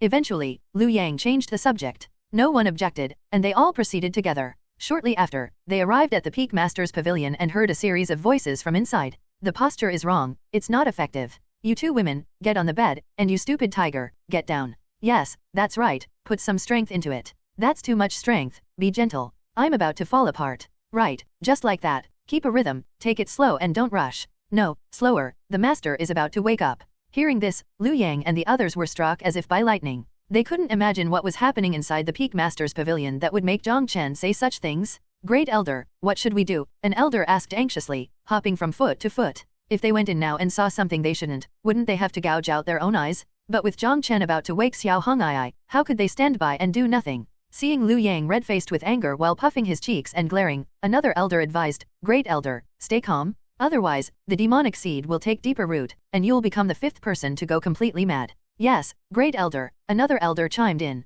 Enlightenment, remember? We must enlighten Jiang Chen, or else we'll fall into the demonic path's trap. Enlighten? I'll enlighten him with a fart. Liu Yang exploded with rage, swearing to the heavens, even if I go completely mad today, I will save the Peak Master from danger. No one can stop me. With that, he closed his eyes and, seeing nothing, charged into the Peak Master's pavilion while shouting, Jiang Chen? You are outrageously audacious, shamelessly lascivious. You're doing the things I'm too embarrassed to even speak of. The response was a deathly silence. After a long while, Jiang Chen's voice finally rang out, Great Elder, let's set our grievances aside for now. Come over here and help me. Help you? You want help doing wicked things? Ridiculous? Liu Yang was even more furious. Under normal circumstances, he would have stormed off to find the Hall of Enforcement. But now, the Hall of Enforcement was under Jiang Chen's control. Open your eyes first, then we'll talk, Jiang Chen said again. I won't.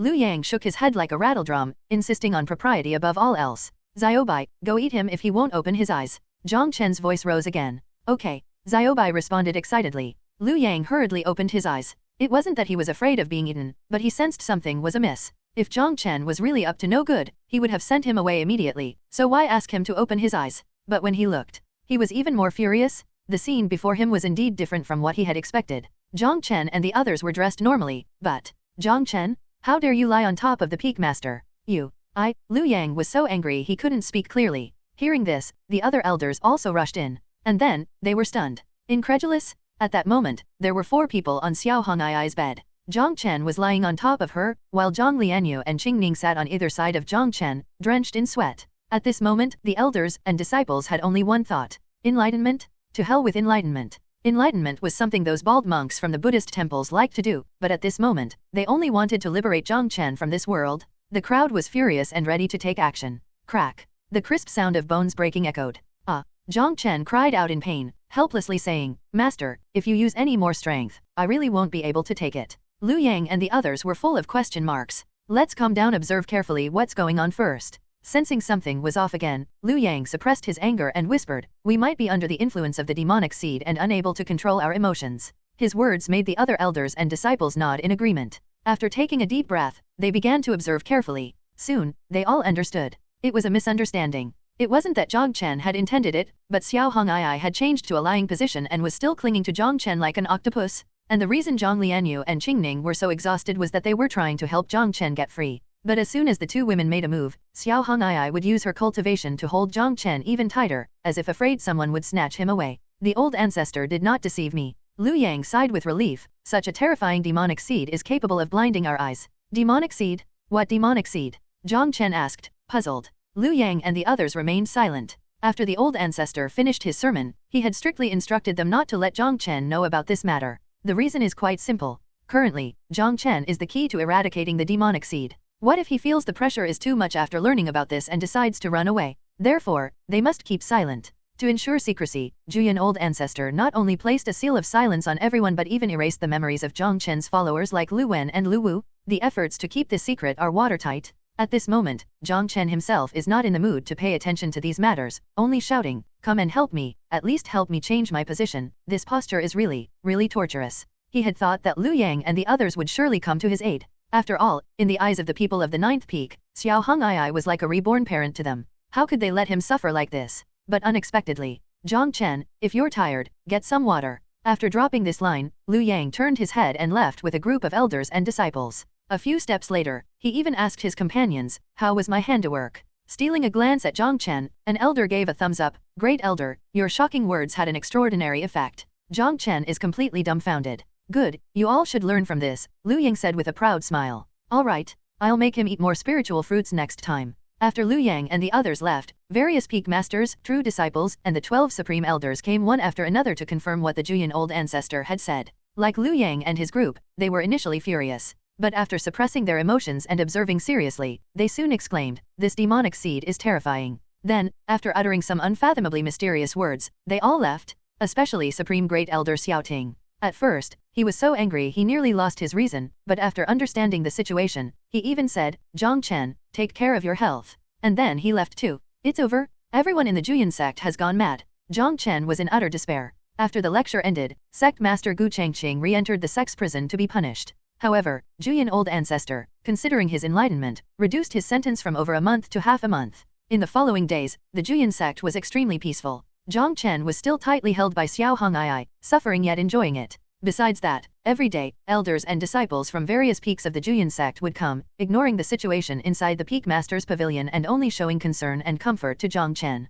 Driven mad by these lunatics, Jiang Chen called Lin Mubai back, instructing him to stand guard in front of the cloud-soaring hall, forbidding anyone to enter, and to chop anyone who dared. Afterward, the front of the cloud-soaring hall was graced with the figure of a wild man wielding a machete. The wild man would sometimes cry, sometimes laugh, sometimes sigh while looking at the sky, and sometimes exude a murderous aura, saying, eldest senior brother has entrusted me with a heavy responsibility. Even if the old ancestor comes, I will not hesitate to chop him. Then, the old ancestor really came. The wild man really went for it. And then, there was now the figure of a wild man in the sex prison. Let me out. Eldest senior brother can't do without me, he needs me. The wild man tried to escape every day, wailing like a ghost or a wolf, his voice lasting all day long. A few days passed. Gu Changqing couldn't stand it anymore and also shouted, "Let me out! I'm going to be driven mad by this wild man." In the blink of an eye, half a month passed.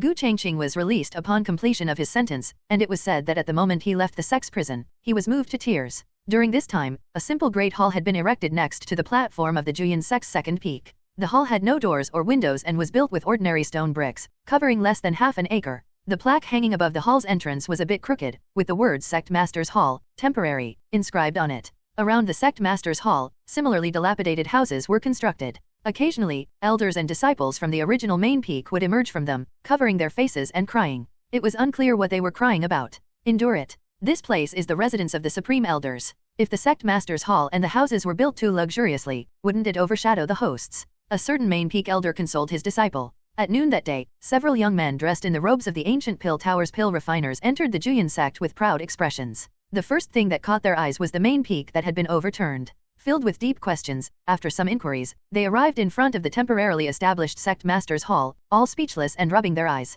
Could it be that the Juyin sect was invaded by an external enemy? One of the young men guessed. That's the only possibility, another young man replied. The main peak of the Juyin sect has been flipped over. It must be a powerful enemy? Could it be that the old ancestor of the myriad Dao demon sect personally took action? It must be so, but why hasn't my ancient pill tower received any news? Perhaps the Juyin sect is ashamed and deliberately hiding the news. It's possible. The myriad Dao demon sect is a great enemy of the righteous path. It is said that recently, the myriad Dao demon sect found a woman with the Xianming demonic body. If this woman grows up, she will surely bring disaster to the central domain. We must be on guard. These matters are not for us to worry about. Let's quickly complete the great elder's orders and bring back Ma Wu's ashes. After the exchange, the disciples of the ancient pill tower entered the sect master's hall. But in just a few moments, they all came out again, red-faced with anger. The ashes of Ma Wu had been stolen? Even though this was personally stated by the Juyin sect's sect master Gu Changqing, they found it unbelievable. Who would steal ashes? The ashes can neither be eaten nor used for cultivation, so why steal them? The leader of the ancient pill tower's youth group was Xiaoshan, a true disciple of the ancient pill tower. Unlike the Juyin sect, the ancient pill tower had only about a dozen elders, whose status was equivalent to the peak masters of the Juyin sect's various peaks. The first disciples of these elders were the true disciples of the ancient pill tower. Xiaoshan was the first disciple of the ancient pill tower's great elder, not only a true disciple but also the number one true disciple of the ancient pill tower. It must be Jiang Chen's doing. Xiaoshan analyzed as he calmed down. Ma Wu's death was mysterious, and he died at the hands of Jiang Chen. I suspect that Jiang Chen not only killed and crushed the bones but also wanted to scatter the ashes. Such an act is utterly heartless and inhumane. The disciples of my pill pavilion in Lingshan town were also tragically killed one after another. This must also be related to Jiang Chen. We should go and accuse Jiang Chen of his crimes, his companion said angrily. How can we accuse him without evidence? Xiaoshan shook his head, helpless. Moreover, Ma Wu was an elder of the Juyin sect, and Jiang Chen is a disciple of the Juyin sect. How could it be our place to accuse him? That makes sense, so should we just return empty-handed? No, let's first find Li Faju. He was very close to Ma Wu and also in charge of the Juyin sect's Hall of Enforcement. He must also be harboring anger. But as far as I know, the Hall of Enforcement was also located on the main peak, and now that the main peak of the Juyin sect has been destroyed, where should we go to find him? Sword Peak? Don't forget that Li Faju is also an elder of Sword Peak. Indeed, senior brother is wise. A moment later, as Xiaoshan had predicted, they indeed found Li Faju carving with his sword at the foot of Sword Peak. Elderly, I am Xiaoshan, a true disciple of the ancient pill tower. Xiaoshan greeted him with a smile. Hearing this, Li Faju didn't even turn his head. Xiaoshan frowned, but he could only wait patiently. After all, he knew that sword cultivators often used this method of carving with the sword to forge their own sword intent. Senior brother, Li Faju's aura is unstable and his cultivation has fallen. It seems like his core formation collapsed and was rebuilt, and now he only has the cultivation of core formation initial formation. His companion noticed something unusual. Ah, I too have noticed this too, sighed Xiaoshan while shaking his head. According to Master, Li Faju is an upright and honest person. It seems he must have engaged in a fierce battle with the invading demonic path. He truly is a role model for us all. Indeed, it's truly admirable. It's just that the Juyin sect's secrecy is too good. Even we at the ancient pill tower didn't receive any news. No matter, we can report back once we return. For now, let's wait patiently. Everyone nodded in agreement, saying yes, and spoke no further. Although Li Faju's cultivation has fallen, his comprehension of the way of the sword remains. Even though it's just the simple act of using the sword to carve the wall, one can feel the chilling his sword intent. Although we do not understand the sword, if we observe carefully, it can greatly benefit our own cultivation, Xiaoshan quickly reminded everyone. Hearing this, the disciples of the ancient pill tower immediately held their breath and began to observe carefully. Li Faju's sword moved in his hand as if it were a pen, flowing freely, and as he brought it down, it was as if he was aided by the gods, emitting a dazzling sword light. Soon, he carved two characters on the flat stone wall that seemed to soar and dance like dragons and phoenixes. Jiang Chen? Seeing these two characters, Xiao Shan nodded in appreciation and sighed inwardly. This Li Faju, true to a life dedicated to the righteous path, has earned Master's endless praise as a paragon of justice. Even with his cultivation diminished, he still reminds himself to stand resolutely against Jiang Chen. After carving the name Jiang Chen, Li Faju did not rest. Ha! With a loud shout, he leaped several meters high, waving his ancient silver sword in the air, and from above, he slashed down several sword qis, switching to using sword qi to carve the wall. Seeing this, the admiration in Xiao Shan's eyes deepened. He thought that Li Faju was unable to restrain his heart of justice, and the next characters he would carve would likely be kill or punish. Soon, Li Faju landed on the ground, and with a flash of sword light, he sheathed his sword and smiled with satisfaction. But looking at the two large characters just carved, Xiao Shan couldn't stop rubbing his eyes. Only when he was sure he wasn't seeing things did he exclaim in astonishment, Reform. At this moment, he was dumbfounded. Reform? Reform who? Jiang Chen? Xiao Shan's mind was full of question marks. He kept shaking his head, thinking he must have misunderstood. Perhaps these characters Reform were referring to someone else? Although the characters Jiang Chen and Reform appear together, they can be completely unrelated.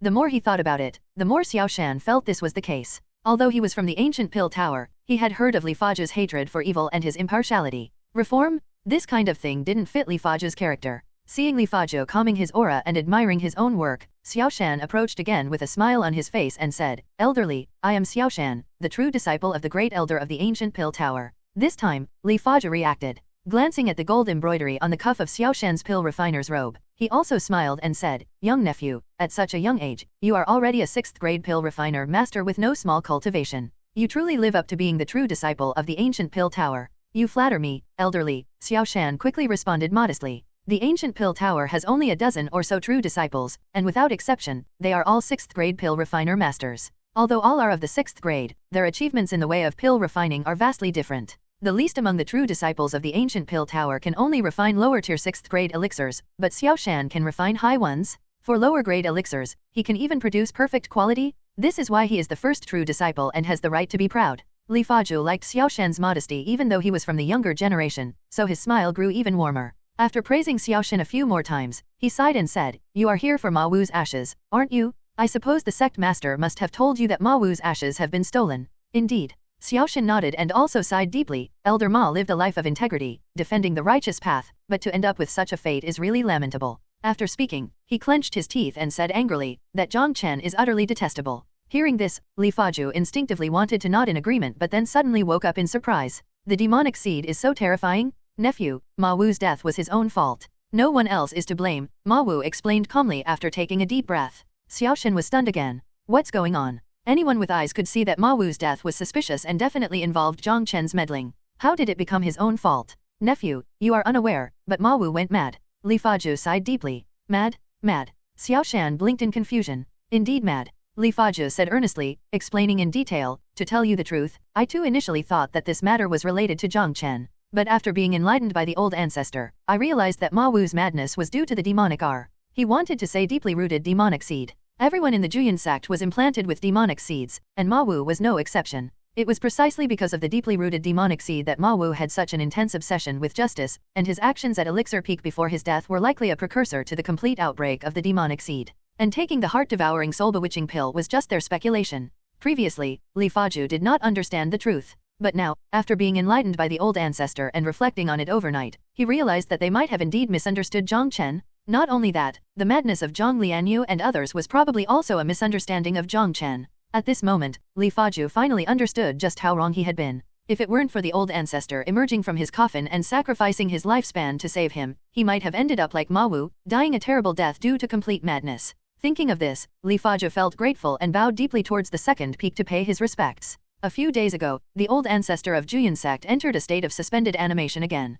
It is said that before the suspended animation, the Supreme Elders found another jade coffin for the old ancestor. At first, the old ancestor refused, but in order to seal his life force, he reluctantly lay in the jade coffin, saying, I'm not lying in this coffin waiting to die. I'm doing this to extend my life for the sake of the sect. Understand? What a good old ancestor. Everything he did was for the sake of the sect. With this thought, Li Faju's eyes filled with tears, and he bowed deeply again. Seeing Xiao Shan and the others looking at him as if he were a madman, he straightened up and said, Ma Wu's madness is beyond doubt. Nephew, you must not be too obsessed with justice. You must know, the demonic path is insidious and omnipresent. The fact that the Juyan sect was all implanted with demonic seeds if known by other sects, would surely become a laughingstock, so it could not be disclosed. Moreover, even if he wanted to speak, he couldn't due to the old ancestors' sealing and prohibition. Therefore, he gave a meaningful reminder. Xiao Shan didn't understand. But after glancing at the overturned first peak and feeling Li Faju's fluctuating aura, he seemed to understand. The demonic path is indeed not to be underestimated. Xiao Shan nodded in agreement, feeling that the conversation had gone off topic.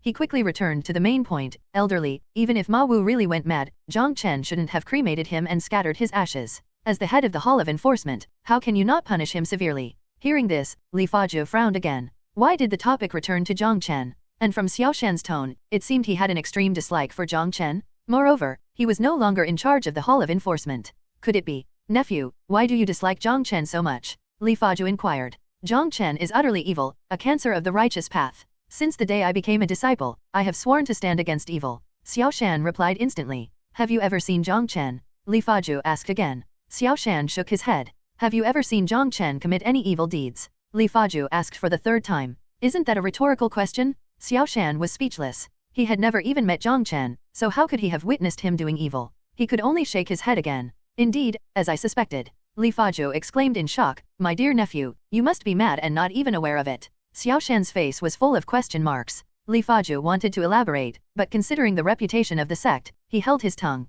However, this made him feel more at ease. He had thought that only the Juyan sect had been infected by the demonic path, but it seemed that the ancient pill tower was in the same situation. The demonic path treats everyone equally? Nephew, heed my advice. It's not too late to let go of your obsession. Li Faju waved his hands as he spoke, leave quickly, and remember, only by enlightening others can you save your life. Xiao Shan felt that Li Faju had lost his mind and was impossible to communicate with. Not wanting to waste any more words, he took out a pill from his chest and placed it in Li Faju's hand. The pill was cool to the touch and carried a hint of a chilling aura. What is this? Li Faju frowned. 7 Abyss Pill. Xiao Shan lowered his voice and explained, this is a new poison pill developed by our ancient pill tower, made from the spirits of 100 ghosts and combined with 6 types of yin spirits. This is a 7th grade pill, personally refined by my master. After looking around to make sure there were no bystanders, he continued, if a cultivator takes this pill, they will feel as if their heart is being devoured by 100 ghosts, their flesh consumed, and their mind eroded. A core formation cultivator would turn into an idiot, only a cultivator of the upper 4 realms can suppress it.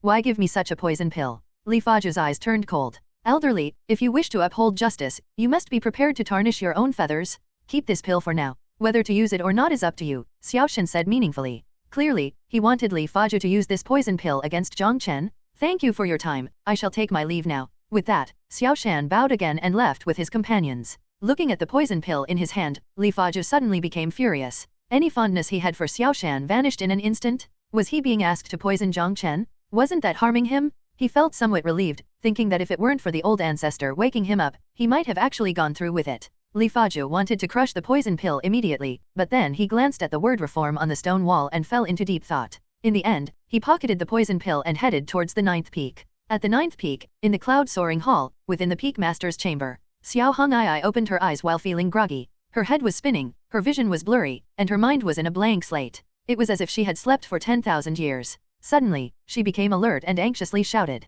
Jiang Chen. As her voice fell, her vision gradually cleared and focused. What she saw was the familiar face and the slightly helpless dark eyes. At this moment, Jiang Chen was still on top of her, their bodies pressed close and their faces inches apart. Thump, thump. Xiao Hong'ai's cheeks instantly flushed red, her heartbeat racing. Upon first awakening, her world was still monochrome except for Jiang Chen, who was in color. But as her heart pounded fiercely, the world returned to normal. She could clearly feel Jiang Chen's warmth and his breath. She could also feel Jiang Chen's equally intense heartbeat. The two of them just stared at each other as if frozen in time. Suddenly, Xiao Hong'ai raised her hands and clasped them around Jiang Chen's neck. With a slight effort, his face drew closer to hers. He is my disciple, a voice popped into her head. Then, without any hesitation, she crushed that thought like trash and tossed it aside. What did it matter if he was her disciple? In this life, Jiang Chen could do whatever he wanted. And she, Xiao Hong'ai, would do the same? Just as Xiao Hong'ai was about to close her eyes in anticipation, she caught sight of 3 heads out of the corner of her eye. Jiang Lianyue, Qingning, and a silly tiger. Scram. Xiao Hong'ai's sleeve fluttered lightly. The two women and the tiger were swept up by a gust of wind, suspended in the air, and then, as they struggled, were blown out of the peak master's chamber window and fell heavily to the ground. Acting so great just because you're powerful, huh? Eldest senior brother, Qingning is here to save you. What kind of master is this? Not only is she crazy, but she's also lusting after her own disciple's body? Ziobai, will never allow this. The roar of the two women and the tiger came from outside. Hearing this, Xiao Hong'ai flicked her sleeve again, and the two women and the tiger who had just fallen were sent flying far away. Now there's no one to disturb us, she continued to look at Jiang Chen. But this look brought a pang of pain to her heart. Jiang Chen averted his gaze and said somewhat helplessly, Master, you're finally awake. Xiao Hong'ai fell silent. She could feel Jiang Chen's rejection. And it was this rejection that brought back the guilt and self-reproach in her heart. Indeed, what right did she have to ask anything of Jiang Chen? After 9 reincarnations, as his master, she had hurt Jiang Chen more deeply than anyone else. She wanted to beg for Jiang Chen's forgiveness but didn't want to trouble him with the past 9 lives. In this life, her disciple deserved to live freely, and all she, a master burdened with deep sins, could do was to facilitate that. Perhaps only that enchantress is worthy of accompanying Jiang Chen till the end, Xiao Hong'ai couldn't help but think so. After forcing a smile, she tried to pretend everything was fine and said, Do you have some scheme on your master? Why else would you be on top of me? Well, Jiang Chen looked embarrassed and hurriedly replied, Master, let me explain. Before he could finish, Xiao Hong'ai stopped him by hugging him. You don't need to explain yourself to anyone anymore, Xiao Hong'ai whispered softly. This time, it was Jiang Chen's turn to be silent. The moment Xiao Hong'ai woke up, he couldn't help but be overwhelmed by his emotions. However, his reason did not allow him to act recklessly. Taking a little advantage was one thing, but if he went any further, he would truly become a rebel. Becoming a rebellious disciple didn't bother him. In his eyes, conventional morality was worthless in this life. But he couldn't be the kind of rebel who took advantage of his master's madness. At most, he could talk big. Furthermore, he would cure Xiao Hong'ai's madness before ascending. He didn't want his master to feel nothing but disappointment and hatred for him in this final life. Master, rest assured, Jiang Chen said with a smile. Even if you lose your mind, even if you become someone unrecognizable, I will always be with you until the end. The end? Those words echoed in her ears. The scenes of Jiang Chen's tragic deaths in his 9 lives flashed through Xiao Hong'ai's mind. Her beautiful eyes snapped open, and both phoenix fire and malice appeared in them, surging tumultuously as if to devour the whole world. Sensing her distress, Jiang Chen quickly soothed her. It's okay, nothing will happen to you. I'm here. Do you remember, Master? Our hearts are united as master and disciple, never to part. His comforting voice was soft and gentle. While speaking, Jiang Chen also held Xiao Hong'ai tightly and continuously patted her back. Such words and actions were like comforting a child. Yet it was these things that made the phoenix fire and malice in Xiao Hong'ai's eyes fade away, leaving only thick tears. The next moment, Xiao Hong'ai burst into tears. She buried her head in Jiang Chen's shoulder, crying unrestrainedly like a child. She couldn't apologize, couldn't beg for forgiveness. So, it took her a long time to squeeze out a sentence. Jiang Chen, if you die, do you know what will happen to me? I know, you would probably guard my grave for 100 years. No, you're wrong. I would die with you. At that moment, Jiang Chen wavered. After 9 cycles of reincarnation and 1,000 years of misunderstandings, he had kindled many hopes, but all were extinguished without exception. Over time, he had become disillusioned and weary, now only wishing to leave this world. But even in this life, although he was not afraid of death, he feared Xiao Hong'ai's death. Fortunately, the current Xiao Hong'ai was in a state of madness, and she would likely return to her normal self upon regaining consciousness. Otherwise, he didn't know what to do in this life. He had also considered the possibility that Xiao Hong'ai's madness could not be cured. If it really came to that, then he would reveal all the truths and ask his master to fulfill his wish. Moreover, Xiao Hong'ai said she would die with him, but he wasn't truly dead, was he? He was just ascending to another world through death? He could totally paint a big picture for Xiao Hong'ai, encouraging her to cultivate hard and then ascend to find him. If he could return to this world after ascending, he could first chop Lin Feng into pieces to feed the dogs and then figure out a way to take Xiao Hong'ai away. In any case, there were still many methods. Jiang Chen, can we leave the Juyan sect? I hate this place. No matter where we go, I'll be with you, Xiao Hong'ai said again. Leave the Juyan sect? Jiang Chen was somewhat tempted. Now the Juyan sect was full of madmen, and the plot was becoming more and more absurd. But he was helpless. It was precisely because of this that he couldn't leave. He had to keep a close watch on Lin Feng. Otherwise, wouldn't all his efforts be in vain if the plot completely collapsed and affected the grand finale? Furthermore, Xiao Hong'ai's condition also needed to be monitored. Who knew if this madness would continue indefinitely? If she suddenly returned to normal, he wouldn't mind, but it would turn his master into a traitor of the sect. Jiang Chen's silence made Xiao Hong'ai understand the answer. She didn't insist, just sighed softly. Suddenly, a disciple from the 9th peak came to report that Li Fazhe had arrived. At the mention of Li Fazhe's name, Xiao Hong'ai's eyes once again showed malice, and a thick murderous intent emerged. In the 9 cycles of reincarnation, every time Li Fazhe came, it was to trouble Jiang Chen, and this life was no exception. And she had already decided. In this life, whoever touched Jiang Chen would die. Master, let me tell you a joke, Jiang Chen said after seeing her state. What? Xiao Hong'ai asked, blinking. The old ancestor asked me to take over the Hall of Enforcement, and now Li Fazhe has been stripped of his position as an elder of the Hall of Enforcement. At best, he's just an ordinary disciple? So, he's actually my subordinate now.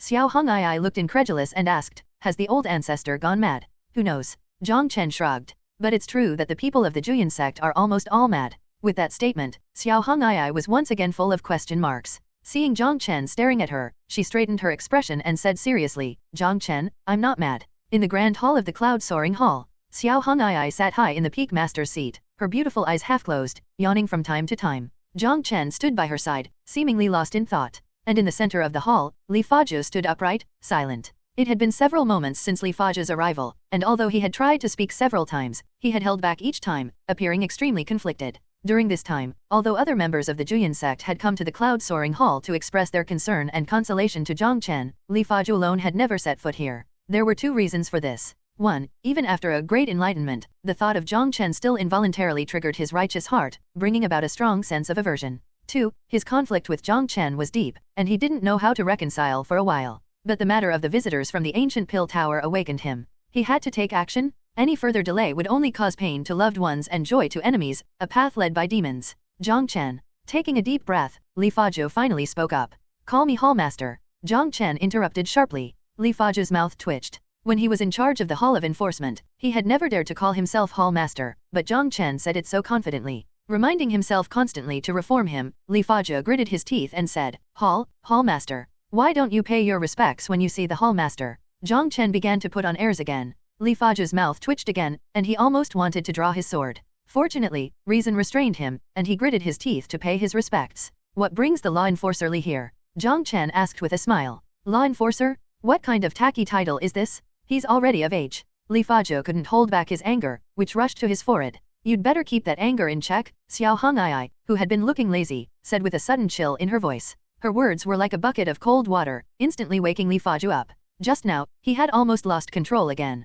Thankfully, Xiao Hong'ai's timely reminder prevented unthinkable consequences. Thank you for the reminder, 9th Peak's master, Li Fazhe said while bowing deeply with a humble attitude. Xiao Hong'ai was taken aback. Was this the same Li Fazhe who was known for his stern impartiality, always wearing a stern face and never giving face to anyone? If it weren't for his familiar face, she would have doubted she had recognized the wrong person. Jiang Chen said the whole Juyan sect was almost insane, and she didn't believe it, but now it seemed. At least this Li Fazhe was definitely not normal. Could it be that the Juyan sect is facing retribution? She wondered to herself. Jiang Lianyue, Lin Mubai, Qingning, and others from the Juyan sect had gone mad one after another. Could it be? She suddenly felt a shock in her heart and looked at Li Fazhe with deep meaning. Elderly, have you recently experienced hallucinations? Not at all. Li Fazhe replied instantly. Thank you for your concern, 9th Peak's master. Everything is normal. It's retribution indeed. Hearing this, Xiao Hong'ai completely lost interest and became lazy again. Li Fazhe glanced at her, feeling somewhat surprised. The last time Jiang Chen was captured for questioning, Xiao Hong'ai went crazy, completely lawless, and utterly insane.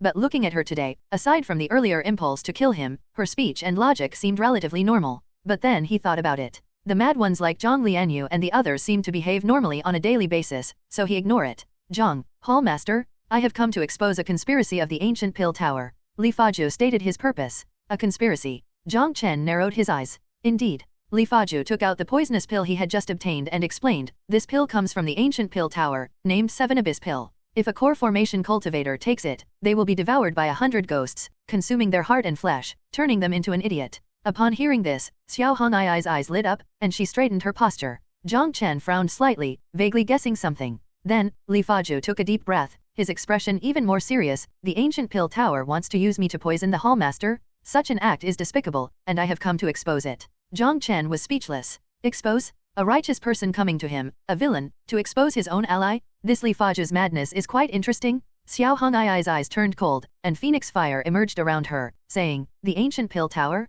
I'll go destroy the ancient pill tower first.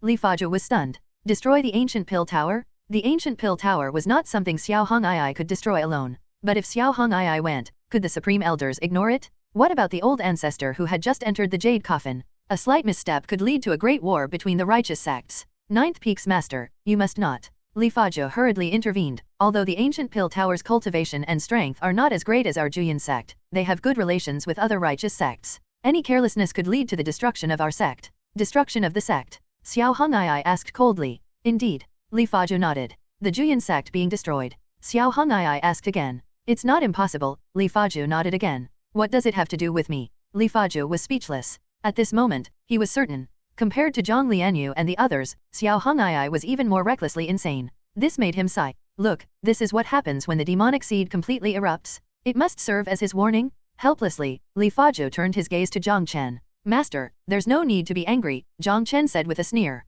That ancient pill tower is just a bunch of cowards, only daring to do little things behind the scenes, not worth worrying about. After a brief response, Xiao Hong'ai sat down again, her expression returning to normal. Li Fazhou let out a sigh of relief. He had thought that Jiang Chen would strongly encourage Xiao Hong'ai to do this, and he was prepared to stop her at the cost of his life. Who knew that Jiang Chen would stop her as well? This made him reflect deeply, realizing that he had greatly misunderstood Jiang Chen. What Li Fazhou didn't know was Jiang Chen simply didn't want Xiao Hong'ai to take the risk. Moreover, aside from the fact that he could use the ancient pill tower as a tool to farm system rewards, he knew better than anyone that the ancient pill tower was indeed not easy to destroy. A pill refiner was, after all, a special profession. Perhaps they were not very powerful in their own right, but their vast network of relationships was not to be underestimated. If they were to be destroyed, it had to be done carefully and gradually. The atmosphere in the hall suddenly became silent, and the three of them stopped talking. Li Fazhou pondered to himself, feeling that this was not enough to enlighten, at most it was just a denunciation. To achieve the goal of enlightenment and reformation, he needed to do something drastic. With this thought, his expression became even more serious, and he blurted out, if the hall master is willing to stop doing evil from now on, then I will take this 7 abyss pill. Are you sick in the head? After a brief moment of astonishment, Jiang Chen cursed outright. A cultivator turning into an idiot was no different from being dead. He had guessed that Li Fazhou was not normal, but he didn't expect it to be to such an extreme. To commit suicide at the slightest disagreement, he was almost caught up with Lin Mubai. In my life, I, Li Fazhou, have enforced the law impartially, thinking I had no regrets. Yet, I never thought that it was precisely this that led to my obsession. I feel guilty for the sect master's cultivation and the trust of the sect, Li Fazhou said with his eyes dimming and his tone low. Suddenly, he looked up fiercely, his voice resounding firmly, Jiang Chen, if my life can transform you and lead you to righteousness and save the sect from danger, then what do I have to fear in death? Upon hearing this, Jiang Chen was stunned. He took a long, hard look at Li Fazhou and sighed. Li Fazhou, I misunderstood you? Oh, has the hall master been moved by me? Li Fazhou was overjoyed. No, Jiang Chen shook his head. I once said you were a spy for the demonic path, which was indeed a misunderstanding. Now I realize that you are actually a spy for the Buddha temple. Come clean, which bald monk from the Buddha temple did you take as your master? Xiao Hong'ai very much agreed with Jiang Chen's words. Li Fazhou had learned the concept of if I don't enter hell, who will? He was probably not just a spy but a deeply embedded one. Li Fazhou was speechless, feeling that this was not what he had expected. It seems like his persuasion failed, or perhaps, it wasn't shocking enough. He thought, words are indeed too pale and weak. Only concrete actions can truly persuade someone. To demonstrate his determination, he gritted his teeth and threw the pill he was holding into his mouth. Then he swallowed a mouthful of air. Huh? Where's the pill? Li Fazhou blinked in confusion. He glanced at his right palm. Nothing. Then he looked at the ground. Also nothing. Has it gone to hell? Li Fazhou became even more bewildered. Suddenly, Xiao Hong'ai's voice rang out, it would be a waste for you to consume this pill. Better let me keep it. Hearing this, Li Fazhou quickly checked. Sure enough, the 7 abyss pill that he had just tossed into the air a second ago was now in Xiao Hong'ai's hand. She was delicately examining it with her fingers, her fair cheeks blooming with a smile. This made Jiang Chen pause for a moment, but he soon understood. In his view, his master might be mad, but she still had a heart that couldn't bear to see harm done, probably using this method to stop Li Fazhou from committing suicide. Compared to people like Jiang Lianyue, my master is still relatively sane, Jiang Chen thought to himself. Li Fazhou, however, was still utterly astonished. His thoughts aligned with Jiang Chen's, but he was even more amazed by Xiao Hong'ai's cultivation level. Before her madness, Xiao Hong'ai was at the early stage of the fate transformation realm in the upper 4 realms. With such cultivation, taking something from thin air is indeed very simple, but it definitely can't be done silently. Now, the fact that Jiang Chen had given Xiao Hong'ai the phoenix essence blood to use was almost universally known. And after merging with the phoenix essence blood, Xiao Hong'ai became a true phoenix body, and everyone guessed that her cultivation must have improved. But, this improvement was a bit too much. In the central domain, the cultivation progress of upper 4 realms cultivators is extremely slow. Without special opportunities, even those with excellent talent would need decades to break through even a minor realm. But after merging with the phoenix essence blood, Xiao Hong'ai might have directly broken through 2 minor realms, advancing to the late stage of fate transformation. She must have experienced a profound comprehension of heaven and earth. Only then could she be so silent. And with such cultivation, she could stand shoulder to shoulder with many supreme elders of the Juyan sect. The gap between the major realms of the upper 4 realms is like a chasm, and the gap between minor realms is equally immeasurable. The simplest example is that in a battle between ordinary upper 4 realms cultivators within the same major realm, if one's cultivation is a minor realm higher than the others, it can lead to a complete defeat. Li Faju, although now reshaping his core formation, had once touched the edge of the upper 4 realms, so he knew a bit about these matters. At this moment, he was both shocked and excited. He was shocked by the effect of the phoenix essence blood and excited that the Juyan sect had gained another powerful member, although this powerful member was a bit mad. Congratulations to the 9th Peak's Peak Master for your advancement in cultivation. Suppressing the excitement in his heart, Li Faju bowed in salute. Scram, Xiao Hong'ai said impatiently with a wave of her hand. Several days later, Jiang Hu woke up. After resting for half a month, most of his injuries had healed, but the mental trauma was still there. The first thing he did upon waking up was cry. He didn't understand. Why was it always him who got hurt? Jiang Chen beat him up, Lin Mubai chopped at her, and Qing Ning scared him. Lin Feng joined the sect and thought he had found a kindred spirit, but Jiang Chen threw him off the cliff. Was all this because he wasn't cowardly enough? No, because he was always extremely cowardly in front of Jiang Chen. Was it because he wasn't flattering enough, not good at brown-nosing? Jiang Hu turned his head and looked at the book from beginner to master in flattery on the bedside table, which he had almost worn out, and he didn't think that was it either. So what was the reason for all this? In the end, Jiang Hu found the answer. He wasn't strong enough. If he could overpower all the true disciples of the 9th peak in cultivation, he wouldn't be beaten up. I must become stronger. I must stand tall and proud. I want to be the tiger among tigers. I want no one in this world to bully me again. Leaping up from the bed, Jiang Hu swore to the heavens. His expression fell as soon as he finished speaking, and he sighed sadly.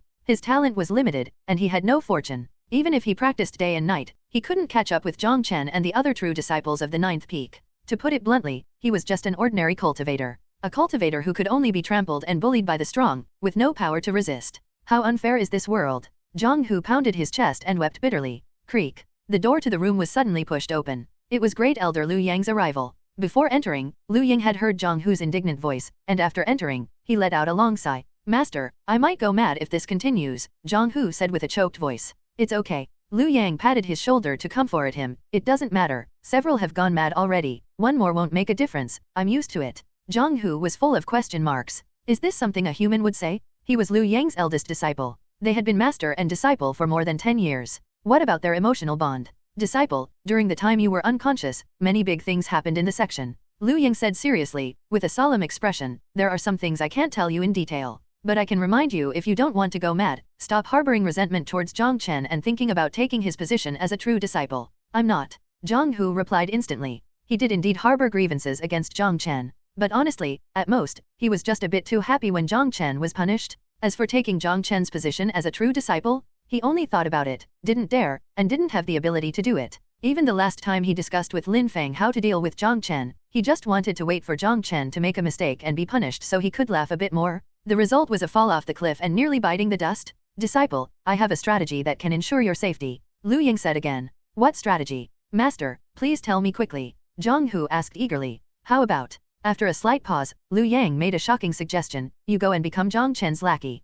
How about that? Jiang Hu felt like he was seeing a madman. If the person in front of him wasn't his master, he might even curse. Become Jiang Chen's lackey? Could he, the first under the true disciples under the 9th peak, do such a thing? More importantly, when Liu Yang used to mention Jiang Chen, he would get so angry that he would puff out his beard and glare, and now, he actually wanted to send his eldest disciple into the fire pit. Master, have you gone mad? Jiang Hu asked incredulously. As soon as he finished speaking, he regretted it. How could he say such a thing carelessly? And the other party was his master? What if Liu Yang got angry? He might get beaten up again? Just as Jiang Hu was about to explain himself. Nonsense, your master is trying hard not to go mad, Liu Yang said with a stern face. Jiang Hu was taken aback, filled with doubt and shock. You can take your time to consider my suggestion. I, as your master, would not harm you. Liu Yang changed the subject, saying, the Peak Master has ordered that you go see her as soon as you wake up. Remember, when you see the Peak Master, it's best not to speak badly. The Peak Master, think about people like Jiang Lianyue, you know what I mean. Upon hearing this, Jiang Hu first frowned in thought, then quickly nodded incessantly, looking very much like he got it. In his view, with the successive madness of the 9th peak's true disciples, Xiao Hong'ai must be heartbroken. Jiang Chen had also thrown him and Lin Feng off the cliff, which added disappointment to her sorrow. Xiao Hong'ai must be feeling terrible now, right? If asked about the fall from the cliff, he would not exaggerate but simply tell the truth. Don't worry, master, I know what to do, Jiang Hu said. Jiang Hu met Xiao Hong'ai in the cloud-soaring hall. The moment he stepped into the great hall, he inexplicably shivered. It was night, and only Xiao Hong'ai was present in the vast hall. She was sitting in the peak master's seat, her right hand supporting her head, her left hand delicately examining a pill. Perhaps it was due to the dim light in the hall, but Jiang Hu always felt that Xiao Hong'ai seemed cold. Her smile was cold, and her aura was extremely cold. Peak master, Jiang Hu greeted her, bracing himself. I heard that you and Lin Feng are quite close. Xiao Hong'ai asked softly without lifting her head. Although her voice was very soft, it made Jiang Hu's skin crawl with an indescribable fear. He had intended to nod in agreement. Although he had not interacted much with Lin Feng, their conversations were congenial, like kindred spirits, and they had been thrown off the cliff together by Jiang Chen, which made them brothers in adversity. But he dared not. He sensed something was wrong. What exactly was wrong, he couldn't say at the moment. If he had to say, Xiao Hong'ai's voice at this moment was eerily similar to King Ning's when she was holding up the urn full of ashes. It was spine-chilling. Reporting to the peak master, my relationship with 6th senior brother, Jiang Hu decided to deny it. 6th senior brother. Xiao Hong'ai turned her head, a fierce light flashing in her beautiful eyes. Since when did my 9th peak have a 6th senior brother? No, peak master, I was talking about disciple Lin Feng. Jiang Hu was a bit confused. Lin Feng. Xiao Hong'ai's eyes darkened with a stronger fierce light. I don't remember. When and where did I take someone named Lin Feng as a disciple? Jiang Hu was even more confused. He began to suspect that Xiao Hong'ai had lost her memory. After all, the test and the ceremony of taking disciples had been witnessed by the entire Juyin sect. Could she forget such a thing? Did I ever drink the tea of accepting a disciple? Did I ever let Lin Feng perform the 3 kowtow of the disciples ceremony? Xiao Hong'ai asked again.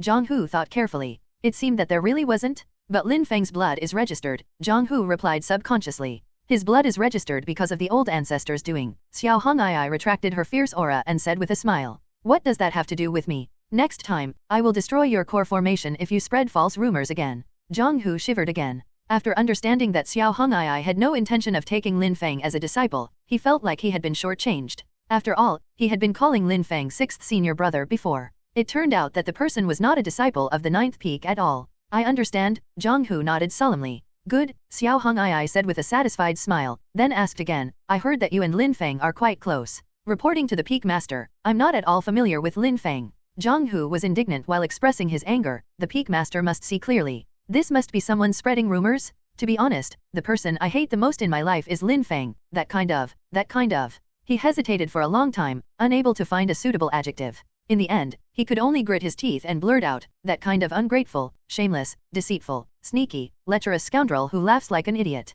He said all the negative words he could think of in one breath. Xiao Hong'ai blinked her beautiful eyes blankly. This answer was very fitting. She didn't expect that Jiang Hu would have such insight, not only understanding Lin Feng so deeply but also seeing through his true nature. Well said, she nodded in approval. Hearing this, Jiang Hu let out a sigh of relief. He did have that bit of discernment. He could clearly see Xiao Hong'ai's dislike for Lin Feng, so naturally, he had to play along. For him to tell the truth, wasn't that just asking for trouble? That book From Beginner to Master in Flattery does have some use. I need to study it again when I get back, Jiang Hu thought to himself. Why did you and Lin Feng accidentally fall off the cliff together? Xiao Hong'ai asked again. What does it mean to accidentally fall off the cliff? That was clearly being knocked down by Jiang Chen. Okay. Jiang Hu instinctively wanted to complain, but just as he was about to speak, alarm bells rang in his heart again. After being beaten and scared repeatedly, he had become extremely cautious. Although he came here directly after waking up, he knew that it had been a good half a month since the incident occurred. If Xiao Hong'ai really wanted to punish someone or had already punished Jiang Chen, she would never say, accidentally fall off the cliff. It seems that the peak master is still biased towards Jiang Chen. Jiang Hu sighed inwardly. After a moment of thought, he had to make up another story, reporting to the peak master, that day I was severely reprimanding Lin Feng. Eldest senior brother suddenly appeared, startling us, and as a result, we accidentally fell off the cliff by ourselves. Xiao Hong'ai nodded, said no more, and tossed the pill in her hand to Jiang Hu. Jiang Hu quickly caught it with both hands, immediately feeling a chill in his palms. Although his cultivation was not high, he still had some knowledge. Although he didn't know the specific name of this pill, judging from the halo emanating from it, its grade was definitely not low. Peak Master, is this a reward for me? Jiang Hu was overjoyed. This is a 7th grade spirit induction pill, which can help core formation cultivators improve their cultivation and solidify their core formation, Xiao Hong'ai said expressionlessly. Take this pill and give it to Lin Feng to consume. He will surely be grateful to you. A 7th grade pill. Jiang Hu was shocked. Such a high-level pill, he had never even seen before. What's more, he didn't expect that. Just now, Xiao Hong'ai had shown strong disgust towards Lin Feng, but now she was willing to give away such a high-level pill?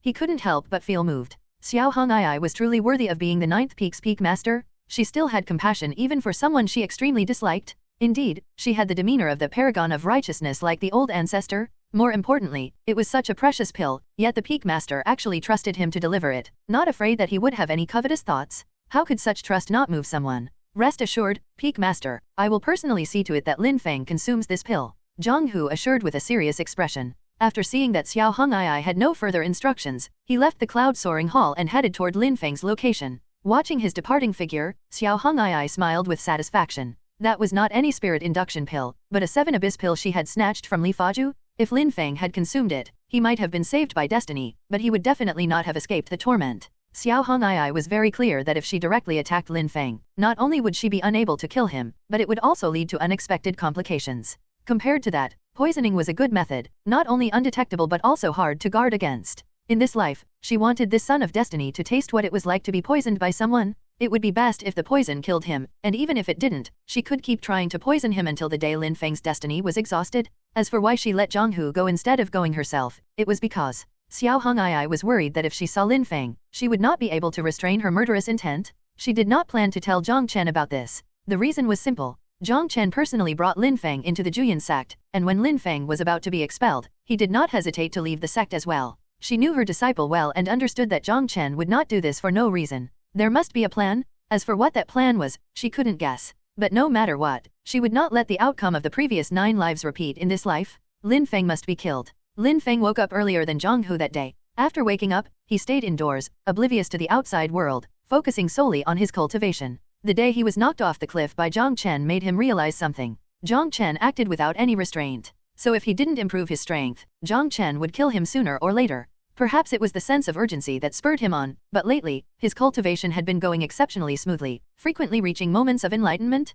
He estimated that he was on the verge of breaking through to the human origin stage. When he first arrived in the central domain, he was merely at the initial formation stage, but in just a few months, he was about to break through to human origin. Such a speed of cultivation was unbelievable, even to himself, and it excited him greatly. However, he still felt a bit bitter thinking about his recent experiences. Every advancement in his strength had come after suffering hardships. Whether being buried alive by Qingning or being pursued by Jiang Lianyue and Lin Mubai, and this time, it was being knocked off the cliff by Jiang Chen. Advancing in strength was indeed a good thing, but it was frustrating. Fortunately, he believed that the sect would not ignore Jiang Chen's heinous act of harming a fellow disciple by throwing him and Zhang Hu off the cliff. Now, cultivation was the priority. Once he broke through to human origin, he would definitely inquire about the punishment Jiang Chen received. Then he would take great pleasure in Jiang Chen's misfortune. Putting aside his distracting thoughts, Lin Feng continued to cultivate in peace. Soon, a surge of energy burst forth, and he opened his eyes abruptly. The strength of the human origin stage is indeed incomparable to the core formation initial formation stage.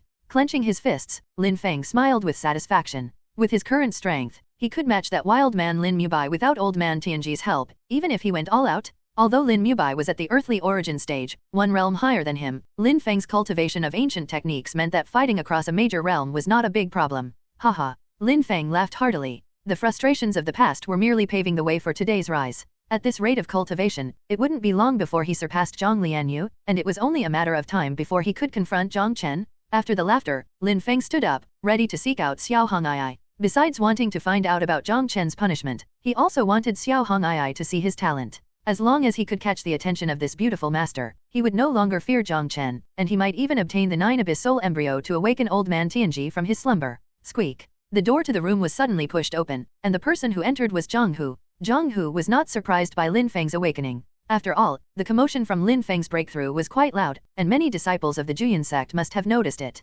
Congratulations, 6. Brother Lin, you've turned misfortune into a blessing and made great progress in your cultivation. Zhang Hu said with a beaming smile. Brother Lin? This address made Lin Feng frown. Before falling off the cliff, Zhang Hu used to call him 6th senior brother, but now it had changed to Brother Lin? How cold the world can be? He guessed inwardly. It must be because Lin Feng was no match for Jiang Chen, so Zhang Hu changed the way he addressed him. He had a good impression of Zhang Hu, thinking they were not only kindred spirits but also brothers who shared hardships. Now he saw clearly, Zhang Hu was a two-faced scoundrel. What brings you here, Brother Zhang? We're not that close, are we? Lin Feng said with a stern face. The words were a bit harsh, but Jiang Hu didn't mind and directly took out a pill and said, Brother Lin, this is a 7th grade spirit induction pill that can help you further your cultivation and solidify your core formation. The Peak Master specifically asked me to deliver it to you. A 7th grade spirit induction pill? Lin Feng's eyes lit up, but after looking at the pill, he looked suspicious. Judging by the pill's halo, it was undoubtedly a 7th grade pill, but it felt cold to the touch and carried a chilling aura, not at all like a pill that could enhance cultivation. Lin Feng took another look at Jiang Hu. Although Jiang Hu said the pill was a gift from Xiao Hong'ai, who knew if it was true? He wouldn't be foolish enough to easily trust a two-faced person. After some thought, he handed the pill back to Jiang Hu and said with a chuckle, since it's a pill that can enhance cultivation, I'll give it to you. Really? Jiang Hu was overjoyed. Worried that Lin Feng might change his mind, he immediately tried to put the pill into his mouth. But before he could swallow it, Lin Feng snatched it back. Of course it's just a jest. Lin Feng changed his stance in an instant without a hint of embarrassment. Jiang Hu's face darkened. Wasn't this just toying with him? He had just felt guilty for speaking ill of Lin Feng behind his back. Now it seemed there was no need for guilt. I'll keep the pill. What are you still doing here? Lin Feng spoke again. I promised the Peak Master to watch you refine the pill. Jiang Hu replied instantly. This made Lin Feng even more cautious. Back in the lower domain, there were many who wanted to poison him. Without exception, they all wanted to watch him take the poison. Lin Feng also had some knowledge of pill refining, but no matter how he looked at it, he couldn't figure out the pill, even feeling like he had never seen it before. If old man Tianji wasn't asleep, he would surely be able to tell at a glance whether this is a poison pill with his insight. Lin Feng lamented in his heart. Indeed, it was he had lost count of how many days since old man Tianji was asleep, and he missed him. Lin Feng glanced at Jiang Hu again, who was still looking enviously at the pill in his hand. Judging from Jiang Hu's behavior just now, the pill doesn't seem like a poison pill. But what if, just what if someone wanted to poison me through Jiang Hu? He analyzed in his mind. But according to Jiang Hu, the pill was a gift from Xiao Hong'ai. This beautiful master is a bit strange, but she wouldn't poison her own disciple. Lin Feng was once again in a dilemma. Suddenly, bang! The door to the room was kicked open with force. Haha, junior brother Lin, I heard you've awakened from your coma, and as your eldest senior brother, I've come to visit you. Jiang Chen entered the room. His arrival startled both Lin Feng and Jiang Hu. Jiang Hu was considering whether to kneel before speaking. Lin Feng, with a dark face, replied, eldest senior brother, please go back. I'm fine and don't need any comfort. How can that be? Juyan sect is almost out of normal people, and you've finally woken up from a coma. As your eldest senior brother, I naturally have to come and spar with you. Don't worry, I'm quite heavy-handed. Jiang Chen smiled wickedly. As he spoke, he was ready to make a move. But when he saw the pill in Lin Feng's hand, he suddenly stopped. His pupils shrank. With just one glance, he confirmed. The pill in Lin Feng's hand was definitely a 7 Abyss pill. Such a poisonous pill, how did it end up in Lin Feng's hands? And judging by Lin Feng's appearance, he seemed ready to eat it. That's not something you can eat. Lin Feng was the son of destiny, and even if he really ate it, it probably wouldn't be a big deal. But Jiang Chen didn't want to take the risk. After all, if the tool for ascension became foolish, it would affect his grand plan. Junior brother Lin, hand over the pill quickly. Jiang Chen stepped forward, ready to snatch it. But he had only taken one step. Gulp. Lin Feng swallowed the pill with the speed of lightning, not giving Jiang Chen a chance to react. Not only that, after swallowing the pill, he crossed his arms and said smugly, haha, Jiang Chen, this pill is a bit strange, others told me to eat it, and I really dared not. But you don't want me to eat it? Sorry, I must eat it. Farewell. Hearing this, Jiang Chen turned and left. Chapter 129. Haha. After Jiang Chen left, Lin Feng laughed smugly. Ever since encountering Jiang Chen, he had been constantly on the losing end, but he finally managed to turn the tables today. Junior brother Jiang, did you say that? Lin Feng boasted to Jiang Hu again, as long as you're fearless and don't bow to evil, there will eventually come a day when you can hold your head high and breathe peacefully. Jiang Hu nodded in agreement, giving a thumbs up. From the situation just now, he also thought that Jiang Chen was trying to snatch Lin Feng's high-level elixir, only to end up with nothing. But for some reason, he always felt that the look Jiang Chen gave Lin Feng when he left was a bit like looking at an idiot. With the task completed, Jiang Hu didn't think too much and prepared to leave to report back. But before he could turn around, he saw Lin Feng, who had just been laughing arrogantly, suddenly change his expression. Huh? Why do I feel a cold aura rampaging inside my body? Maybe this spirit induction elixir was made from cold materials? After all, many cold substances can also increase a cultivator's cultivation, Jiang Hu speculated. That makes sense. Lin Feng nodded, but why do I feel like my flesh is being gnawed on? It's kind of painful. Brother Lin, this is a 7th grade elixir, and in the entire central domain, only the ancient pill tower can refine it. Such a high-level elixir is naturally different, with extremely potent medicinal power. You should quickly use your vital energy to activate it. Otherwise, the effects of the medicine will be wasted. Jiang Hu said earnestly. Lin Feng thought it made sense and immediately sat cross-legged to activate the elixir with his vital energy. But soon, he found something even more wrong. After activating it with vital energy, the coldness and pain did not decrease but intensified. Not only that, but his mind was also filled with chaotic noises like the wailing of 100 ghosts, making his consciousness start to blur. Not good, this is a poison pill. Lin Feng suddenly opened his eyes. The 7 purifications annihilation technique he practiced not only eradicated the 7 emotions and 6 desires but also had a certain immunity to poison. Without any hesitation, he started to run his technique, wanting to expel the poison pill from his body. But it was too late. If he had done this right after taking the pill, he might have been able to expel it successfully, but he had just used his vital energy to activate the pill, allowing the poison to penetrate deep into his bones. The ghostly wails became more piercing and shrill. Lin Feng could clearly feel his flesh being gnawed away by thousands of ants, not only in excruciating pain but also rapidly losing blood essence.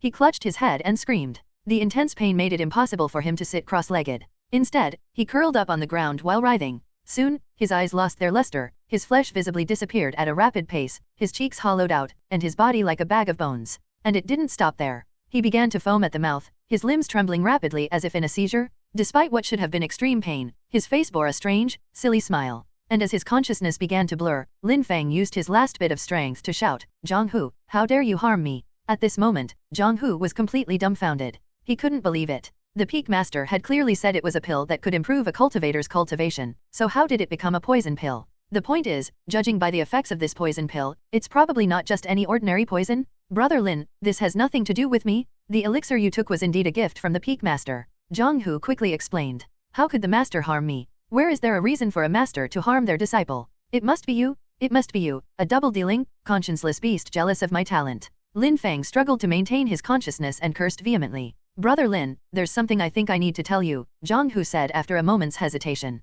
Cut the nonsense. If I'm lucky enough to survive this ordeal, I'll crush your bones and pull out your tendons. You better wash your neck and wait. Lin Feng shouted. Brother Lin, actually, you're not the Peak Master's disciple, not even a disciple of our 9th Peak. The Peak Master said she has never accepted you as a disciple because you haven't kowtowed or offered tea. So, you have no real relationship with the Peak Master. Shocked beyond measure, Lin Feng momentarily regained some clarity. Xiao Hong'ai doesn't acknowledge him as a disciple? The reason being he didn't offer tea or kowtow to become a disciple. But that was what Xiao Hong'ai herself said was unnecessary? Now this? Was she playing him? Suddenly, Lin Feng thought of a possibility. He endured the pain, foaming at the mouth, and asked, "The Peak Master? Does the Peak Master get dizzy at the sight of tea? Dizzy when she saw people kowtowing?" "Not at all." Jiang Hu replied instantly, "I kowtow and offer tea to the Peak Master every day, and from time to time she even rewards me with some cultivation resources. This is outrageous." Lin Feng was both angry and in pain, instantly understanding everything. What beautiful master.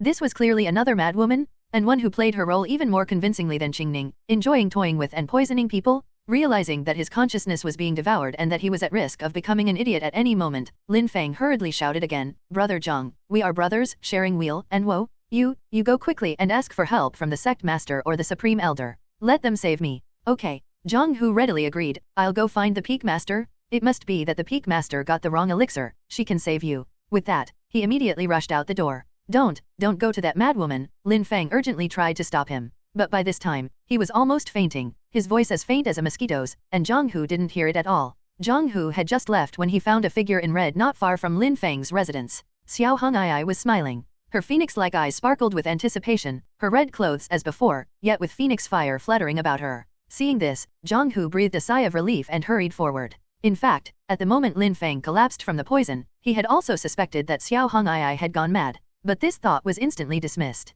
Because it was impossible. Because that was Xiao Hong'ai, a beloved figure of the 9th Peak. Because Xiao Hong'ai was not only the legitimate daughter of the Xiao family but also the Peak Master of Juyan Sect's 9th Peak, and even a cultivator of the upper 4 realms. She had been nurtured since childhood by the Juyan Old Ancestor and the Supreme Great Elder, and cultivators of the upper 4 realms were known for their stable state of mind. How could such a person go mad? Soon, however, Jiang Hu realized he was wrong. He hurried forward, impatient to speak when. "How is it? Did that Lin Feng die from the poison? Oh, that elixir doesn't kill people, so he must have been poisoned into becoming stupid, right?" Xiao Hong'ai asked eagerly. Jiang Hu felt as if he had been struck by lightning. He rubbed his eyes and cleaned his ears. Even after confirming that he hadn't seen or heard wrong, he still couldn't believe it. "I'm asking you a question." Xiao Hong'ai frowned, a flash of ferocity appears in her eyes. Gulp.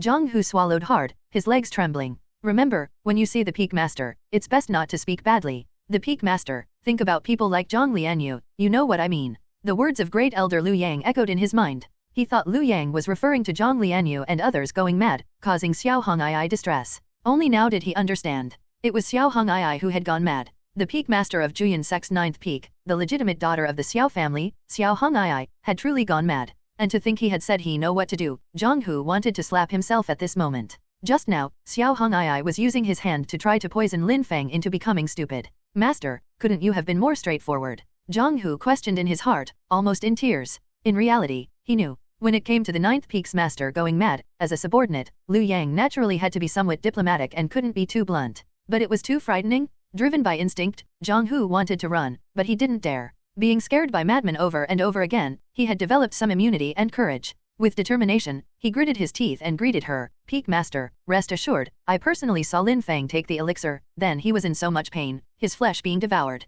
It was truly satisfying to watch. Not bad, Zhang Hu, you've impressed me, Xiao Hong'ai nodded in satisfaction. Being able to alleviate the Peak Master's worries is my good fortune, Zhang Hu declared righteously. Very good. Are you willing to become the 6th true disciple of my 9th peak? Will you continue to alleviate this Peak Master's worries? Xiao Hong'ai's eyes brimmed with even stronger approval. After a pause, she added, although the sect rules state that only the Peak Master's disciples can become true disciples, my 9th peak is special. We manage our own affairs? If I say you are one, then you are one. And there's no need to go through the true disciple test.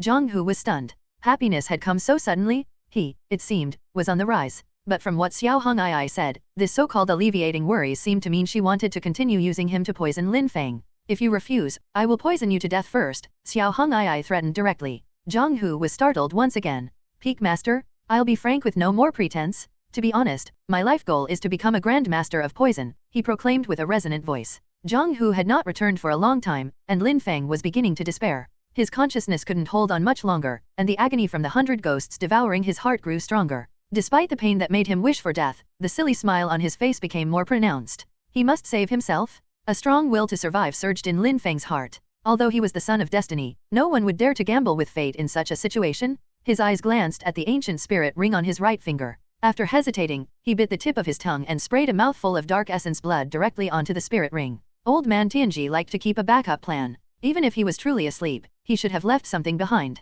The last time he heard 9 Abyss Soul Embryo, the old man had emitted a wave of soul power. This was the best proof. After all, who could completely sleep and still react to external things? Now, Lin Feng was betting on this backup plan. He didn't need much, just a trace of old man Tianji's soul power, and he could resist the poison using his own 7 purifications annihilation technique to expel the toxins from his body. Old man Tianji, I'm counting on you. Staring desperately at the spirit ring, Lin Feng was extremely weak. Silence was his answer. The spirit ring, covered in dark essence blood, showed no reaction. This plunged Lin Feng into utter despair. But just as he was about to resign himself to his fate, a scream came from the spirit ring. Old man Tianji. Lin Feng suddenly opened his eyes, almost crying with excitement. Who let a ghost into the spirit ring, trying to gnaw me alive? This person is ruthless and must know that I am a soul body, deliberately trying to scatter my soul. Old man Tianji cursed. Lin Feng was extremely embarrassed. He had been so focused on saving himself that he had forgotten about this. But he was helpless. If he didn't do this, he risked becoming an idiot. He and old man Tianji were in the same boat. If things went wrong, old man Tianji would suffer too. Now was not the time for explanations. Lin Feng shouted, Old man Tianji, save me. Silence answered him again as if old man Tianji had fallen back asleep. Helpless, Lin Feng repeated the action, spraying another mouthful of dark essence blood onto the spirit ring. Old man Tianji's scream sounded again. Quick, while you haven't fallen asleep again, lend me a trace of your soul power. Lin Feng seized the opportunity to shout. The answer was still silence. He knew that old man Tianji's soul power was depleted, and he would unconsciously fall asleep, even in the face of danger. To forcefully awaken him, he had to do something drastic. Gritting his teeth, he went for a 10-fold spray. He only stopped when he was about to faint from the effort. Old man Tianji kept screaming. Although he would fall back asleep after each scream, the duration of the screams was noticeably getting longer. Finally, a chill filled the room, and old man Tianji floated out of the spirit ring, standing in front of Lin Feng. He was dressed in a Tai Chi robe. His face was old and weary with one black and one white eye beneath his white eyebrows. This was not the first time Lin Feng had seen old man Tianji's complete soul, but he was still stunned. Because at this moment, old man Tianji's soul was intermittently solid and dissipating, clearly the purest soul, yet it carried a hint of a ghost's malevolence. His eyes, which should have been ancient and profound, were flashing a terrifying red light. Who is it? I must tear you apart today. Old man Tianji's white hair was disheveled, and he was nearly losing his sanity. Quick, save me. With those words, Lin Feng completely lost consciousness. Hearing this, Old Man Tianji's eyes regained clarity, and he hurriedly checked Lin Feng's condition. 100 ghosts devouring the heart, a poison pill refined from 7 kinds of yin spirits, he exclaimed in shock. But after glancing at the dirty blood at the corner of Lin Feng's mouth and the spirit ring now completely covered in dark essence blood, he twitched at the corner of his mouth. If it weren't for his instinctive sense of a life-threatening crisis, which caused the ghost and other yin spirits to backlash, adding a bit more soul power, he would have almost been gnawed to death by the ghosts by now. Although this awakened him from his slumber, it also caused his soul to be contaminated by ghost qi, with extremely troublesome consequences. A slight mishap could lead to becoming a ghost without any sanity. At this moment, Old Man Tianji wanted to strangle Lin Feng. But looking at Lin Feng's hollow eyes, his emaciated body, and the silly smile that remained even when he had lost his senses, "You, the son of destiny, are even more miserable than me," he sighed helplessly. With that, he had to squeeze out most of the soul power he had just recovered and pour it into Lin Feng's body after some hesitation. Several hours later, Lin Feng suddenly woke up. Sitting up straight, he looked around and found he was still in his own room. The ghostly wails in his mind had disappeared, and the devoured flesh had somewhat recovered. Haha, I actually survived this. I really am the son of destiny. The relief of surviving a calamity made Lin Feng laugh out loud. He quickly took out some blood-replenishing pills from the spirit ring and popped them into his mouth non-stop. Not long after the pills were swallowed, the speed of his flesh recovery increased. Several hours later, although he was still as thin as a rake, he had finally regained the ability to move. Old Man Tianji, Lin Feng called out urgently. Silence answered him again. Asleep again, Lin Feng guessed. Cackle. A strange laugh came from behind. Hearing this, Lin Feng jumped up and looked in the direction of the sound. At this sight, he immediately went on high alert. In one corner of the room floated a disheveled ghost with red eyes, laughing incessantly as if it couldn't stop. Seeing that Lin Feng was about to act, the ghost finally spoke. Lin Feng, it's me, Old Man Tianji. Old Man Tianji? Lin Feng was taken aback. He didn't want to believe it. After all, Old Man Tianji was a soul body. How could he have such heavy ghost qi? And why was his laugh so strange? But he had to believe it, because if he looked closely, the facial features and clothing of the ghost in front of him were indeed exactly like Old Man Tianji. Old Man Tianji, how did you become like this? Lin Feng's heart sank as he hurried over. Upon hearing this, Old Man Tianji suddenly became furious, clawing and pounding at Lin Feng. Despite being extremely angry, he couldn't help but stop from time to let out a cackle of strange laughter.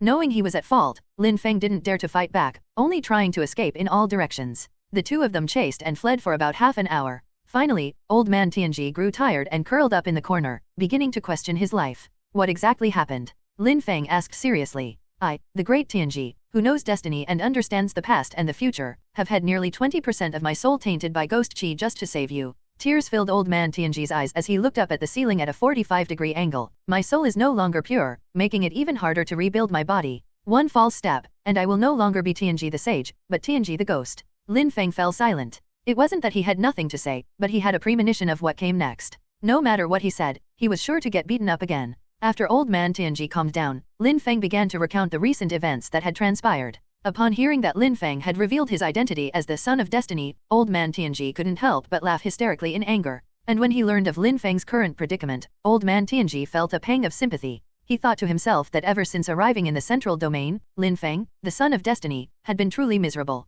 Of course, his own situation wasn't much better. What do you plan to do next? Old Man Tianji asked. Defect from the sect. Lin Feng replied as if it was the most natural thing in the world. The sect's higher UPS are ambiguous in their attitude towards me, and this 9th peak is full of lunatics. Staying here is like asking for death. Old Man Tianji agreed with this sentiment. But the problem was, if he really defected from the sect, it wouldn't sound good. Moreover, after registering one's blood essence, one's whereabouts would be detectable no matter where one fled unless the blood slip was destroyed. It's not appropriate to defect directly. Just find an excuse to leave and avoid returning to the sect unless absolutely necessary, Old Man Tianji suggested. Lin Feng nodded, then looked lost. Being new to the central domain, he was unfamiliar with the place. For a moment, he really didn't know where to go. Buddha Temple, Old Man Tianji said. Buddha Temple? Lin Feng shook his head like a rattle drum, clearly refusing. He knew that Mu Kuei, the 4th true disciple of 9th peak, was likely to be at Buddha Temple. Mu Kuei was extremely powerful in combat and likely another lunatic. Lin Feng didn't want to be tormented by another madman.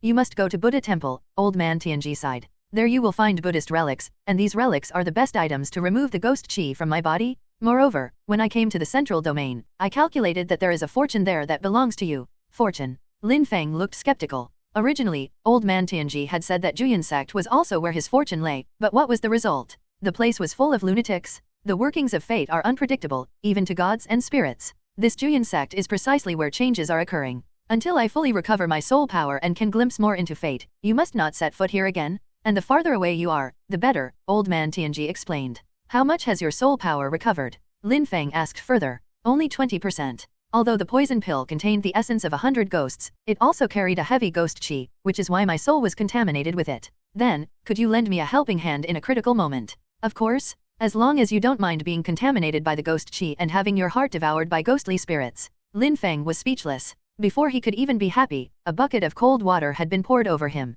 He also understood what old man Tianji meant. Now that old man Tianji's soul was tainted, his soul power was naturally impure, containing a lot of ghost qi. Using such soul power to assist him would be like swallowing another poison pill. However, he wasn't too worried. As long as he left Juyin sect, he could stay away from Jiang Chen and those lunatics. Although there was likely another madman at Buddha Temple, it would be fine if he was careful not to interact with them and not be seduced. Alright, tomorrow I'll find an excuse and head to Buddha Temple. Lin Feng decided. The next day, Jiang Chen was patrolling the mountains in the name of the Hall of Enforcement along with a few followers wanting to earn some system rewards. He arrived at Sword Peak. Nephew, have you come? Come quickly with me into the peak, and let me teach you the way of the sword. Sword Peak's master Zhang Lingfeng appeared with a beaming smile. I'm here to beat people up.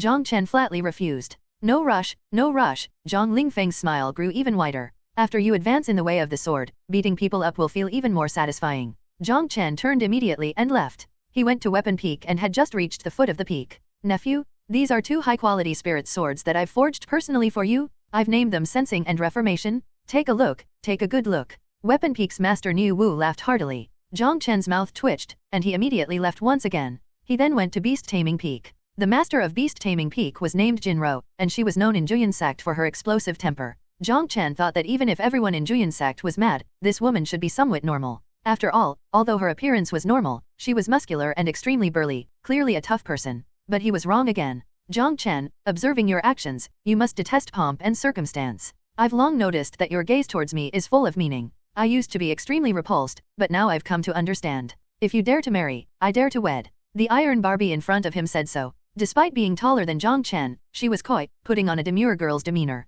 Jiang Chen was speechless. His gaze towards Jinro was indeed full of meaning, but it was the look one gives to a strange people. There was no other implication. He also knew that Jinro had always wanted to get married, but he didn't expect her to set her sights on him. Without any hesitation, Jiang Chen turned and ran along with his followers. Riding her contracted beast, Jinro chased after him while shouting, Jiang Chen, aren't you trying to do evil? Come at me, I can take it. Hearing this, Jiang Chen ran even faster. Seeing Jinro's relentless pursuit, he even turned back and shouted, Peak Master Jin, please stop, your defense is too high, I can't break through. In the end, Jiang Chen and his followers successfully returned to 9th Peak. Before he could even reflect on the events, he saw a plump female disciple, as round as a ball, approaching him. This girl Jiang Chen remembered. She was a disciple of a certain elder from 9th Peak. Although he couldn't recall her name, he knew this chubby girl was always timid, and every time she saw him, she would roll away in fright. Jiang Chen took a closer look. He noticed that the chubby girl was still timid with her head bowed deeply, no different from usual. This person should be normal.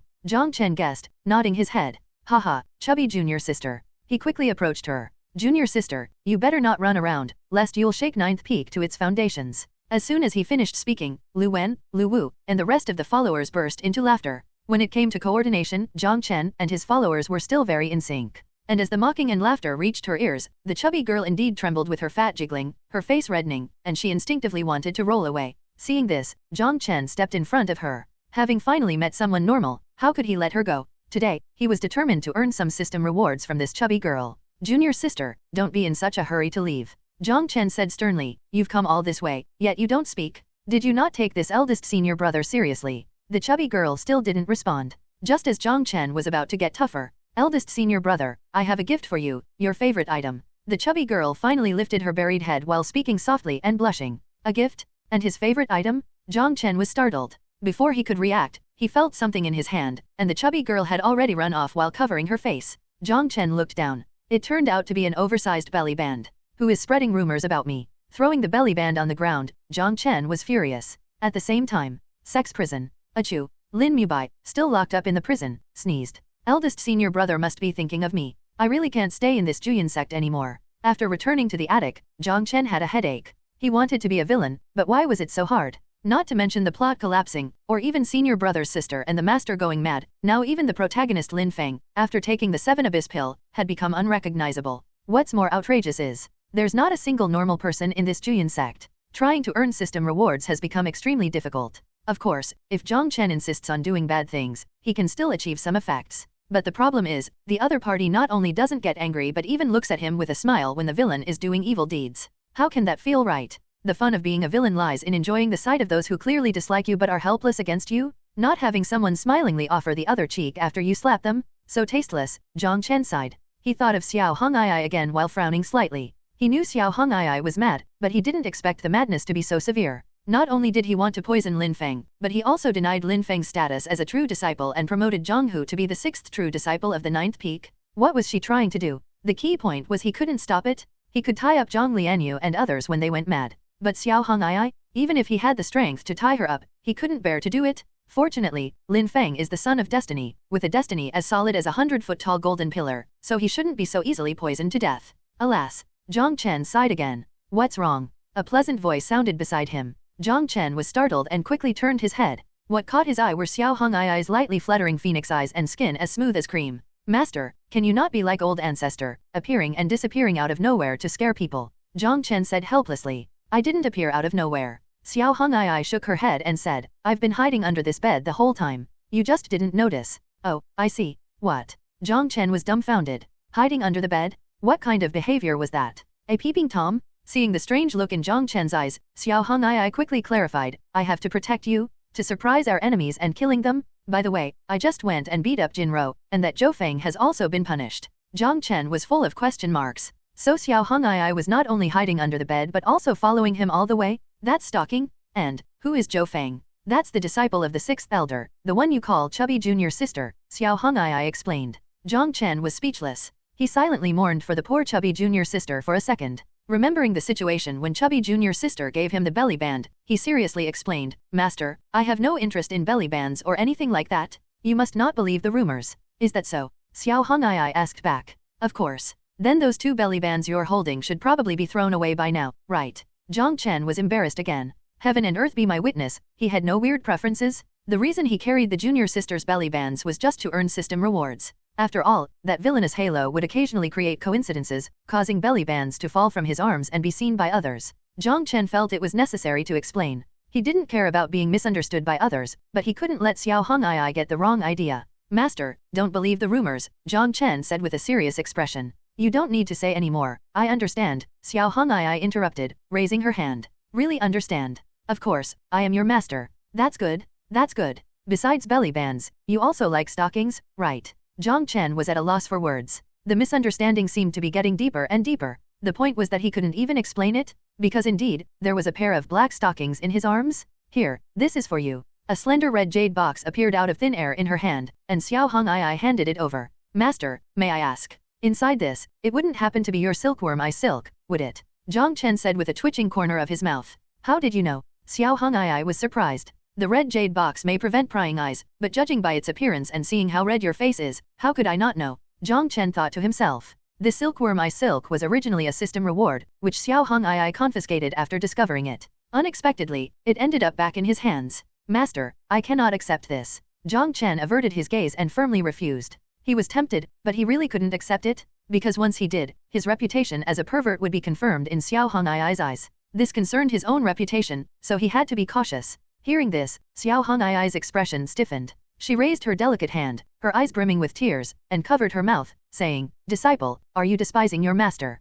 Jiang Chen was even more speechless. When Qingning played the victim, he could comfort her. When Jiang Lianyue played the victim, he could simply ignore her. When Lin Mubai played the victim, he would feel nauseous and want to hit someone. But when Xiao Hong'ai played the victim, then he could only be a pervert. Helplessly, Jiang Chen had no choice but to open the red jade box, take out the silkworm eye silk, and treasure it in his embrace. Seeing Xiao Hong'ai still with tears in her eyes, he thought for a moment, then put the other black stockings and belly bands into his spirit ring, leaving only the white silk in his arms. Now Xiao Hong'ai was satisfied, her smile blooming instantly. Master, I feel that it won't be long before we are known as the perverted master and disciple, Jiang Chen said. How could that be possible? Xiao Hong'ai denied. Jiang Chen, that's not perversion, it's just you being your true self, free and unrestrained. I really like you this way. Master, when I say perverted master and disciple, I'm referring to both of us, Jiang Chen added. What do you mean? Xiao Hong'ai frowned. She was about to say something else when she suddenly looked towards the outside of the pavilion and then vanished into thin air. The next second,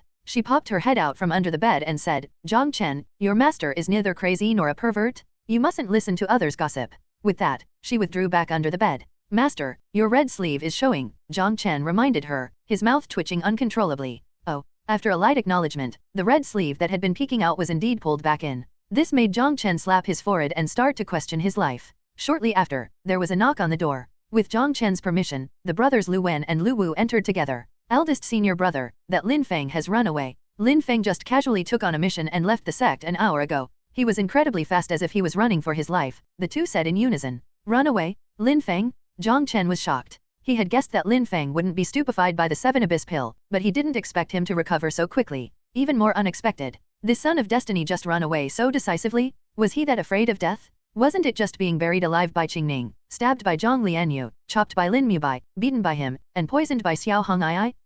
It did seem quite miserable. If it were him, he would run too. Humph, a cowardly rat. Xiao Hong'ai suddenly appeared while scoffing. Lu Wen and Lu Wu were left speechless. It wasn't that they couldn't accept Xiao Hong'ai's sudden appearance. They just couldn't understand. Why did Xiao Hong'ai emerge from under the bed? Lin Feng had just run away, and chasing him now was pointless. It was to deal with such situations that he insisted on making Lin Feng join the Juyin sect. This was called being prepared. Jiang Chen decided to let this son of destiny run for a while, and when he settled down somewhere, he would go and capture him. Next, he prepared to go into seclusion. Although his combat strength was strong now, his cultivation was only at the mid-stage of human origin. This time in seclusion, he had decided that he would not emerge until he made a breakthrough. After learning that Jiang Chen was going into seclusion, Jiang Lianyue and Qingning also chose to go into seclusion. Once sure that no one would harm her big disciple in the short term, Xiao Hong'ai began to study the way of the pill and rarely went out. The entire Juyin sect once again became quiet. Only Zhang Hu was constantly going out, searching for poisonous materials for Xiao Hong'ai to use in her pill refining.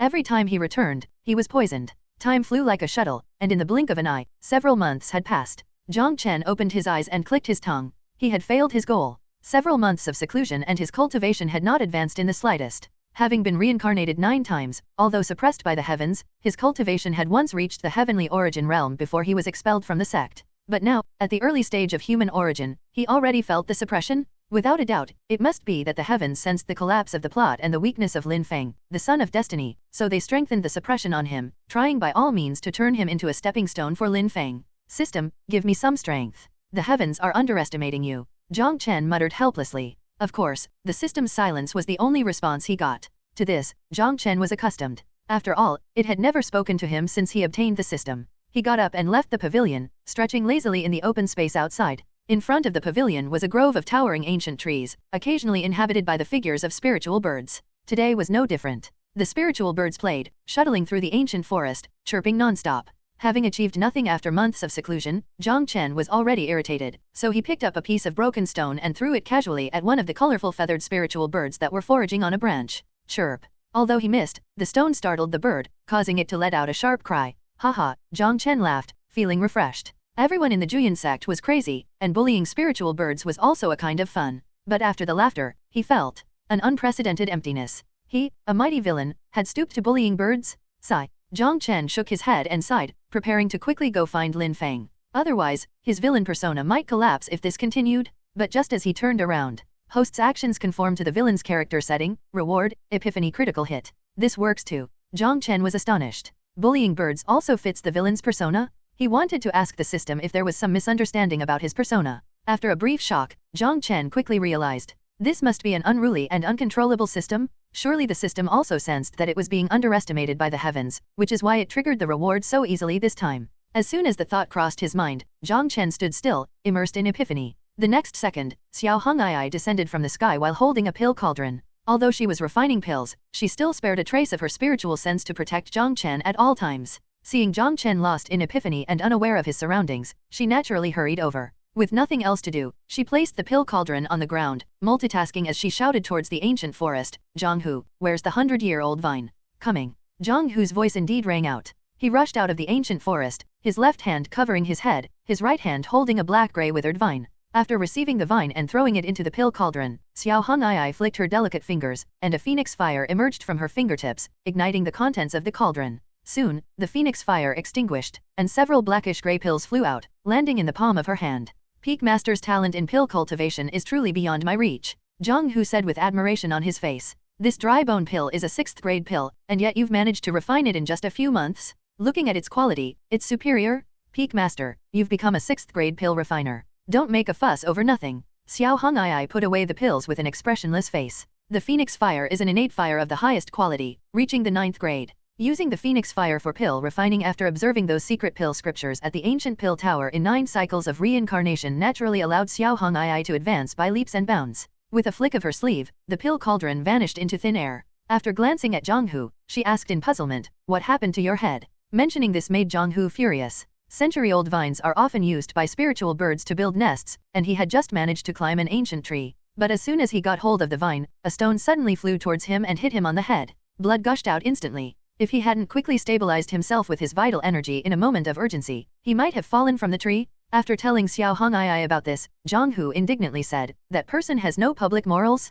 Throwing stones around carelessly and even using their cultivation? Peak Master, you must stand up for me." Xiao Hong'ai glanced at Jiang Chen and immediately identified the culprit. After all, she had been using her divine sense to protect Jiang Chen and was well aware of his every move. Jiang Hu hadn't considered Jiang Chen because the ancient forest was dense and vast, and it was common for male and female disciples of the 9th peak to enter in pairs, indulging in each other's company. Of course, Xiao Hong'ai wouldn't mention this to Jiang Hu. In her view, Jiang Hu deserved to be hit by Jiang Chen's stone. Why did Jiang Hu have to climb the tree that Jiang Chen was throwing stones at? Moreover, couldn't he have avoided the stone just the same if Jiang Hu had a smaller head? If one were to really investigate, it would also be Jiang Hu's parents' fault. Yes, that's it. Xiao Hong'ai nodded to herself, feeling that her reasoning was sound. Seeing Jiang Hu still standing there with a wronged expression, she tossed him a jade slip and said, "This is a high-grade movement technique. Learn it quickly." A high-grade movement technique. Jiang Hu was shocked after he got the jade slip. Such a level of movement technique, even for true disciples, would require a lot of merit points to exchange.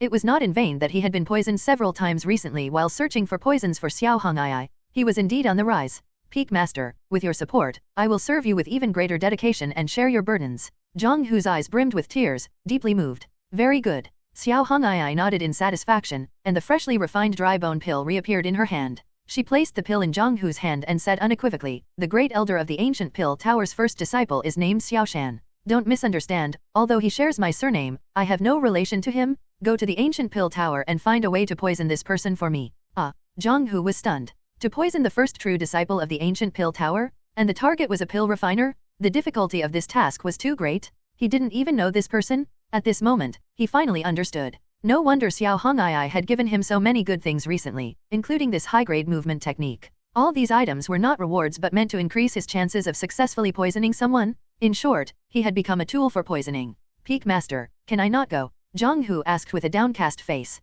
"You can." Xiao Hong'ai nodded agreeably, "Then you can just take this pill and test the poison on yourself." At these words, Jiang Hu turned pale with fright. "Peak Master, to be honest, I have a deep-seated hatred with that Xiao Shan," he said earnestly. At the same time, a surge of energy burst forth from Jiang Chen's body, leaving Jiang Hu in disarray. Feeling the robust and majestic energy, he exclaimed, "Earthly origin realm. Eldest senior brother has had an epiphany and has directly reached the earthly origin realm." After waking up from his epiphany, Jiang Chen found that Xiao Hong'ai and Jiang Hu had already left. Glancing at the spiritual birds flitting through the ancient trees, he picked up another piece of broken stone and threw it at them. This time, there was no system reward. The system was no longer unruly. After stabilizing his cultivation in the attic for a few days, he had Xiao Hong'ai use a blood slip to locate Lin Feng. Buddha Temple, Xiao Hong'ai concluded in the end. Jiang Chen frowned at this. In the original story, Xiao Hong'ai ordered Lin Feng to go to the Buddha Temple to find Mu Kui. Now that the plot had collapsed to this point, he didn't expect Lin Feng to still go to the Buddha Temple. Jiang Chen really didn't want to go to the Buddha Temple. He truly didn't want to deal with Mu Kui because that guy was really special, and the best strategy was to stay away. However, he couldn't just ignore Lin Feng, especially since the Buddha Temple was indeed the place of destiny for this son of destiny, and it was a great opportunity. According to ancient records, the Buddha Temple had only been established for a few hundred years, and before that, it was the territory of the Demon Suppression Palace. The ancestor of the Demon Suppression Palace had the 6 prisons demon suppression physique and sacrificed himself to suppress a demon from the upper domain. After his death, his body transformed into the 6 prisons, barely managing to kill the demon. After the fall of the Demon Suppression Palace ancestor, the palace gradually declined, and the Buddha Temple took its place. The monks also love face. After the establishment of the Buddha Temple, they not only tried every means to erase the existence of the Demon Suppression Palace but also renamed and changed the still existing 6 prisons to encompass 7 emotions: joy, anger, sorrow, fear, love, hatred, desire. These are specifically used to punish and reform evildoers or those of the demonic path. Furthermore, the Buddha temple also propagated that these 6 prisons were the result of the successive ancestors of the temple entering nirvana and their Buddhist relics forming naturally. This was believed to be true by the ordinary sects and cultivators of the central domain, with only a few top-tier sects understanding the truth. In the original story, after Lin Feng arrives at the Buddha temple, he is unwilling to be forced into chanting and reciting Buddha, so he causes a commotion in the temple and is eventually locked in the deepest desire prison of the 6 prisons. The Son of Destiny naturally wouldn't be imprisoned for no reason. With the help of Old Man Tianji, Lin Feng eventually escaped from prison and broke through all 6 prisons. The monks of the Buddha temple, who only valued their own treasures and practiced Buddhism, never thoroughly investigated the 6 prisons, using them as a mere prison. They had no idea that the 6 prisons were not a prison but the legacy left by the ancestor of the demon suppression palace after his fall. Lin Feng's breaking of the 6 prisons caused them to shatter into pieces, but as a result, he obtained 6 drops of the ancestor's essence blood. Lin Feng's physique was transformed by integrating the essence blood, and he became the 6 prisons demon suppression body. From then on, he cultivated both Dao and body, soaring to the heavens. This incident almost led to a great war between the Juyan sect and the Buddha temple, 2 righteous sects. Although the war was ultimately avoided, the Juyan sect still paid a significant price to protect Lin Feng. If it were Lin Feng's usual opportunity, Jiang Chen wouldn't bother to interfere. After all, he needed to use Lin Feng to bring about his own ending and then ascend. But the 6 prisons demon suppression physique was different. It was an ancient physique. Paired with Lin Feng's ancient cultivation method, it could lead to a qualitative leap. If the system's rewards were not strong enough, then he, the villain, might have to repeat the previous 9 lives scenario of being humiliated. Jiang Chen would not allow this to happen. He could die at Lin Feng's hands, but he would not let himself be trampled on like a stepping stone by the protagonist ever again. The Buddha temple is vast. Can you pinpoint Lin Feng's exact location through the blood slip? Jiang Chen asked Xiao Hong'ai. No, the blood slip only shows a rough location, Xiao Hong'ai replied with a somewhat solemn expression. This answer made Jiang Chen understand instantly. Old Man Tianji had awakened? Although he didn't know how Lin Feng had managed to wake him, he was indeed awake. Because only Old Man Tianji could obscure the blood slip's tracking of Lin Feng. Now, Lin Feng had the prerequisites to obtain his opportunity. If left unchecked, the Buddha temple would surely hand Lin Feng such a great opportunity on a silver platter. Master, I need to make a trip to the Buddha temple, Jiang Chen finally decided. Okay, Xiao Hong'ai nodded simply. Master, you. Jiang Chen was about to ask Xiao Hong'ai not to follow. After all, if he was going to the Buddha temple and Lin Feng had already entered the 6 prisons, then he would have to cause a huge disturbance in the temple to be imprisoned in the 6 prisons as well. Given Xiao Hong'ai's current state, she would definitely not let those bald monks from Buddha temple capture him. But after thinking it over, he gave up on the idea. Because even if he truly tried to stop her and Xiao Hong'ai reluctantly agreed, he wouldn't be able to detect her if Xiao Hong'ai was determined to follow him. It's the same old saying, if you can't beat them, can't tie them down, and can't bear to part with them, the only option left is to communicate carefully when the time comes. But as for the other lunatics, Jiang Chen wouldn't be so polite. This matter was of great importance, and he would not let those lunatics ruin things. Soon, Jiang Chen first sought out Jiang Lianyue. Lianyue, let's discuss something. Jiang Chen got straight to the point. At that moment, Jiang Lianyue was practicing her swordsmanship and immediately straightened up upon hearing him. I will leave the sect tomorrow and it will take at least several months before I can return, Jiang Chen added. I'm coming too. Jiang Lianyue replied instantly. Ah, how I wish I could take you with me. Jiang Chen shook his head and sighed, but you are the only person I trust. I need you to become stronger. Only then can you be my right-hand man. The most trusted person? Right-hand man? These words immediately invigorated Jiang Lianyue. So you need to continue your secluded cultivation. You're only at the middle stage of earthly origin. What? You've reached the late stage of earthly origin already. Jiang Chen widened his eyes, quickly changed his tune, and coughed to cover his embarrassment. Cough cough, such strength is still not enough.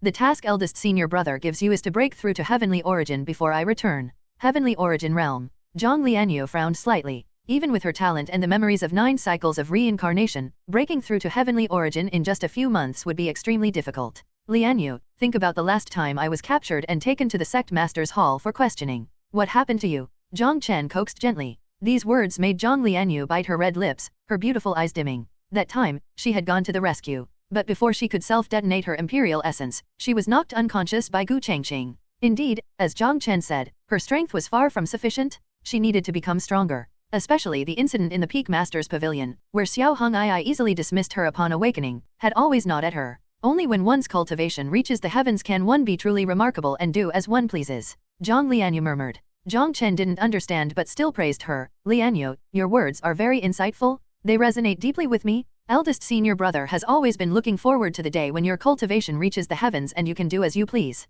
Really? Jiang Lianyue's eyes lit up with joy. Of course. Great. I'll start my secluded cultivation right away. Go for it. fifth junior sister. Watching Jiang Lianyue trot away, Jiang Chen smiled with satisfaction. It seems that lunatics need to be tricked. Tying them up is not reliable. After dealing with one, Jiang Chen went to look for Qingning. At that time, Qingning was frolicking in front of Cloud Soaring Hall with Xiaobai. A girl and a tiger were having fun, occasionally sharing their experiences in burying people alive. Seeing Jiang Chen, the girl and the tiger hurried over. Qingning clung to Jiang Chen's arm and acted coquettishly. Xiaobai circled around Jiang Chen and asked, "Eldest senior brother, what's our next step in defying the heavens?" Not bothering with Xiaobai, Jiang Chen rubbed Qingning's head and said, "Qingning, let's discuss something." The same approach, nearly identical conversation. Jiang Chen tricked Qingning into secluded cultivation as well. The remaining lunatic, Lin Mubai, didn't need any attention. Lin Mubai had been personally thrown into the sex prison by old ancestor Juyan, and no specific sentence had been set, so no one dared to release him. If old ancestor didn't wake up and remember this matter, then Lin Mubai might end up sitting in prison for a long time. Haha. Thinking of this, Jiang Chen laughed out loud. "Eldest senior brother, your laugh is quite sinister, but I like it." Xiaobai took the opportunity to flatter. "Why are you still here?" Jiang Chen was surprised. "I'm a demon beast, so secluded cultivation before my transformation is useless. Since Qingning is in seclusion again, I'll just follow you." The next day, Jiang Chen left Juyan sect and headed for Buddha temple accompanied by the Lu brothers, Lu Wen and Lu Wu, and a large white tiger. As he left the sect, 1,000 people saw him off. From the 12 supreme elders to the menial disciples of the Juyan sect, they all continuously urged him to take care of himself and to be especially wary of those bald monks from Buddha temple because those monks were very bad. These words made Jiang Chen's scalp tingle, and he quickly hurried away. A red figure, however, was not far behind him, appearing and disappearing intermittently. Watching Jiang Chen's departing figure, the 12 supreme elders sighed. The old ancestor indeed had great wisdom. Recently, since they decided to reform Jiang Chen, the evil deeds committed by Jiang Chen have significantly decreased. Not only that, before leaving Juyan sect, Jiang Chen even managed to get the two lunatics, Jiang Lianyue and Qingning, to enter secluded cultivation. Xiao Hong'ai followed as well. With this, Juyan sect was temporarily at peace. Originally, although everyone had witnessed the terror of the demonic seed, they still had some doubts about the words of old ancestor Juyan. After all, the matter was truly inconceivable. Any person with a normal mind wouldn't fully believe it. But the facts were right before their eyes, and they had no choice but to believe. "I feel that I've started to look at Jiang Chen more favorably recently, even finding him somewhat handsome," Beast Taming Peaks Master Jinro remarked. "Me too." Sword Peaks Master Zhang Lingfang joined in. "At the beginning, I had to forcibly suppress the disgust in my heart and grit my teeth to reform Jiang Chen. But recently, although I still feel disgusted, I also find him somewhat pleasing to the eye. It's because old ancestors' method is effective, and we have developed a certain resistance to the influence of the demonic seed," Weapon Peaks Master Niu Wu said. This statement received unanimous approval from the 12 supreme elders. With gratitude in their hearts, everyone bowed deeply in the direction of old ancestor Juyan and said in unison, "Old ancestor's wisdom illuminates the truth. We are unworthy." Jiang Chen would be dumbfounded as if he was struck by lightning if he heard this conversation. In his 9 cycles of reincarnation, there were indeed quite a few people who found him particularly pleasing to the eye. But without exception, all those people were villains? This also meant that the people of Juyan sect were about to be labeled as villains by the heavens? Still, Buddha temple is a bit troublesome, Supreme Great Elder Xiaoting said with concern. Everyone nodded, their expressions solemn. What were those bald monks from Buddha temple best at? Reforming and saving souls. If Jiang Chen was reformed by Buddha temple, what would happen to the demonic seed in their hearts? If he was saved, that would be even worse. Now, everyone in Juyan sect was convinced that the cause of the inner demon was an excessive obsession, which arose because of Jiang Chen. Under this premise, if Jiang Chen, the evil one, was punished, it would only have the opposite effect, strengthening their obsession with righteousness. At that point, the demonic seed might take deeper root, or even fully erupt, and Juyan sect would directly become Juyan demonic sect. We must guard against this. If Buddha temple wants to lead us into demonhood, I will send those bald monks to meet the Buddha first, one of the supreme elders said fiercely. Indeed, although we are both on the side of righteousness, those who are not of our sect will have different hearts. Moreover, since the establishment of the Buddha temple, they have repeatedly detained Juyan sect's disciples and forced them to chant Buddhist scriptures. This act disregards our Juyan sect, another supreme elder agreed. Hearing this, Xiaoting's brow slightly furrowed. Why did he feel that Juyan sect was a bit too aggressive? Although he didn't understand, he also felt it was justified, because the current Juyan sect was resisting the entire demonic path with the strength of the entire sect. If anyone tried to sabotage them, he would not let them off either. Keep a close watch on the situation at Buddha temple, Xiaoting finally instructed. Buddha temple had a vast influence. Located on the western side of the central domain, it had countless temples within it, standing like forests and spreading across thousands of li. In a subordinate temple of the Buddha temple, the morning bell and evening drum resonate, and incense smoke curls up gently. This temple is structured in a single line, with its buildings aligned in a row. Apart from the main hall and Buddha hall, there are only connected monastic cells where monks with unshaven heads reside, reciting scriptures and chanting Buddha's name daily. Dong. A young monk strikes the temple bell, its sound rolling out and echoing throughout the temple complex.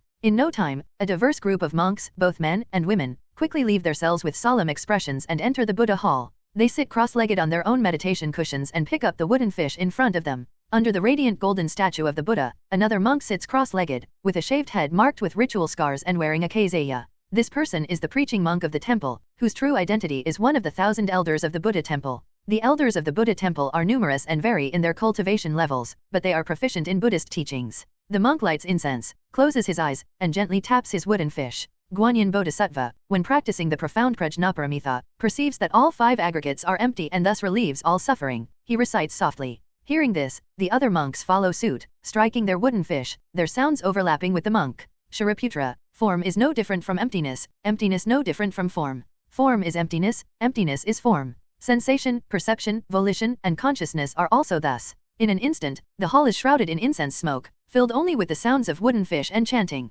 The golden light of the Buddha statue on the high platform shines even brighter as if seeking to save all sentient beings. Suddenly, crack! A crisp and jarring sound rings out. The monks, who were a moment ago meditating on Buddha, are instantly jolted awake, looking resigned as if accustomed to this disturbance. The preaching monk's eyes snap open, and his mouth twitches uncontrollably. Everyone's gaze follows the sound. Behind the seated monks, there is a man with a towering figure and thick eyebrows nearly joined together. Even while sitting cross-legged, he towers over the others. Looking at the wooden fish he has just shattered, he scratches his head awkwardly and says, "Sorry, I didn't control my strength." Everyone is exasperated. Didn't control his strength? How many times has this happened now? The rules of the Buddha temple. Monks who come here must chant scriptures and meditate on Buddha together with 9 others. The Buddhist sect values mutual aid and salvation, so only after all 10 receive the approval of the preaching monk can they leave the temple and move within the Buddha temple's sphere of influence. No matter how slow, monks who have come in the past usually gain approval to leave within a month. But they have been stuck here for a full 4 months. Do you know how they've spent these 4 months? They neglect sleep and food, hoping to finish their chanting and meditation and then leave this cursed place. But every single time, the man who is like a tower breaks the mallet and shatters the wooden fish. At first, the preaching monk thought the man was just too strong, so he gave him an extremely sturdy spiritual wooden fish. But nothing changed. Reluctantly, the preaching monk had to keep replacing it with higher grade, more robust mallets and wooden fish. The result was the same. The wooden fish that the man just shattered was a high-grade spiritual instrument, a treasured Buddhist sect artifact from the bottom of the preaching monk's chest. "Mu Kuei, you have no fate with Buddha, leave the Buddha temple at once," says the preaching monk with a pained expression, waving his hand as if shooing away a fly. Upon hearing this, the other monks feel no joy, because this is the 50th time in 4 months that the preaching monk has said this. And every time, Mu Kuei's response is the same. "That won't do." Mu Kuei shakes his head in refusal. Eldest senior brother says I'm foolish. I must complete the sex mission to prove him wrong. After a brief silence, the monks collectively slap their foreheads and then question their existence. The preaching monk is utterly disheartened, wishing to crash his head against the golden statue of the Buddha behind him and then tell the Buddha,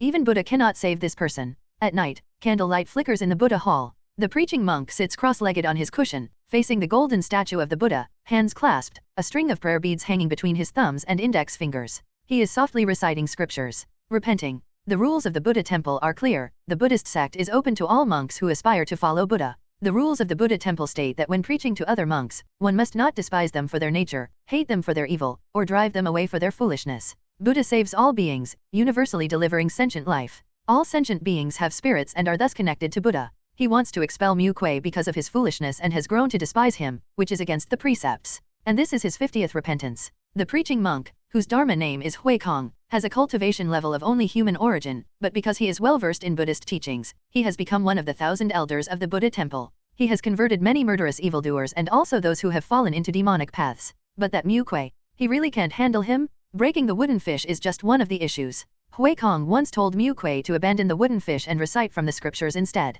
One moment, Mu Kuei could recite the contents of the scriptures from memory, but when it came to chanting, he would hesitate and not be able to utter a single word, then claim he forgot. Hui Kong could see that Mu Kuei was a body cultivator. He had him chop wood and meditate to refine his mind. But this guy was outrageous. Chopping wood, he would split the ground. He snored like thunder during meditation, startling the other monks, who thought it was divine retribution. Hui Kong endured all this. But the problem is, the Buddha temple provides for the daily needs of the visiting monks who chant and meditate, satisfying their requirements. Mu Kuei, a core formation cultivator, often feels hungry like those in the lower 4 realms, and if he doesn't get supplements like qi and blood pills or beast meat, He needs to eat spiritual rice. Eating spiritual rice is fine, the Buddha temple is wealthy and wouldn't begrudge some spiritual rice. But Mu Kuei eats too much. One man's appetite equals hundreds, and in 4 months, he has consumed several years' reserves of spiritual rice from the temple. If this continues, the temple will be eaten empty by Mu Kuei. The Buddha temple's annual allocation to its subordinate preaching temples is limited, and to ensure the daily supply for other monks, Hui Kong has not only exhausted his spirit stones but even sold his own golden alms bowl recently.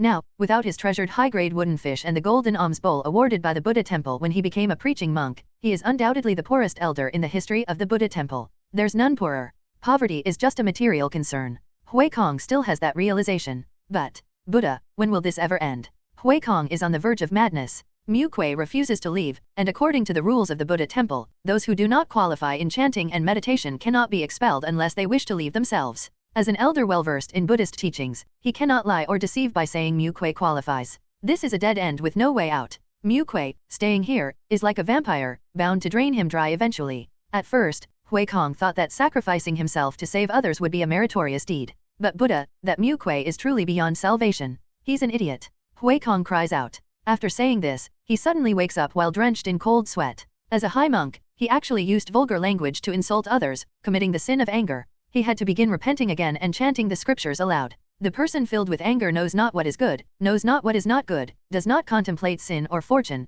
does not understand consequences, does not reflect upon themselves, and shall fall into the evil path. The scriptures say, one should cultivate all sentient beings' roots of virtue without dispute. Those who are angry and do not understand, commit a parajika offense. The chanting stirred the Buddhist teachings within Hui Kong, causing them to revolve on their own. At the same time, the golden body of the Buddha shone brightly, Buddha's light enveloped the hall, and the sound of Buddha's teachings echoed from all directions. Half an hour later, the chanting ended, the Buddha's light faded, and Hui Kong opened his eyes again. The malicious aura in his eyes was gone, without anger or rage, and a profound smile hung on his lips, like an enlightened high monk. Elder, Mu Kuei requests an audience, a young novice monk reported from inside. Upon hearing this, Hui Kong's expression suddenly stiffened, and his high monk's demeanor collapsed in an instant. Soon, another person entered the Buddha hall. This person was holding a bucket of rice a meter tall, babbling incessantly while grabbing handfuls of spiritual rice from the bucket and stuffing them into his mouth. After a satisfying meal, this person did not forget to have the novice monk prepare more than 10 cups of spiritual tea to quench his thirst.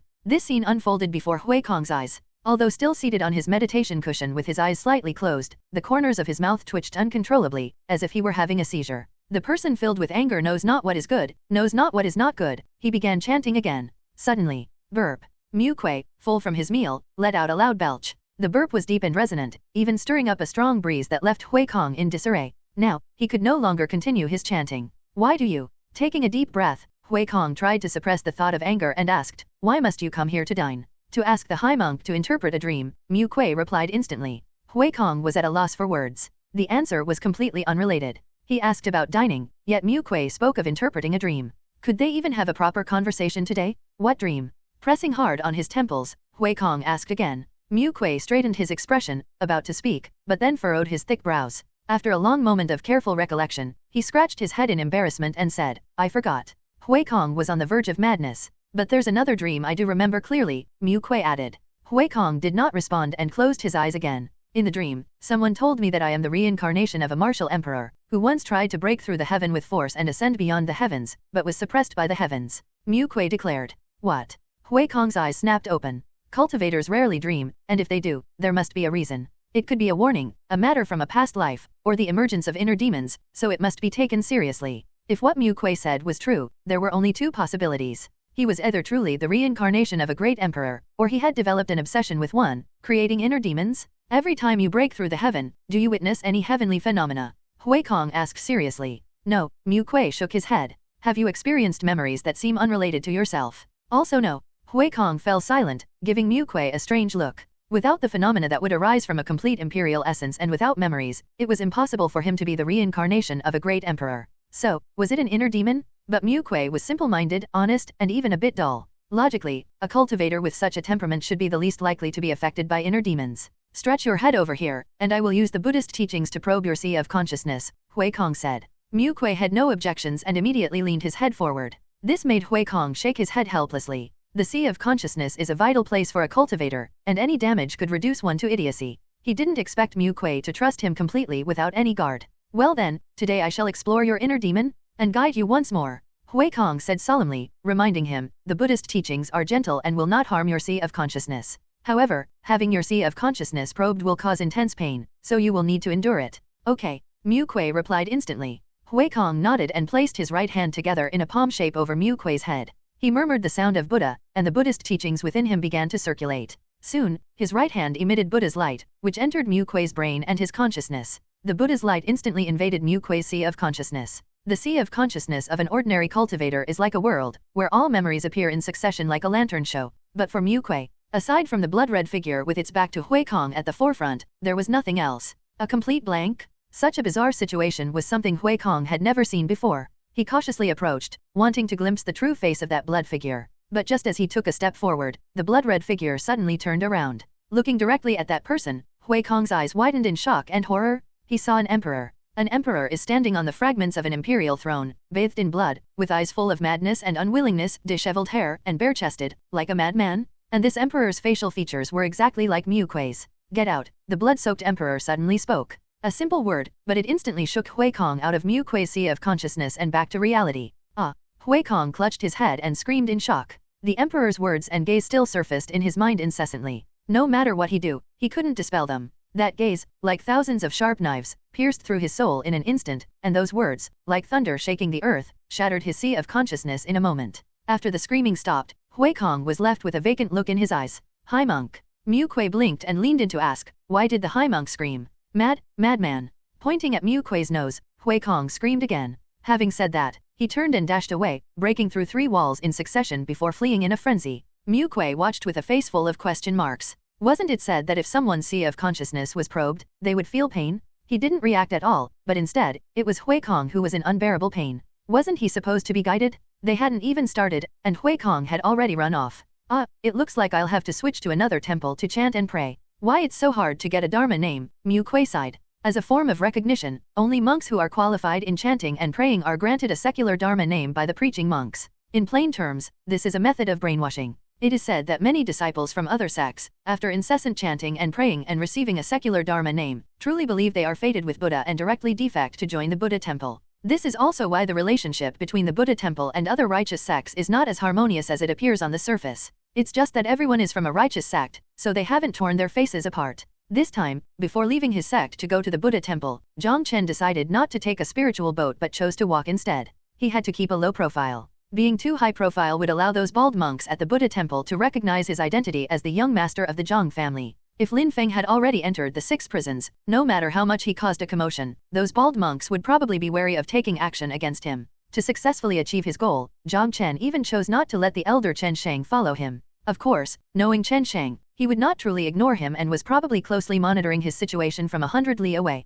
At this moment, the group had been walking for many days and was only a few hundred miles away from the Buddha temple. Eldest senior brother, are we going to the Buddha temple to drive Mu Kuei mad? Little brother Lu Wen suddenly came up and asked. Drive him mad. Jiang Chen frowned. Lu Wen chuckled with a don't pretend, I know it was you, look. It's not surprising he thought this way. When Jiang Chen was at the Juyan sect, Jiang Lianyue and Lin Mubai went mad, then after a trip to the Hongduan mountain range, Qingning went mad. After returning to the Juyan sect, even peak master Xiao Hong'ai had gone mad. How could this not be related to Jiang Chen? That's what the others at the Juyan sect used to think until the old ancestor of Juyan fooled them into blaming it on a non-existent demonic seed. Lu Wen and Lu Wu, the 2 younger brothers, had their memories of the sermon erased by the Juyan old ancestor, so they naturally still thought the same. Of course, Jiang Chen himself thought the same way. Glancing at the intermittent appearance of a red figure not far behind, he was pretty much convinced that he was poisonous. That Mu Kuei can't go mad, Jiang Chen said, looking away and shaking his head. Why not? Lu Wen was puzzled. Jiang Chen didn't reply. He just continued shaking his head. The answer was simple. Because Mu Kuei was already a madman? A madman reincarnated from a martial emperor. Jiang Chen looked up at the sky, feeling enlightened. This is a vast world, and although there are 10 smaller worlds beneath it, they all exist under the same heaven's will. In this vast world, everyone aims to become an emperor, and the word ascension is rarely mentioned. This is because, although ancient texts record that during the ancient times, some cultivators managed to ascend to the heavens, since the end of the ancient era and the establishment of order, no one has ascended for tens of thousands of years. Over time, most cultivators lost the concept of ascension, believing that becoming a great emperor was the ultimate goal of cultivation. Only a few know. It's not that cultivators have lost the path to ascension but that they have taken the wrong path. To become an emperor, one needs the heavens' recognition, which is what most cultivators believe today. Little do they know, Emperors recognized by the heavens are actually, in his words, false emperors. Emperors who willingly become vassals of the heavens will. To become a true emperor, one must comprehend and prove their own Deo. Only when they achieve their Deo can they break through the heavens and ascend. The ancient cultivators were able to ascend because they defied the heavens. How can today's cultivators, who follow the heavens will and take pride in being recognized by the heavens, break through the heavens and ascend? But Jiang Chen also knows that today's cultivators can't be blamed, as the suppression from the heavens above is currently indeed too strong. Hasn't he failed in his 9 attempts to defy the heavens? It's worth mentioning that in his 9 cycles of reincarnation, Lin Feng's path to proving the Dao using the Heartless Blade was also because he realized this point. Ironically, Lin Feng, the son of destiny, ultimately chose the path of defying the heavens. And heaven is indeed a good father. Despite foreseeing Lin Feng's final choice, the heavens still took great care of this son. Such behavior, in Jiang Chen's view, is like the mountainous fatherly love, preferring the son to break through and defy him just to send the son to a higher place. Apart from Jiang Chen and Lin Feng, those who know this are the false emperors recognized by the heavens. Most of the false emperors have chosen to comply, and only the martial emperor before his reincarnation as Mu Kuei insisted on resisting. That martial emperor sealed his memory and reincarnated to cultivate anew before his imperial essence collapsed and formed an emperor's throne. In order not to be influenced by heaven's will, he even abandoned all wisdom except for his comprehension of the martial path. Mu Kuei's dullness is for this reason. When Jiang Chen said Mu Kuei was mad, he didn't mean madness in the sense of demonic possession but rather in the sense of true madness. Because he is a true madman who, despite being able to stand at the pinnacle and enjoy worship by simply choosing to comply, insists on defying the heavens, seeking to prove the Dao through martial arts, break through the heavens, and ascend. In his 9 cycles of reincarnation, Jiang Chen had tried to awaken Mu Kuei's memory early so that they could defy the heavens together. But without exception, they all failed. Because the seal on that martial emperor's memory was too strong, beyond his ability to break. And every time Mu Kuei's memory began to awaken, it was just before his death. In the original story, Mu Kuei went to another realm after his memory began to awaken. This was probably a foreshadowing by the original author. But when the writer who took over hastily concluded the story, this foreshadowing naturally went unused. Therefore, what ultimately happened to Mu Kuei, Jiang Chen also did not know. The only thing he knew was if Mu Kuei became completely enraged, he would break a seal on his memory and enter a state of madness.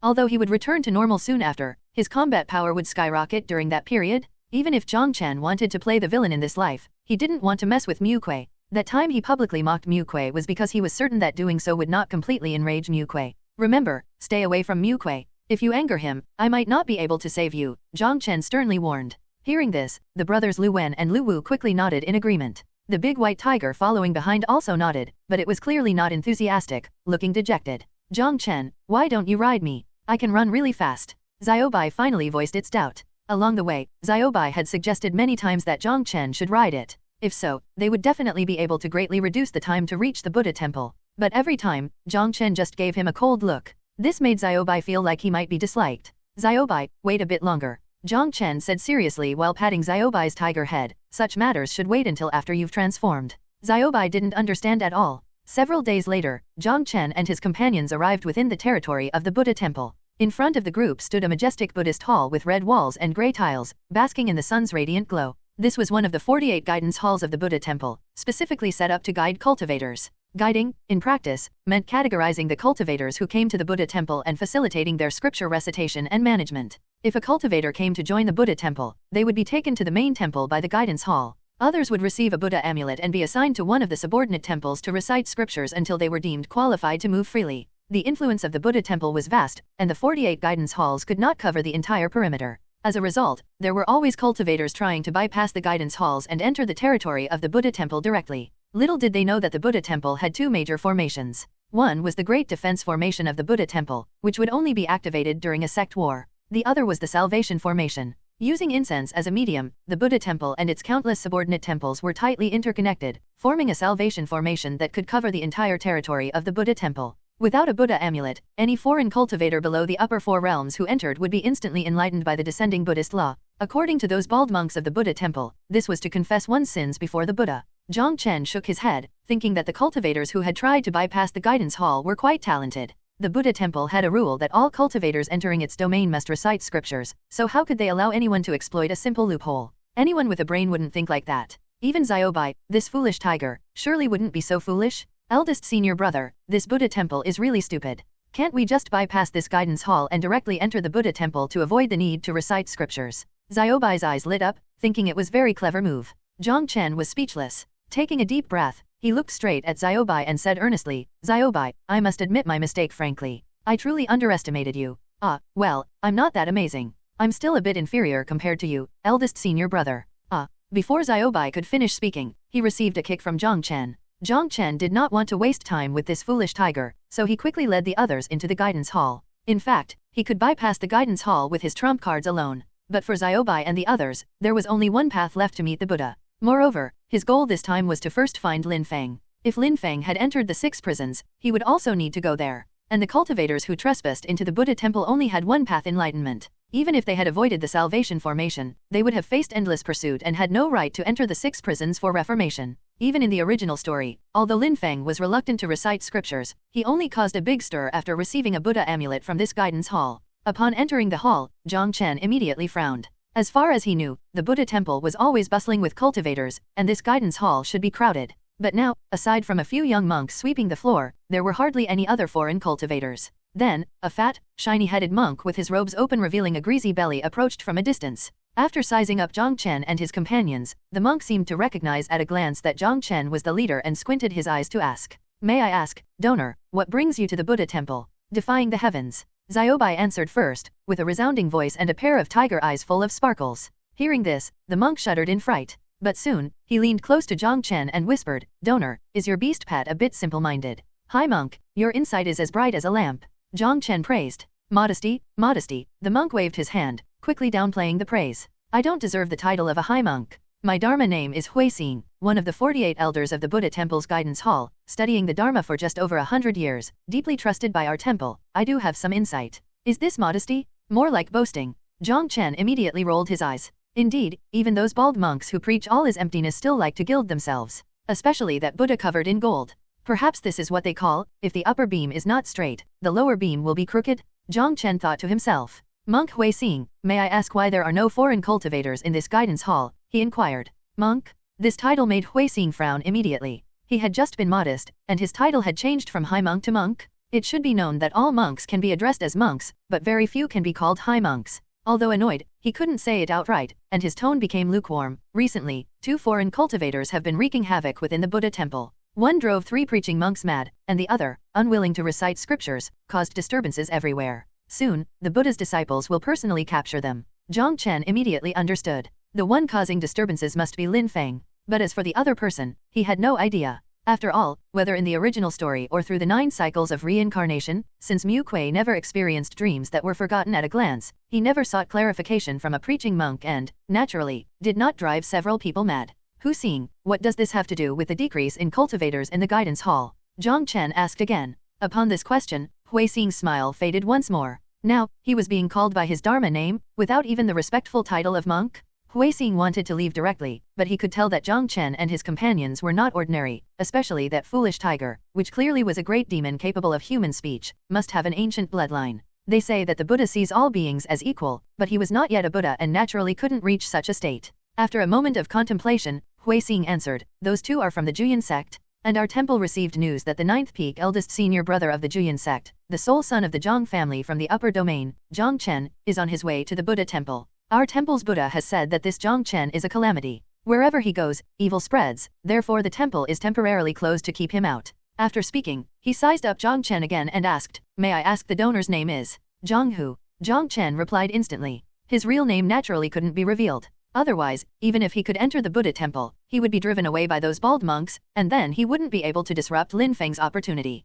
This Huixing didn't seem to have a strong dislike for him, presumably because he was inwardly despicable. As expected, Huixing didn't doubt him and nodded. Donor Jiang, please return. As I have said, the Buddha temple is temporarily closed. We do not accept other unrelated persons except for fellow practitioners and those who wish to become disciples of the Buddha temple. Amitabha, I have 3 Dharma names. The first is Songzang, funeral procession, the second is Banzang, half burial, and the third is Quanzang, complete burial. Jiang Chen brought his palms together, the Buddha Stupa Sutra circulating within him, his voice like the sound of Buddha. The 3 names combined are simply called Sanzang, triple burial. TLN, Buddha Stupa Sutra is a reward from the system. These words instantly confused Huixing. An old monk? He looked at Jiang Chen's black hair on top of his head and estimated Jiang Chen's age. He didn't seem like an old monk. And 3 Dharma names? Combined into Sanzang? Isn't that nonsense? But Huixing rubbed his eyes and cleaned his ears. Although these words seemed nonsensical, why did the person in front of him resemble the 6 Buddha sons of the Buddha temple, not only with a voice like Buddha's but also bathed in Buddha's light, clearly someone deeply versed in Buddhist teachings? Hao Xing couldn't believe it, yet he had no choice but to believe. Words and appearances can deceive, but the Buddhist sect's techniques cannot. Moreover, he could clearly feel that the Buddhist scriptures Jiang Chen had learned were definitely many levels higher than his own. Could this person be a lay disciple from the upper domain Buddhist sect? Hao Xing secretly speculated. The more he thought about it, the more likely it seemed. Only this answer could explain everything. The central domain Buddhist sect's influence was solely on the Buddha temple. However, in the upper domain, there was a small realm called the Buddha realm, reputed to be filled with Buddhas whose radiant light illuminates everywhere, each one incredibly formidable. Dare I ask the high monk, where do you come from, and what brings you to the Buddha temple? Hao Xing asked again. I come from the far eastern land, specifically to the Buddha temple to seek the true scriptures, Jiang Chen said with a smile. He was addicted to bluffing and almost said he came to rob the scriptures. Eastern land? Hao Xing blinked in confusion. He had never heard of this place. He secretly guessed that it must be a place within the Buddha realm. After all, he was well versed in the central domain and even the lower domain, but the upper domain was beyond his knowledge. And seeking the true scriptures likely meant engaging in scriptural debate. In the Buddhist sect, many monks like to enhance their understanding of Buddhism in this way. After an epiphany, Hao Xing's expression immediately became respectful, and he greeted, "It is a great fortune for our Buddha temple to have the holy monk San Zhang come from afar." The title had changed from a high monk to a holy monk. This was because the Buddha realm was already considered a holy land in the hearts of the Buddhist sect, and monks from the holy land were naturally referred to as holy monks. I will inform our main temple to cleanse, chant, pray, and to welcome the holy monk with the highest etiquette. And I will personally escort the holy monk to our main temple for scriptural debate, Hao Xing said with a deep bow. Go to the main temple of the Buddha temple? Jiang Chen refused outright. How could this be possible? He could bluff Hao Xing here, but he couldn't bluff the bald monks in the main temple of the Buddha temple. The Buddha temple had the Buddha and the abbot, whose statuses were akin to the old ancestor and sect master. Besides them, there were the 4 great universal salvation monks, the 4 great ascetic monks, and the 6 Buddha sons. These people could tell at a glance that he was practicing the treasured scripture of the Buddha temple.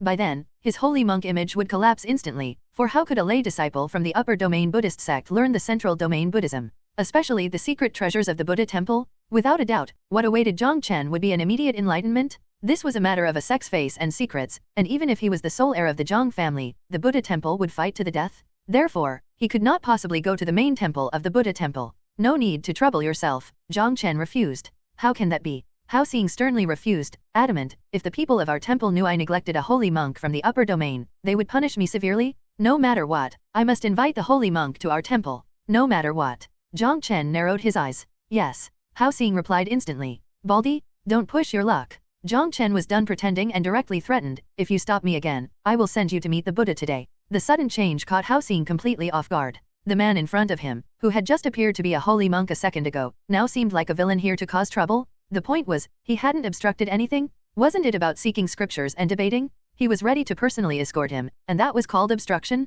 Completely unreasonable? Unfathomable? Holy monk, please mind your language. Hao Xing tried to suppress his dissatisfaction and said, if you want to debate scriptures, I will gladly take you there. Otherwise.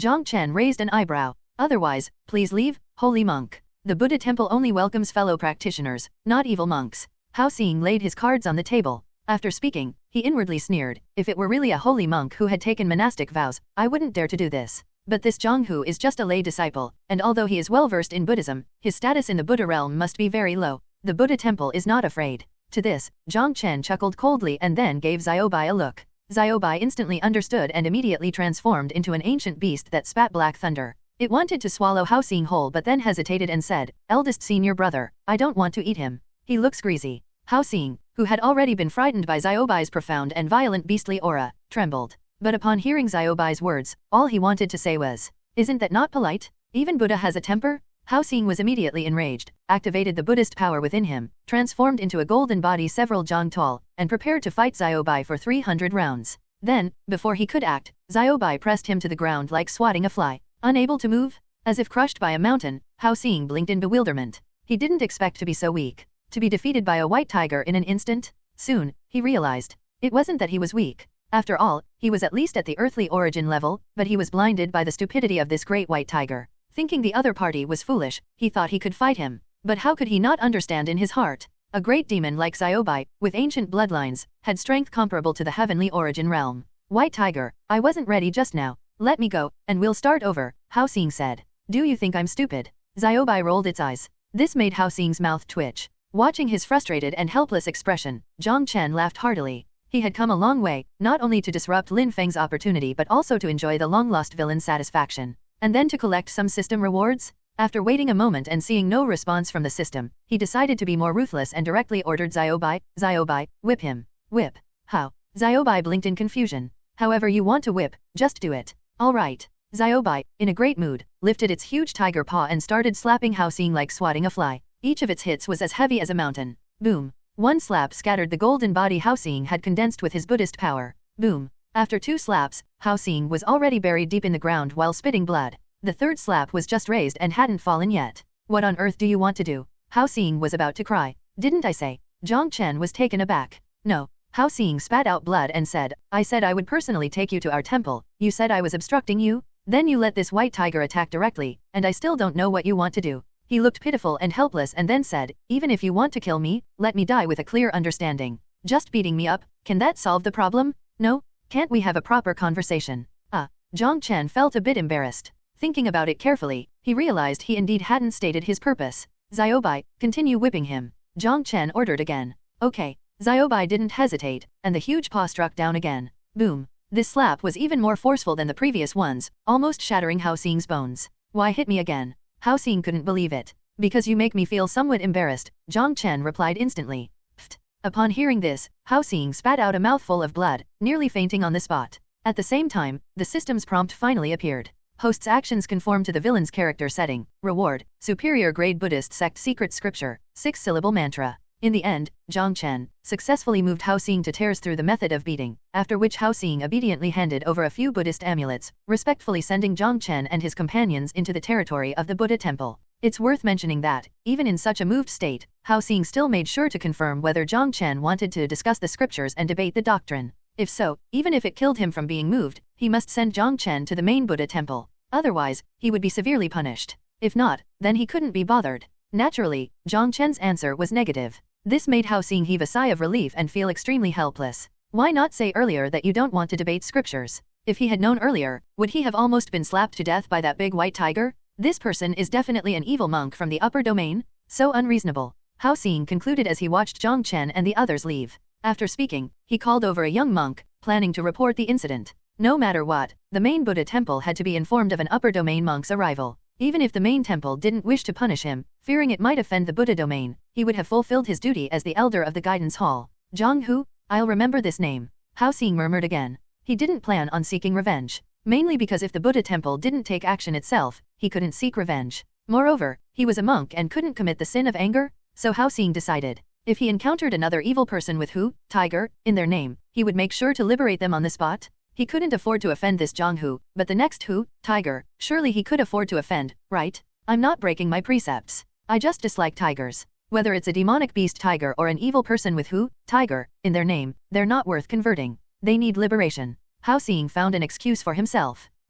With a flick of his sleeve, he turned to go back and heal his injuries. But just as he turned around, he saw a young man dressed in an ancient pill refiner's robe, with a determined face, clearly upright and just, walking into the hall from outside. When the young man saw the wounds on Hao Xing, he was first startled and then asked in confusion, why is the high monk in such a state? This question made Hao Xing's expression darken. If it weren't for the fact that he recognized the person as likely from the ancient pill tower and a 6th-grade pill refiner, presumably a true disciple, he would have exploded in anger. After taking a deep breath, Hao Xing asked, Donor, what brings you here? The Buddha temple is temporarily closed, and only fellow practitioners may enter. Also, all tiger-type demonic beasts and people with Hu, tiger, in their names are likewise forbidden entry, he added. So that's why the guidance hall is so empty today, the young man realized, bowing his hands. My name is Xiaoshan, the first true disciple of the ancient pill tower. I am here on the orders of my master to seek the Juyan sect's 9th peak 4th true disciple, Mu Kui. Mu Kui. Hao Xing frowned. Isn't that the foreign cultivator who drove 3 preaching monks to madness but couldn't be expelled due to the rules of the Buddha temple? Mu Kui is from the Juyan sect, so how could he be related to someone from the ancient pill tower? Sensing his confusion, Xiaoshan said, the high monk may not know. The former elder of the elixir peak of the Juyan sect was my master's sworn brother, but he was killed by Jiang Chen. His bones were burned until they become ashes and scattered. Every time my master thinks of this, he beats his chest and stumps his feet in grief. Condolences, Hao Xing offered. Although I have not met Jiang Chen, I also know that he is evil in all directions. Unfortunately, this man has come from the Jiang family in the upper domain. He is not an ordinary evil obstacle to deal with.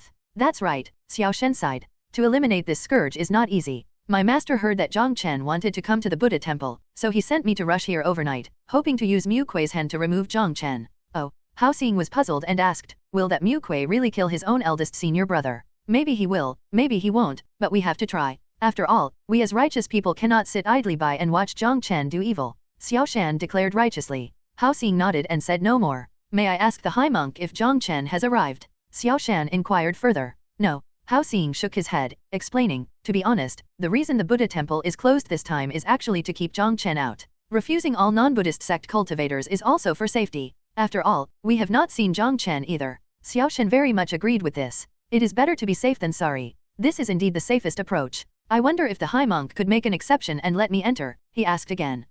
This. Hao Xing hesitated. As one of the elders of the guidance hall, if the other party was indeed a disciple of the ancient pill tower, it wouldn't hurt to make an exception. But the fear was that the person in front of him was Jiang Chen in disguise. Since he had not seen either Jiang Chen or the first true disciple of the ancient pill tower, he naturally couldn't tell if it was genuine. Seeing his hesitation, Xiao Shan immediately guessed something and quickly took out the ancient pill tower's true disciple token for inspection. Seeing that Hao Xing was still frowning, Xiao Shan flipped his right hand, and a cluster of green flames appeared in his palm. This is a 6th grade innate pill fire. Hao Xing was shocked. Correct, this is Mystic Azure Flame. Can it prove my identity? Xiao Shan smiled proudly. Yes, yes. Hao Xing nodded repeatedly. It was well known that the Mystic Azure Flame had been acquired by the ancient pill tower years ago, so it naturally proved Xiao Shan's identity. Appearance and speech can deceive, but pill fire cannot be faked. The identity of a pill refiner is very special, especially for someone like Xiao Shan who is a true disciple of the ancient pill tower. After confirming his identity, Hao Xing also showed many smiles, saying, Donor, at such a young age, you have been awarded such a spiritual fire by the ancient pill tower, you have a boundless future ahead. The high monk flatters me, Xiao Shan said modestly. Is this the donor's first visit to the Buddha temple? Hao Xing asked again. Indeed, Xiao Shan nodded. Taking out a Buddhist amulet from his spirit ring, Hao Xing instructed, if you had visited the Buddha temple before, I could have spared you the suffering of reciting scriptures and chanting. But since it's your first time, the rules of the Buddha temple. Don't worry, high monk, I will follow all the rules, Xiao Shan interrupted, knowing his place. Good, then I will arrange for you to stay in the same temple as that Mu Kui, so you can communicate with him. Thank you, high monk. However, that Mu Kui has already driven 3 preaching monks mad, so donor, please be careful. Don't worry, I'm only here to talk about Jiang Chen, nothing else. It's well known that Mu Kui was publicly ridiculed by Jiang Chen, so he must also harbor resentment in his heart. Alright, if the donor can take that Mu Kui away, I would also have accumulated some merit. Then I thank the high monk. With that, Xiao Shan took the Buddhist amulet. He intended to leave immediately, but after a thought, he took out a few pills of high-grade medicinal quality from his bosom and handed them to the monk, saying, These are just small tokens, consider them as a humble offering for the temple. Please, do not refuse, high monk. That is kind, very kind. Quickly pocketing the medicinal pills, the monk's smile grew even wider as he said, The donor and I must have a karmic connection, so let me warn you about something. What is it? Xiao Shan straightened his expression. If the donor encounters a lay disciple of the Buddhist sect named Zhang Hu, remember to stay away from him. This person comes from the upper domain, and his dharma name is San Zhang. Also, he has a big white tiger with him. Although it's not the brightest, it must not be provoked. Zhang Hu, big white tiger. Hearing this, Xiao Shan felt as if he had heard it somewhere before. He wanted to ask in detail, but seeing the monk's injuries, he instantly understood something. High monk, thank you for the warning. After saying this, he took out 2 more healing pills to give as a gift. Inside the grounds of the Buddha temple, apart from the temples that can be seen everywhere, there are also many mountain cliffs that have been cut through. Dense Buddha caves have been carved into these cliffs, with scriptures engraved on their walls, and inside are placed meditation cushions, incense tables, small golden Buddha statues, and other essentials required by the Buddhist sect. At first glance, this should be the dwelling place of monks, but in reality, it is not. These Buddha caves are for the use of cultivators who, after qualifying in chanting and meditating on Buddha, are allowed to move freely within the Buddha temple grounds for rest and cultivation. They are not free of charge. The small Buddha caves are only big enough for one person to meditate in and cost 1 medium-grade spirit stone per day. The medium-sized Buddha caves are slightly more spacious and can accommodate 5 people, but they cost 10 times more. As for the large Buddha caves, their interior space is like a small temple, and the price reaches the exorbitant rate of 100 medium-grade spirit stones per day. With such a price, one could buy a high-grade spiritual weapon, and it's charged by the day, making it almost unaffordable for core formation cultivators. The Buddha temple is very humane. If a cultivator is indeed exhausted but short of funds, they can delay paying the accommodation fee for a few days by chanting scriptures 100 times daily. If a cultivator suddenly feels a connection with Buddha and passes the test to become a monk in the temple, then all the incense money owed can be waived. Indeed, the Buddha temple refers to all these payments as incense money. According to them, the monks collect money not for themselves but to promote the Buddha's teachings and to build more golden statues for the Buddha. Jiang Chen has been staying for many days in the uppermost Buddha cave of a certain cliff. Having gone through 9 cycles of reincarnation, this is not his first time at the Buddha temple, but he still feels admiration. The Buddha temple's half-brainwashing, half-coercive preaching method is indeed not something many cultivators can withstand. No wonder the temple's influence has been growing in recent years, with an endless stream of cultivators willing to shave their heads and become monks. Recently, he often felt that someone was spying on him. Without thinking, it must be the elders of the guidance hall who have reported the matter. The bald monks of the Buddha temple are somewhat restless, but they also fear his reputation as a holy monk, so they deliberately come to check on his situation. At the beginning, there were at least several people spying on him every day. After a few days, seeing that Jiang Chen not only did not leave but also contributed a large amount of incense money, these bald monks seemed to be reassured and no longer paid attention. The people of the Buddha temple do not know that the reason Jiang Chen has not taken action is that Lu Wen, Lu Wu, the 2 brothers, and Xiaobai are gathering information outside. The reason he is so willing to pay is not only because he truly does not lack money but also because he knows that the damage he will cause to the Buddha temple next will definitely exceed the incense money he has paid. In short, it's worth it. It's worth mentioning that since he bears the title of holy monk, Jiang Chen and his entourage are all exempt from chanting and meditating on Buddha. At this moment, there is a figure in red in the Buddha cave besides Jiang Chen. Xiao Hong'ai kicked over the incense table and sat on the golden Buddha statue as if it were a stool, her hands propping up her head, her beautiful eyes unblinkingly watching the boiling and scorching hot pill furnace. Jiang Chen glanced at the purple-black pill smoke rising from the pill furnace. He was instantly certain. Yes, it's definitely a poison pill. Master, pill refining is exhausting, why are you bothering with these things? Jiang Chen said helplessly. To poison people. Xiao Hong'ai didn't turn her head, I need to protect you, and I don't have time to go around killing people. Since we have a poison tool person anyway, I can stay with you and poison those I dislike, so why not? The poison tool person she referred to was naturally Zhang Hu. At this moment, Jiang Chen finally understood. No wonder Xiao Hong'ai promoted Zhang Hu to be the 6th true disciple of the 9th peak. This was her intention all along. Thinking of Zhang Hu, Jiang Chen felt a bit of pity. That person is quite tragic.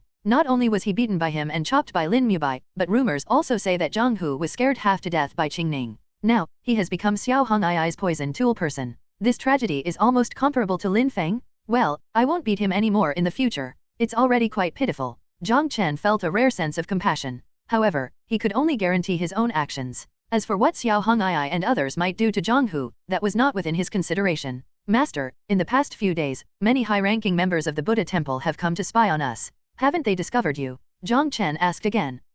They're just a bunch of bald donkeys, Xiao Hong'ai said disdainfully. I am now truly a phoenix body, and my cultivation has advanced quite a bit. As long as I intend to hide, no one can find me except for that old immortal Buddha and the 4 ascetic monks. The Buddha of the Buddha temple is akin to the old ancestor, while the great ascetic monks are like the supreme elders. Below the great ascetic monks, in terms of strength and status from high to low, are the sect master, the great universal salvation monks, and the 6 Buddha sons. I see. Jiang Chen realized, then said, Master, if necessary during this visit to the Buddha temple, I need to find a way to enter the 6 prisons of Buddha, and I hope you won't stop me then. Xiao Hong'ai did not respond, only silent. She naturally knew that the 6 prisons of Buddha were a great opportunity for Lin Feng. She could also guess that Jiang Chen wanted to enter the 6 prisons to disrupt Lin Feng's opportunity. But this was easier said than done. In his 9 cycles of reincarnation, Jiang Chen had tried to snatch Lin Feng's opportunity ahead of time. But fate would not allow it. Take the 6 prisons of Buddha, for example. Even if Jiang Chen had followed Lin Feng's method step by step,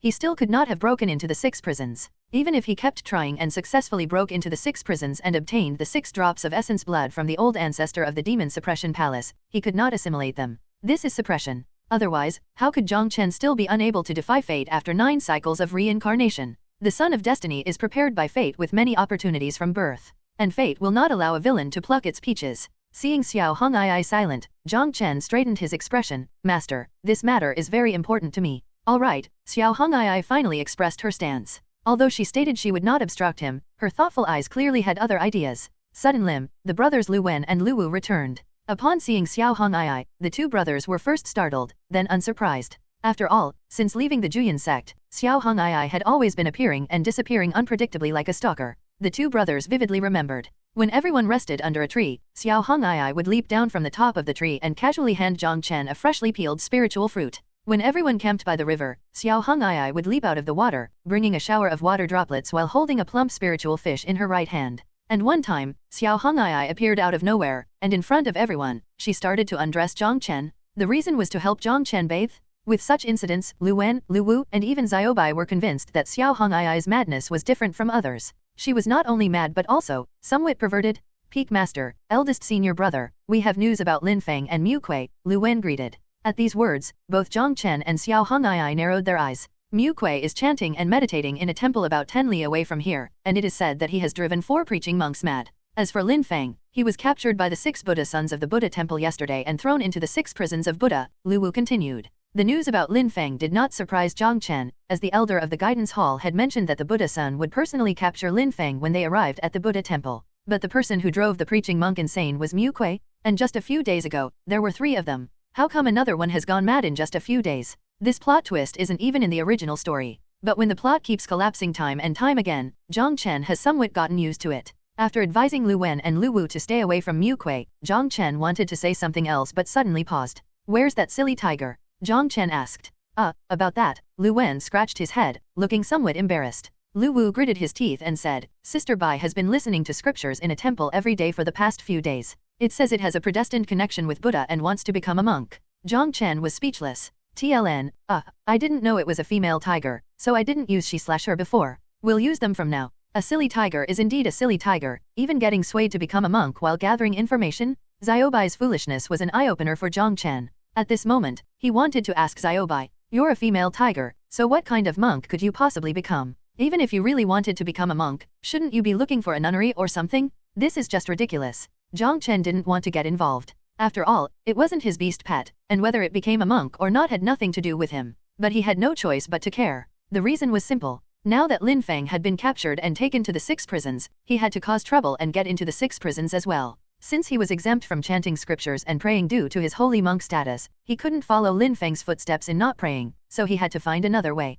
And with Xiaobai wanting to become a monk, he could go persuade her, and incidentally destroy a temple and kill a preaching monk. That made perfect sense. Having made up his mind, Jiang Chen took Lu Wen and Lu Wu with him to persuade Xiaobai. Elsewhere, in a certain temple, Xiaobai curled up, not striking the wooden fish but still reciting scriptures in human language along with the other monks. Glancing at it, the preaching monk at the front smiled with satisfaction. Although he was smiling, his eyes were somewhat sinister, and his smile was extremely evil. This preaching monk's Buddhist name was Huida. In the Buddhist sect, names are given according to seniority, and since the Taoist master and the guidance hall elder were of the same generation, they were both named Hui. Huida's secular name was Luqi, originally the head elder of the Juyan sect's main peak. Luqi was evil by nature and did not get along with Li Faju. After being targeted repeatedly, he defected from the sect and sought refuge in the Buddha temple. He knew that defecting was a grave sin. So, when seeking refuge, he joined the Buddha temple in the manner of laying down the butcher's knife. The rules of the Buddha temple. As long as one is willing to join the Buddhist sect, whether they have killed evil people or are demonized demons, all are welcome.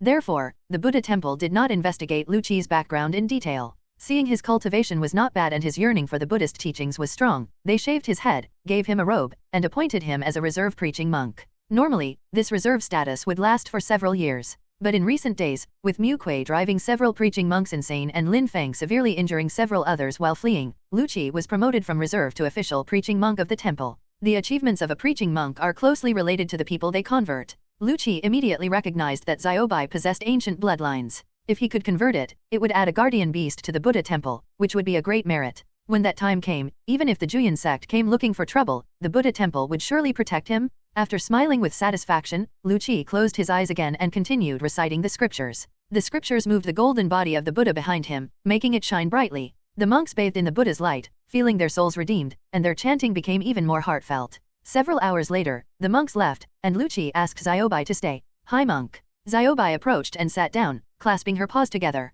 Donor, you have only listened to the scriptures for a few days, yet you can already remember them well. You truly have a root of wisdom and great intelligence. Luqi praised. Really? Xiaobai was pleased, but then her ears drooped, and she said, but everyone say I'm foolish. Donor, do not belittle yourself. Luqi smiled gently and earnestly said, in front of Buddha, everyone is equal. Although Donor is a demon beast, in terms of understanding of the Buddhist teachings, you are definitely far superior to ordinary people. Xiaobai nodded, confidence returning to its tiger eyes. Is there anything in the recent scriptures that you do not understand? I will explain them to you with all my heart, Luqi added. Upon hearing this, Xiaobai fell silent for a moment. After some hesitation, it hesitantly asked, "What is Buddha's view on the heavenly Dao?" The Buddhist sect does not discuss the heavenly Dao or fate, only of karma. Lu Qi replied with a composed expression, then explaining it in detail. The Buddha said, "The cause is sown, so is the fruit reaped. All is created by the mind. Fate is made by oneself, appearance arises from the mind, and all things in the world are merely manifestations." What does that mean?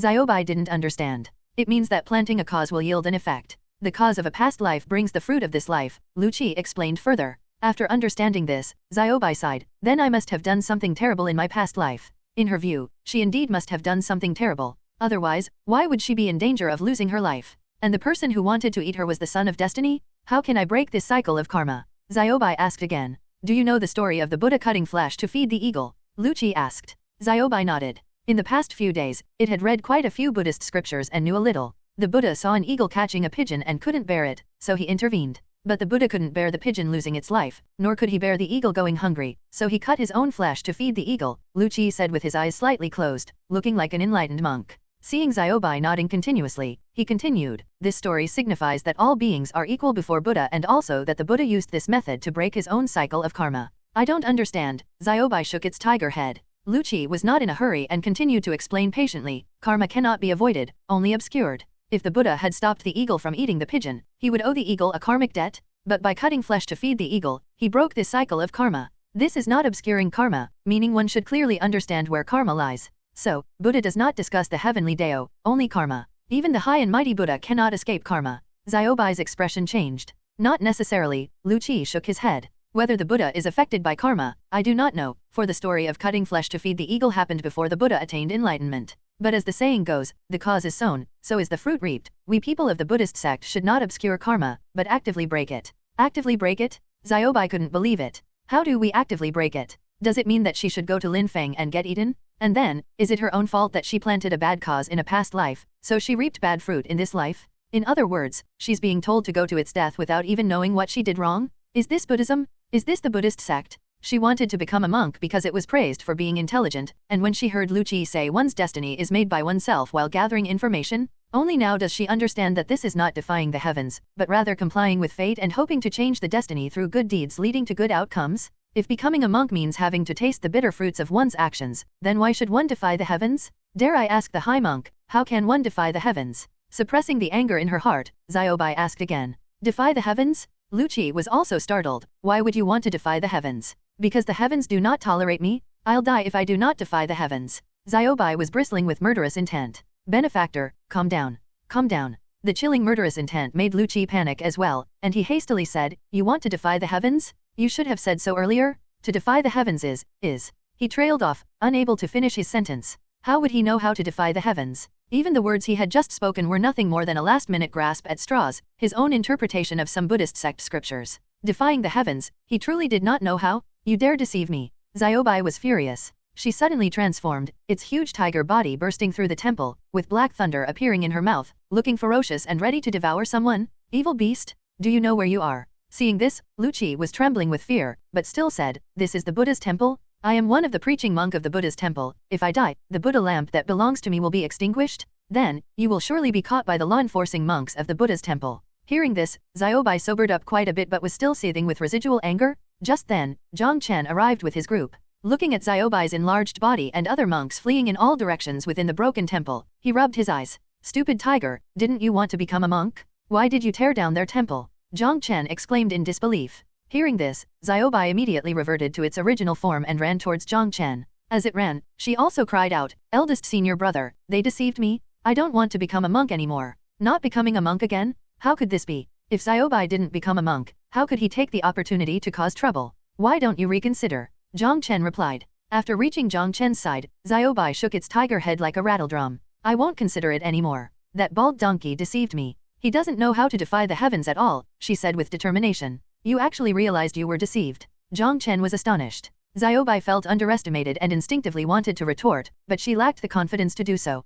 However, after this incident, she finally understood. Only Jiang Chen, this eldest senior brother, would defy the heavens. Although it was Qingning's contracted beast, both she and Qingning were determined to follow Jiang Chen for life. She also secretly made a resolution. From now on, she must think more carefully about things and not be deceived again. Being deceived itself was one thing, but the fact that eldest senior brother had deliberately come to the rescue made her feel guilty. Wu Wuyo, eldest senior brother. Thinking about it, Xiaobai moved itself and said, eldest senior brother, rest assured, I won't become a monk. Xiaobai, I think you should reconsider. Jiang Chen interrupted, raising his hand and looking serious. They say Buddha delivers all beings. If you enter the monastic life, maybe you can escape the 3 realms and not be confined by the 5 elements. Then, you would be supreme above everyone under heaven. Xiaobai was full of question marks. What does that mean? Does that mean eldest senior brother still very much approves of her becoming a monk? But that preaching monk was clearly a fraud. Xiaobai, eldest senior brother wouldn't deceive you. Go on, go find that preaching monk now and tell him you want to become a monk.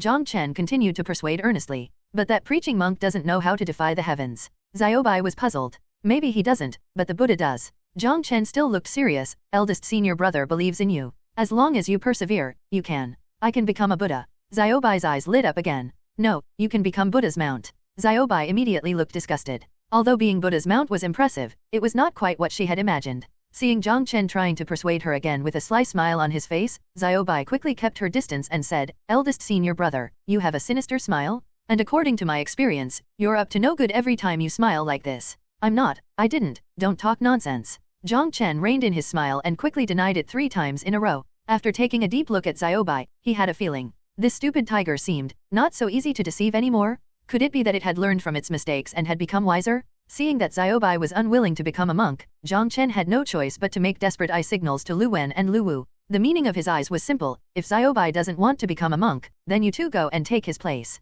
This made the Lu brothers smile bitterly. When they came, Jiang Chen had said to persuade Xiaobai well, even if it meant causing a big scene at the Buddha's temple, they must stop Xiaobai from wanting to become a monk. But now, indeed, they were persuading, but it turned out to be persuading Xiaobai to become a monk. Now that Xiaobai was unwilling, it was their turn. Understanding Jiang Chen's intentions, the brothers dared not resist, but just as they were about to speak up, Jiang Chen, an incredulous shout came from within the stone statues of the temple. Hearing this, Jiang Chen's pupils shrank slightly, and he looked in the direction of the voice. He saw a middle-aged monk dressed in a kazaya, with fresh scars from the monastic discipline on his head and a sinister look in his eyes, walking towards him. Xiaobai bristled immediately, baring her teeth and saying, eldest senior brother, it's him? He tried to deceive me into becoming a monk. Upon hearing this, Lu Wen and Lu Wu both thought to themselves, just now, eldest senior brother also wanted to deceive you into becoming a monk. Ignoring Xiaobai, Jiang Chen felt the person looked familiar and scrutinized him closely. Soon, he recognized the man's identity. The traitor of Juyan sect, Lu Qi.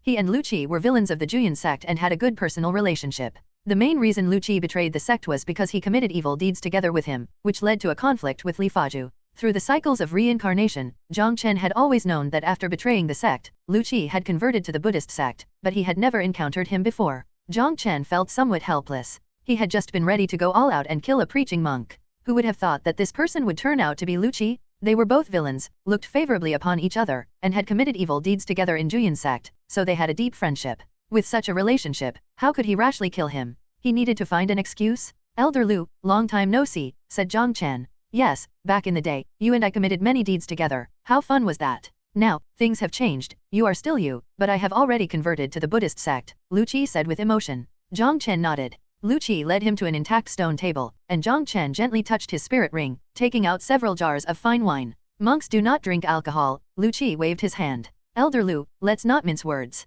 Don't we know each other well? Converting to the Buddhist sect is just a temporary measure for you, and now that the monks in the temple have all fled and there is no one around, why bother keeping up appearances? Jiang Chen teased. Haha, indeed, we are birds of a feather. Lu Qi laughed heartily, and as he spoke, he poured himself a cup of wine and drank it in one gulp. Refreshing. The strong liquor warmed his belly, and he praised it with a flushed face. Seeing Jiang Chen smiling without a word, he angrily said, if it weren't for Li Fazhou opposing me, how could I have fallen to such a state? Rest assured, Elder Lu, Li Fazhou has met with retribution. He's gone mad, Jiang Chen said with a smile. Mad? Lu Qi was taken aback. It was not uncommon for cultivators to go insane, and he didn't think Jiang Chen would lie to him. After a brief moment of astonishment, he slapped his thigh and laughed loudly. Haha, good, good. I really want to see what that Li Fazhou looks like in his madness. Not just Li Fazhou, the Juyan sect has pretty much gone mad too, Jiang Chen added. Ah, really? Lu Qi was shocked. After confirming several times that Jiang Chen was not joking, he frowned and said, the Juyan sect is after all a top sect in the central domain. How could it be that they've all gone mad?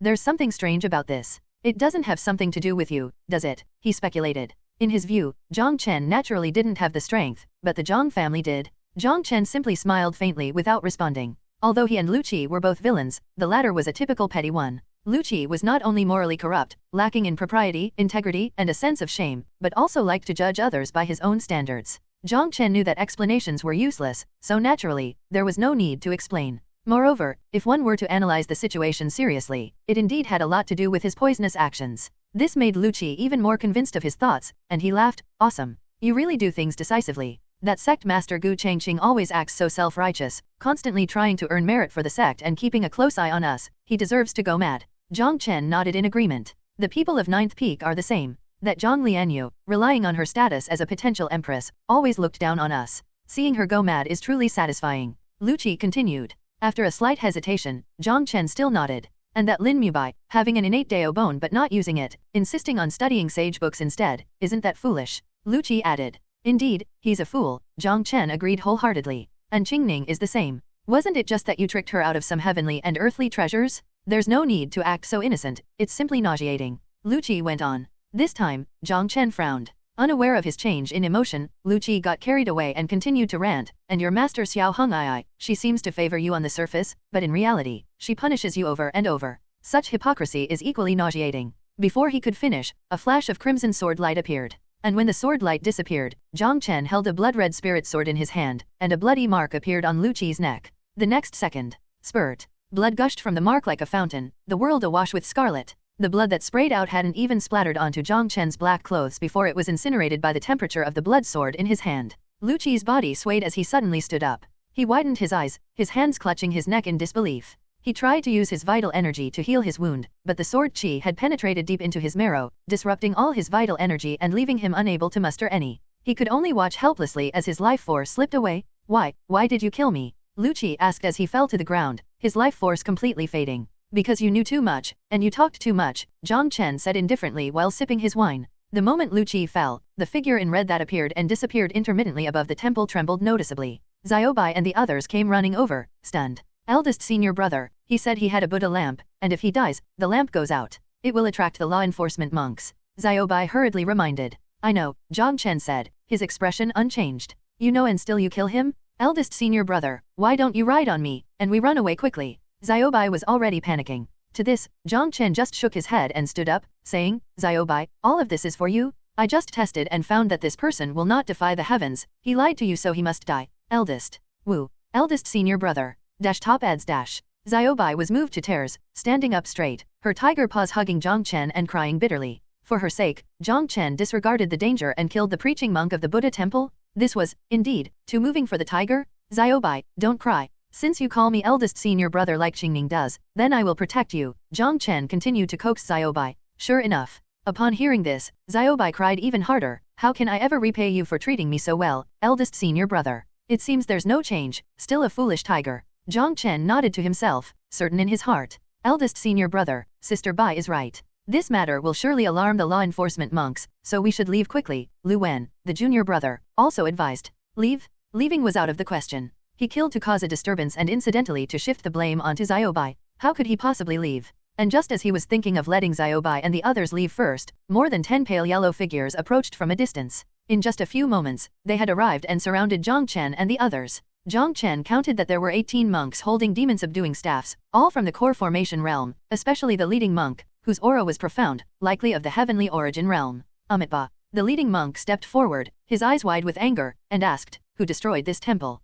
At this, Xiaobai stopped crying. Last time, she and Jiang Chen knocked Lin Feng and Zhang Hu off the cliff together, but in the end, only Jiang Chen was punished. This had always made her feel guilty, and she didn't want to repeat that. But before she could confess, I did it, Jiang Chen confessed first. As he spoke, he also gave Xiaobai a meaningful glance. That look seemed to say, Xiaobai, leave everything to me. Xiaobai cried again. At this moment, she finally understood why Qingning loved to cry so much. With such an eldest senior brother, who wouldn't be moved to tears? It's not like that, Xiaobai said with a heavy nasal voice. Actually, it was me. Your preaching monk Lu Qi was also killed by me. Jiang Chen interrupted again. Even so, but eldest senior brother did it for me. Xiaobai tried to speak again. Bald donkeys, prepare to die. Jiang Chen charged forward. Xiaobai was completely dumbfounded. The law-enforcing monks were also stunned. Incontent percentage. Usually, when they enforced the law, they would investigate the matter first. They had never encountered someone who admitted their guilt so openly and attacked them right away. If it weren't for Jiang Chen's murderous aura, they wouldn't have even reacted in time. The leading law-enforcing monk was named Du Ming. Seeing Jiang Chen charging straight at him, Du Ming held a staff in one hand and a palm upright in the other, declaring, "This poor monk's dharma name is Du Ming. Donor, your malevolent energy is too strong beyond salvation, only to be liberated upon my staff." With that, he went straight to meet Jiang Chen. The other law-enforcing monks, seeing this, immediately scattered in all directions, forming a Buddhist sect staff formation in a circle, surrounding Jiang Chen, their demon-subduing staffs shining with golden light. Xiaobai and the others wanted to step forward to help but were stopped by Jiang Chen, who suddenly stood still and raised his hand. "Just watch," Jiang Chen said calmly. Hearing this, Du Ming frowned but also let out a sigh of relief. He could tell at a glance that the big white tiger was no ordinary creature. He had thought there would be a fierce battle today, but he didn't expect the man in black to stop his companions from helping. Perhaps this person could still be saved? With this thought in mind, Du Ming said, "Donor, would you be willing to follow me back to our temple, chant sutras for 10 years, and rid yourself of this malevolent energy? Let me try to save you. Could I enter the 6 prisons?" Jiang Chen countered. This made Du Ming frown again. The 6 prisons were for punishing the most vicious and evil beings. Although Jiang Chen had destroyed temples and killed monks, he hadn't reached the level of being sent to the 6 prisons. You should know, those who enter the 6 prisons, be they sinners or demons, all regret not being liberated directly. From Du Ming's expression, Jiang Chen had already gotten his answer. Since he couldn't enter the 6 prisons, he naturally wouldn't surrender without a fight. He had always known, even though he was in the Juyan sect, other sects had always been very interested in his information. Once his identity was revealed, those bald donkeys from the Buddha temple would definitely try to drive him away. Therefore, he couldn't use the flame blood dragon sword or the azure lotus sword art. In this case, he could only use the Buddhist sect's techniques. Although using the Buddhist sect's techniques directly ran the risk of exposing that he had practiced the Buddha temple's treasured sutra, he couldn't worry about that now. Now that Lin Feng had entered the 6 prisons, he had to hurry and cause destruction. If those bald donkeys from the Buddha temple wanted to liberate him on the spot, then Xiao Hong'ai would have to take him directly into the 6 prisons. If Xiao Hong'ai wasn't up to the task, then he would have to shake them off. With this in mind, Jiang Chen's expression changed. He brought his hands together and said without emotion, "Amitabha, this old monk has come from the eastern land, and I did not expect that this Buddha temple has already fallen into evil. Today, I shall eliminate you group of demonic Buddhist monks on behalf of the Buddha." As he spoke, the Buddha Stupa Sutra within him began to circulate secretly. The sound of Buddha murmured as if it were right by one's ear. His body bathed in Buddha's light, transforming into a golden body. In just a few moments, his figure grew several times larger, turning into a towering golden body with Buddha's light on his head like a tricolored bright sun, dazzling and brilliant. Seeing this, the group of law-enforcing monks was full of question marks. What's going on? The evil man who was full of malevolent energy just a moment ago had suddenly become a high-ranking Buddhist monk? That solid golden body and that tricolored sun like Buddha's light, even the 6 Buddha sons of the Buddha temple were slightly inferior. More importantly, that Buddha's light seemed to draw on the Buddhist sect techniques they practiced, making them feel as if they were in the presence of the Buddha himself, and they began to feel reverence. The Buddha Stupa Sutra was the Buddha temple's treasured sutra, and aside from a few high-ranking members of the Buddha temple, no one can recognize it. Incontent percentage. Du Ming sensed something strange but couldn't figure it out for the moment. Just as he was scratching his head and pondering whether to take action, Jiang Chen's lips parted, and he uttered a golden syllable. "Om." As the syllable left his mouth, it grew larger and began to rotate. At the same time, it was as if thousands of monks were chanting in unison, the sound of Om never ceasing, like the murmurs of many Buddhas. This was the first word of the 6-syllable mantra. Under the Om seal, pride and ego are cleansed, cutting off the suffering of degeneration and mutation. The golden syllable rotated above his head, and the Buddha's light shone on everyone. Except for Du Ming. The rest of the law-enforcing monks seemed to be instantly enlightened, their eyes becoming dull as they dropped their demon-subduing staffs, sat cross-legged on the ground, and began to chant sutras and repent. Burying evil and guiding the good, this old monk's dharma name is Sanzang, Jiang Chen spoke softly. The sound of the Buddha's voice rolled out, echoing through the universe. After hearing this, many monks and cultivators ran out from the surrounding temples. These people were shocked by Jiang Chen's Buddha's light and golden body and were instantly enlightened by the high-hanging Om syllable, immediately bowing down and saying, "Master Sanzang's Buddhist teachings are as vast as the sea, please guide us." Bottom ads.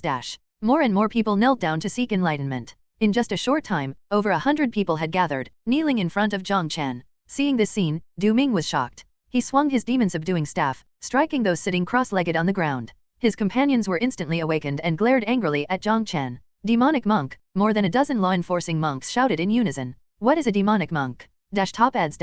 Those who use Buddhist teachings to bewitch beings are demonic monks. The principle of using Buddhist teachings to enlighten people is to help them shed their malevolent energy, evil thoughts, and 6 desires, restoring their minds to the innocence of infancy. At this point, with a little guidance, one can convert people towards goodness. But this guidance should be positive. If it's negative, it can bewitch beings, leading people to commit great evils and enter the path of demons. Jiang Chen first used the 6-syllable mantra to purify the cultivators, then used the sound of Buddha to bewitch them, claiming he could bury evil and guide the good, and received the worship of the people. Truly a demonic monk? Guard your minds and quickly form the staff formation. I will break his golden body first. Du Ming, as if facing a great enemy, gave orders. The other law-enforcing monks acted accordingly upon hearing this. Jiang Chen was surrounded once again, and Du Ming stomped his right foot, leaped up and swung his demon-subduing staff toward Jiang Chen's head. Jiang Chen glanced at him indifferently and then uttered 2 more golden syllables. Ma, Ni. These were the second and third words of the 6-syllable mantra. The Ma syllable cleanses jealousy in the Azura path, cutting off the suffering of strife. The Ni syllable cleanses ignorance and greed in the human path, cutting off the suffering of birth, aging, sickness, death, and poverty. Both syllables also rotated and grew, drawing the chanting of many Buddhas. 3 words of the 6-syllable mantra had been uttered. The 3 syllables hung in the sky, Buddha's light poured down, and several Buddha-like apparitions began to emerge. Seeing this, the 100 monks and cultivators felt even more reverence in their hearts, looking at Jiang Chen as if they were looking at the Buddha. The 2 golden syllables, Ma and Ni, passed through Du Ming's body. His expression became dazed, his eyes dull. After finally steadying his mind and not being bewitched by the sound of Buddha, he saw Jiang Chen looking at him and saying, "This person is an evil obstacle in the world / he was beyond salvation, only to be liberated." Hearing this, Du Ming's scalp tingled instantly. He looked down. Indeed, he saw hundreds of cultivators, monks, and even his own fellow law enforcement monks all rushing toward him. One of his companions leaped up, grabbed his ankle, and yanked him down forcefully. Suspended in midair, Du Ming was already unable to move. This pull sent him crashing to the ground and created a deep pit. What followed was a beating. The law enforcement monks raised their demon-subduing staffs and struck him repeatedly. Beguiled by Jiang Chen, those monks took the opportunity to rush forward and kick him. Incontent percentage dash. Even foreign cultivators took out their spiritual weapons and stabbed at him through the gaps in the crowd. Awaken, all of you. Du Ming roared furiously, transforming into a golden body several zhang tall for protection. After all, he was of the heavenly origin level and had studied Buddhism for many years. His roar, imbued with Buddhist teachings, awakened many people from their bewitchment. But he had no time to rejoice. Ba, me, hum. Jiang Chen uttered 3 more syllables. Ba eradicates the ignorance of the animal realm, cutting off the suffering of muteness and darkness. Me purifies the greed of the hungry ghost realm, cutting off the suffering of hunger and thirst. Hum removes the hatred of hell, cutting off the suffering of extreme heat and cold. These were the last 3 words of the 6-syllable mantra. With the complete 6-syllable mantra recited and Jiang Chen's current earthly origin level combined with the superior Buddhist sect scripture typically used by cultivators of the upper 4 realms, even ordinary cultivators in those upper 4 realms might feel a desire to be converted by him. Lying on the ground, Du Ming's golden light faded, and his eyes were fixed on the 6-syllable mantra in the sky. Gradually, he felt himself being converted to demonic monk. I will not succumb to your will. Du Ming suddenly bellowed.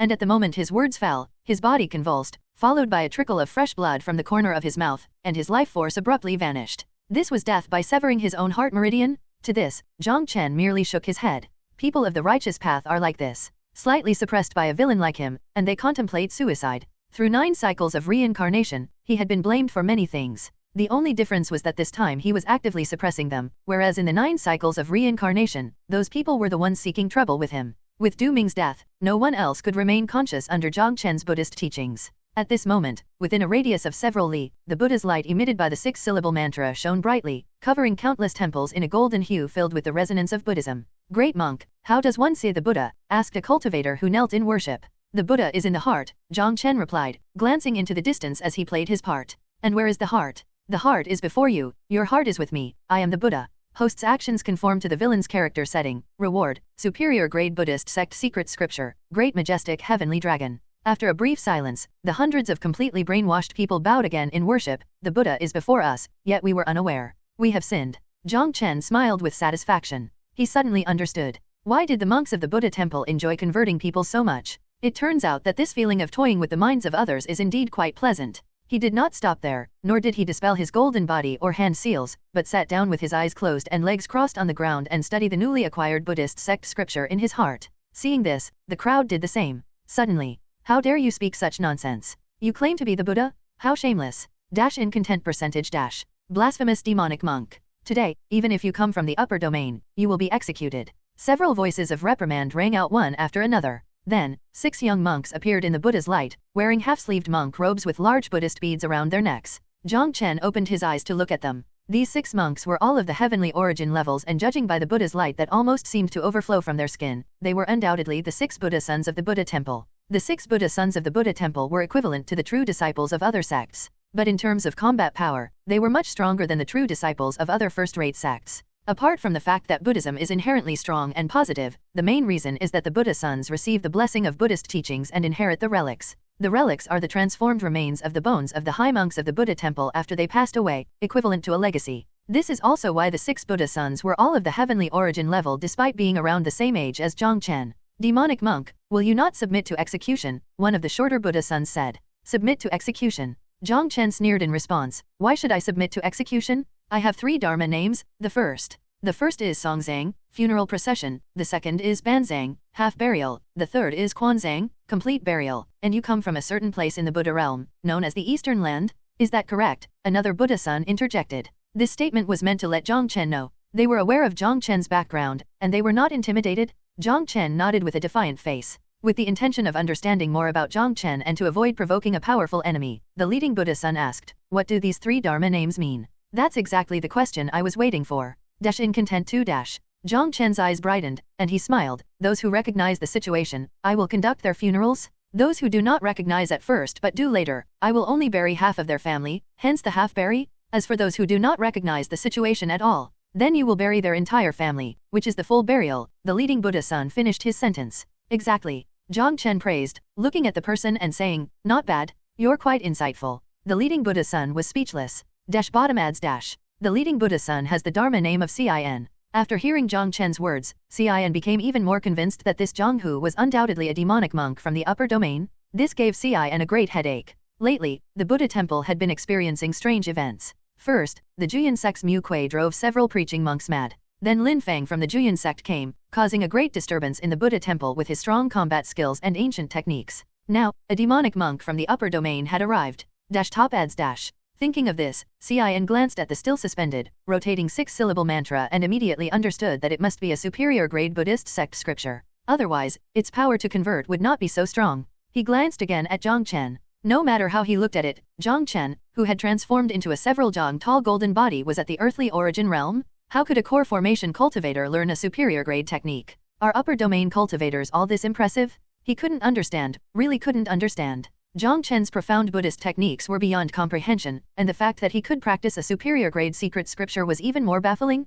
What's more important is, the Buddha aura emanating from Jiang Chen felt very familiar to Cin. The Buddha Stupa Sutra is a superior grade secret scripture that even the 6 Buddha sons of the Buddha temple could not learn due to their cultivation limitations. For this reason, the Buddha temple extracted the essence of the Buddha Stupa Sutra to create the Buddha Stupa Zen method, a superior Buddhist technique specifically for the 6 Buddha sons to practice. Both techniques originated from the same source, which is to say, they are like father and son. Therefore, in addition to feeling a kinship with Jiang Chen's Buddhist techniques, they also had a natural sense of fear. It was because of this fear that the Buddha sons did not attack immediately upon their arrival. Also, the temple would completely lose face if all the Buddha sons of the Buddha temple were defeated. Considering Jiang Chen's mysterious identity, Cin straightforwardly stated his position. Demonic monk, if you leave the Buddha temple, we will let bygones be bygones. Let bygones be bygones? Jiang Chen sneered. Such a smile was extremely incongruous with his current appearance. After all, at this moment, he had a tricolored halo above his head, his golden body several jang tall, and from time to time, he would chant Amitba.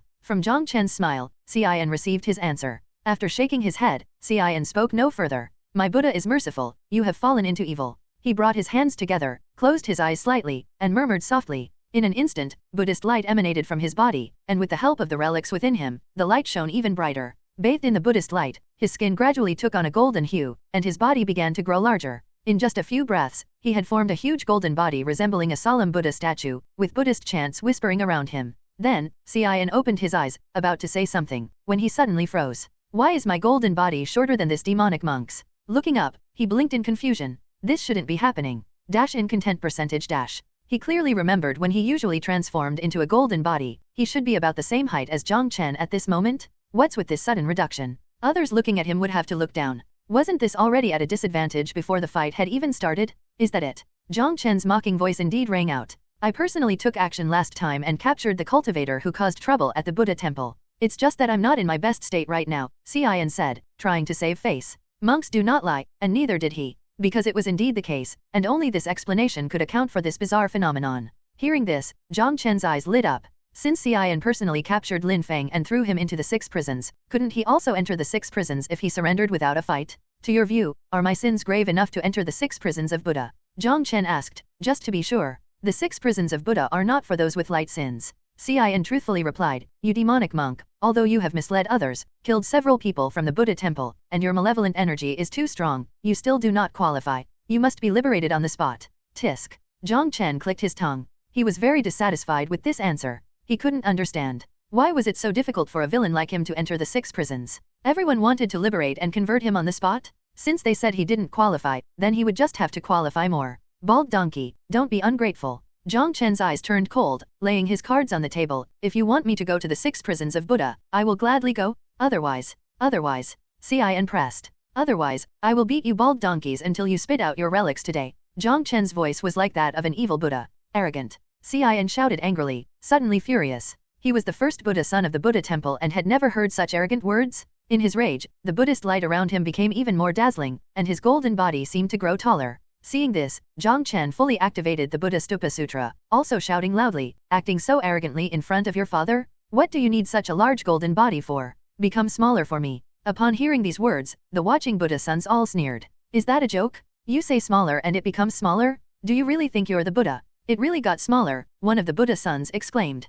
The other Buddha sons were also rubbing their eyes in disbelief. Just as Jiang Chen's voice fell, the golden body formed by Cian's Buddhist techniques indeed shrank a bit. Originally, Cian only needed to look up to see Jiang Chen, but now, he had to tilt his head upward. Senior brother, how can you listen to this demonic monk? He tells you to become smaller, and you shrink? He's not the Buddha, why comply with him? Senior brother, quickly return to your original size. Don't be ridiculous. Senior brother, if you keep this up, junior brother will have to take your place. In this scene, if the other brothers see this, what will they think? Senior brother, you're not only losing your own face but also the face of the Buddha. Incontent percentage. After a brief moment of shock, the Buddha sons all began to speak. Hearing these words, Cian's expression darkens. Just as he was about to say something, he heard Jiang Chen say, you're still wet behind the ears, what use do you have this golden body for? Disperse for me. Bang! The Buddhist light around Cian instantly dissipated like air. And with the disappearance of the Buddhist light, his golden body naturally could not sustain itself and slowly faded away. This sight left the other Buddha sons completely dumbfounded.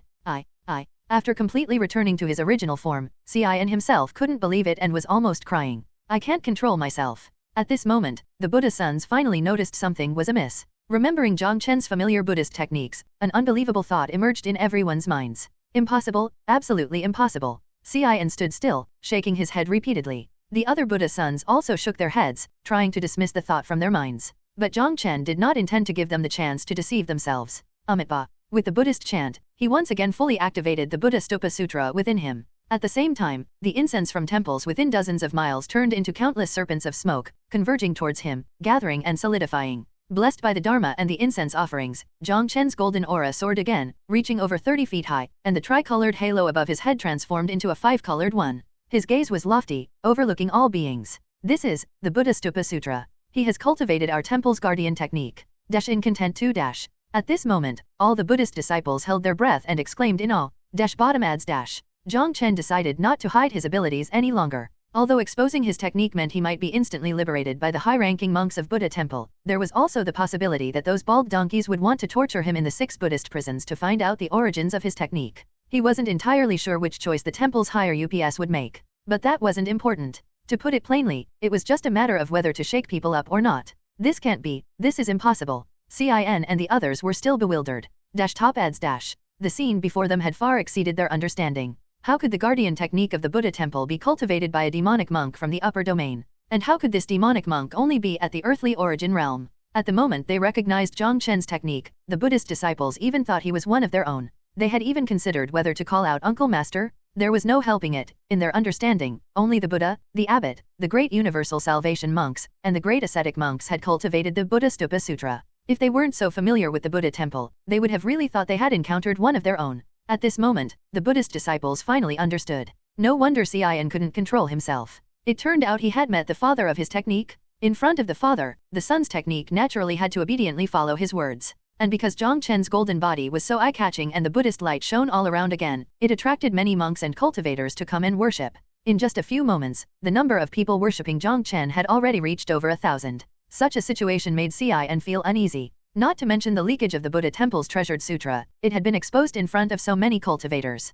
If this were to spread, it would surely be ridiculed by other sects. Let's do it together. This demonic monk cannot be allowed to stay. Xian said to his companions. His companions nodded in agreement, but they all stood frozen, unsure of how to proceed. The Buddha Stupa Sutra naturally restrained the Buddha Stupa Zen method they practiced. Even though they were all at the heavenly origin realm, how could they oppose Jiang Chen if they couldn't use their techniques? Let's abandon the Dharma and use our fists instead, Xian said again. The Buddha temple had many secret manuals of fist techniques, extremely firm and yang. Although these fist techniques still required the support of techniques when used, they emphasized the vital energy within the body. Fortunately, everyone was well versed in the Dharma, and although their techniques were restrained, they were not as bewitched by Jiang Chen's Dharma as other monks and cultivators. With the vital energy of 6 heavenly origin cultivators combined, they could crush a cultivator at the earthly origin realm to death. Having made up their minds, Xian took the lead. He reduced the operation of his technique, gathered his vital energy in his hands, and leaped over 30 Jiang, throwing a punch toward Jiang Chen's golden head. Seeing this, the other Buddhist disciples also took action. Whoosh, whoosh. They leaped up and aimed punches at various vital points on Jiang Chen's body. In response, Jiang Chen remained calm, continuously forming Buddhist seals with his right hand, and shouted loudly. Great majestic heavenly dragon, earth store bodhisattva, great law mantra, all the Buddhas of Prajna, Prajna Paramitha. Boom. Dash in content percentage dash. The Dharma descended like a mountain, pressing down from above. The 6 leaping Buddhist sons, like moths to a flame, were instantly pressed down, creating several deep pits in the ground. Humph, you have petty tricks, yet you dare to show off in front of a master. Jiang Chen's right hand changed the Buddhist seal again and said, I could tell at a glance you're not human. Oh, I misspoke. What I meant was that you have fallen into demonic ways. Dragon soars in the sky. As his voice fell, he stirred the Buddhist light in the sky, which quickly solidified into a golden dragon with bared fangs and a winding body. Roar. The golden dragon roared. Go. Jiang Chen whispered softly, his fingers continuing to change the Buddhist seals. The golden dragon immediately understood its target, swooping down from the sky and crashing toward the 6 Buddha sons, who were already down and not getting up.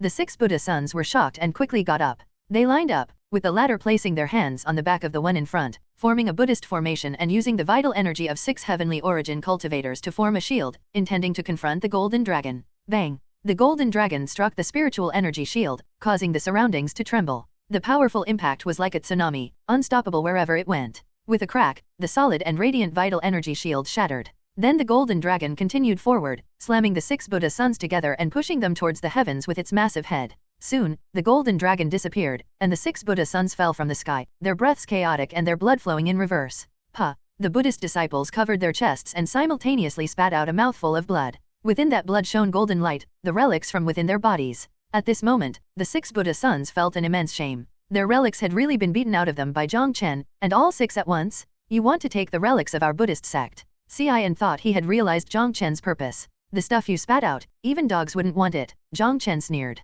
Xian was once again left speechless by the retort. At the same time, in the lowest level of the 6 prisons, the Desire Prison. Here, it was pitch black, with occasional screams of cultivators and chilling winds howling like ghosts and wolves. Since entering this place, Lin Feng and Old Man Tianji have been searching everywhere. Old Man Tianji had long realized that this was not a prison but a legacy left by high-level cultivators after their deaths. The 6 prisons named by the Buddha temple, joy, anger, sorrow, fear, love, hate, and desire, were nothing but the transformation of the 6 parts of the body of the Demon Suppression Palace's old ancestor. TLN, I still don't know why author uses 7 emotions for 6 prisons. This lowest level, the desire prison, tested the most basic human desires, such as the will to live, sexual desire, and appetite. Since entering this place, Lin Feng often felt ravenous and tormented by hunger. Occasionally, beautiful women would appear, but before he could appreciate them, they would turn into skeletons, coming to gnaw at him with their jaws clacking. Die. With a slash, Lin Feng split the skeleton before him and felt a chill in his heart. Just now, he had been seduced by a beautiful woman, and just as they were about to further their interaction, Old Man Tianji woke him up. After regaining consciousness, Lin Feng realized. What he was holding was not a beautiful woman but a skeleton trying to gnaw at him. Dash in content percentage dash. If it weren't for Old Man Tianji's timely reminder, he might have been gnawed to death while still lost in the land of tenderness. Indeed, a woman's heart is the most poisonous.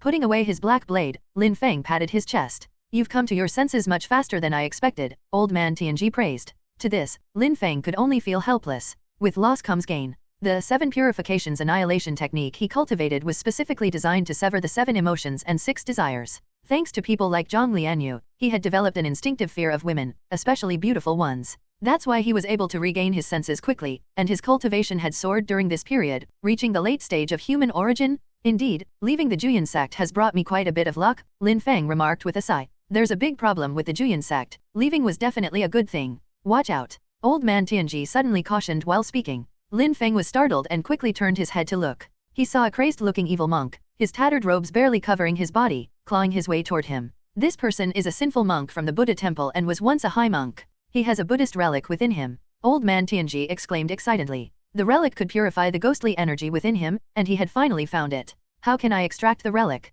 Lin Feng asked excitedly. Beat him to death. Beat him until he spits out the relic. His cultivation has fallen to the heavenly origin realm, and although it's still beyond your ability, he has lost his sanity, so you can fight him. Good. Buddhist relics are precious. It doesn't matter if he spits them out or even if he excretes them, I want them. Lin Feng declared. Exactly. Achoo. Incontent too. Suddenly, Lin Feng sneezed. For some reason, he felt as if he had been cursed. TLN, Jiang Chen, the stuff you spat out, even dogs wouldn't want it. Bottom ads.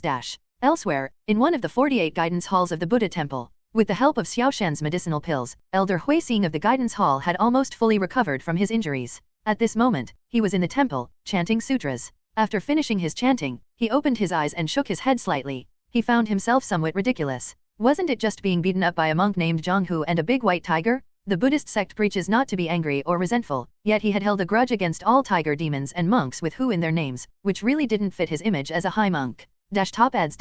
Amitabha, the Buddha is merciful. This must be my karma, Hui Xing realized. As the cause is sown, so is the fruit reaped. Thinking about it now, maybe he had a conflict with tigers, who, in his past life, being beaten up this time could be considered settling that karma. Hui Xing smiled contentedly, proud of his enlightenment. Although there were many elders in the Buddha temple, there were not many high monks like him who could see through the surface and understand karma in such a short time. Elder, another foreign cultivator has arrived, a young novice monk came to inform him. Hui Xing nodded and rose from his cushion. He walked slowly out of the temple and indeed saw the cultivator who had just entered the guidance hall, his brows filled with worry and his face stern. Donor, your forehead is darkened. I fear you may encounter a bloody disaster. Hui Xing was in a good mood and intended to enlighten the man. Upon hearing this, the cultivator trembled. He quickly stepped forward and grabbed Hui Xing's sleeve, saying, "The high monk speaks the truth. My recent troubles are not just a bloody disaster, and I face such perils almost every day. Do you have a solution?" Hui Xing remained silent, only pointing to the cultivator's heart. "Do you mean?"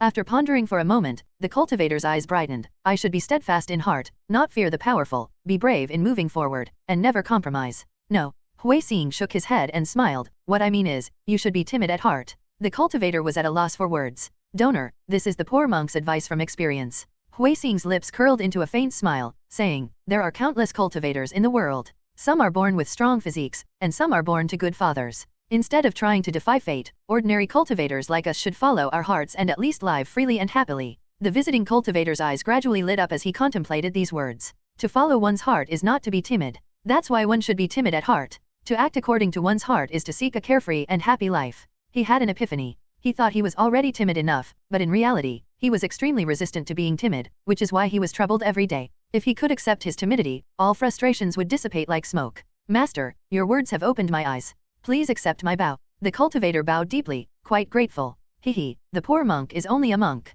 I do not care for these formalities." Hui Xing quickly helped the cultivator up. Still smiling, he spread his hand in front of the cultivator. Staring at the plump hand before him, the cultivator had another realization. Incontent percentage.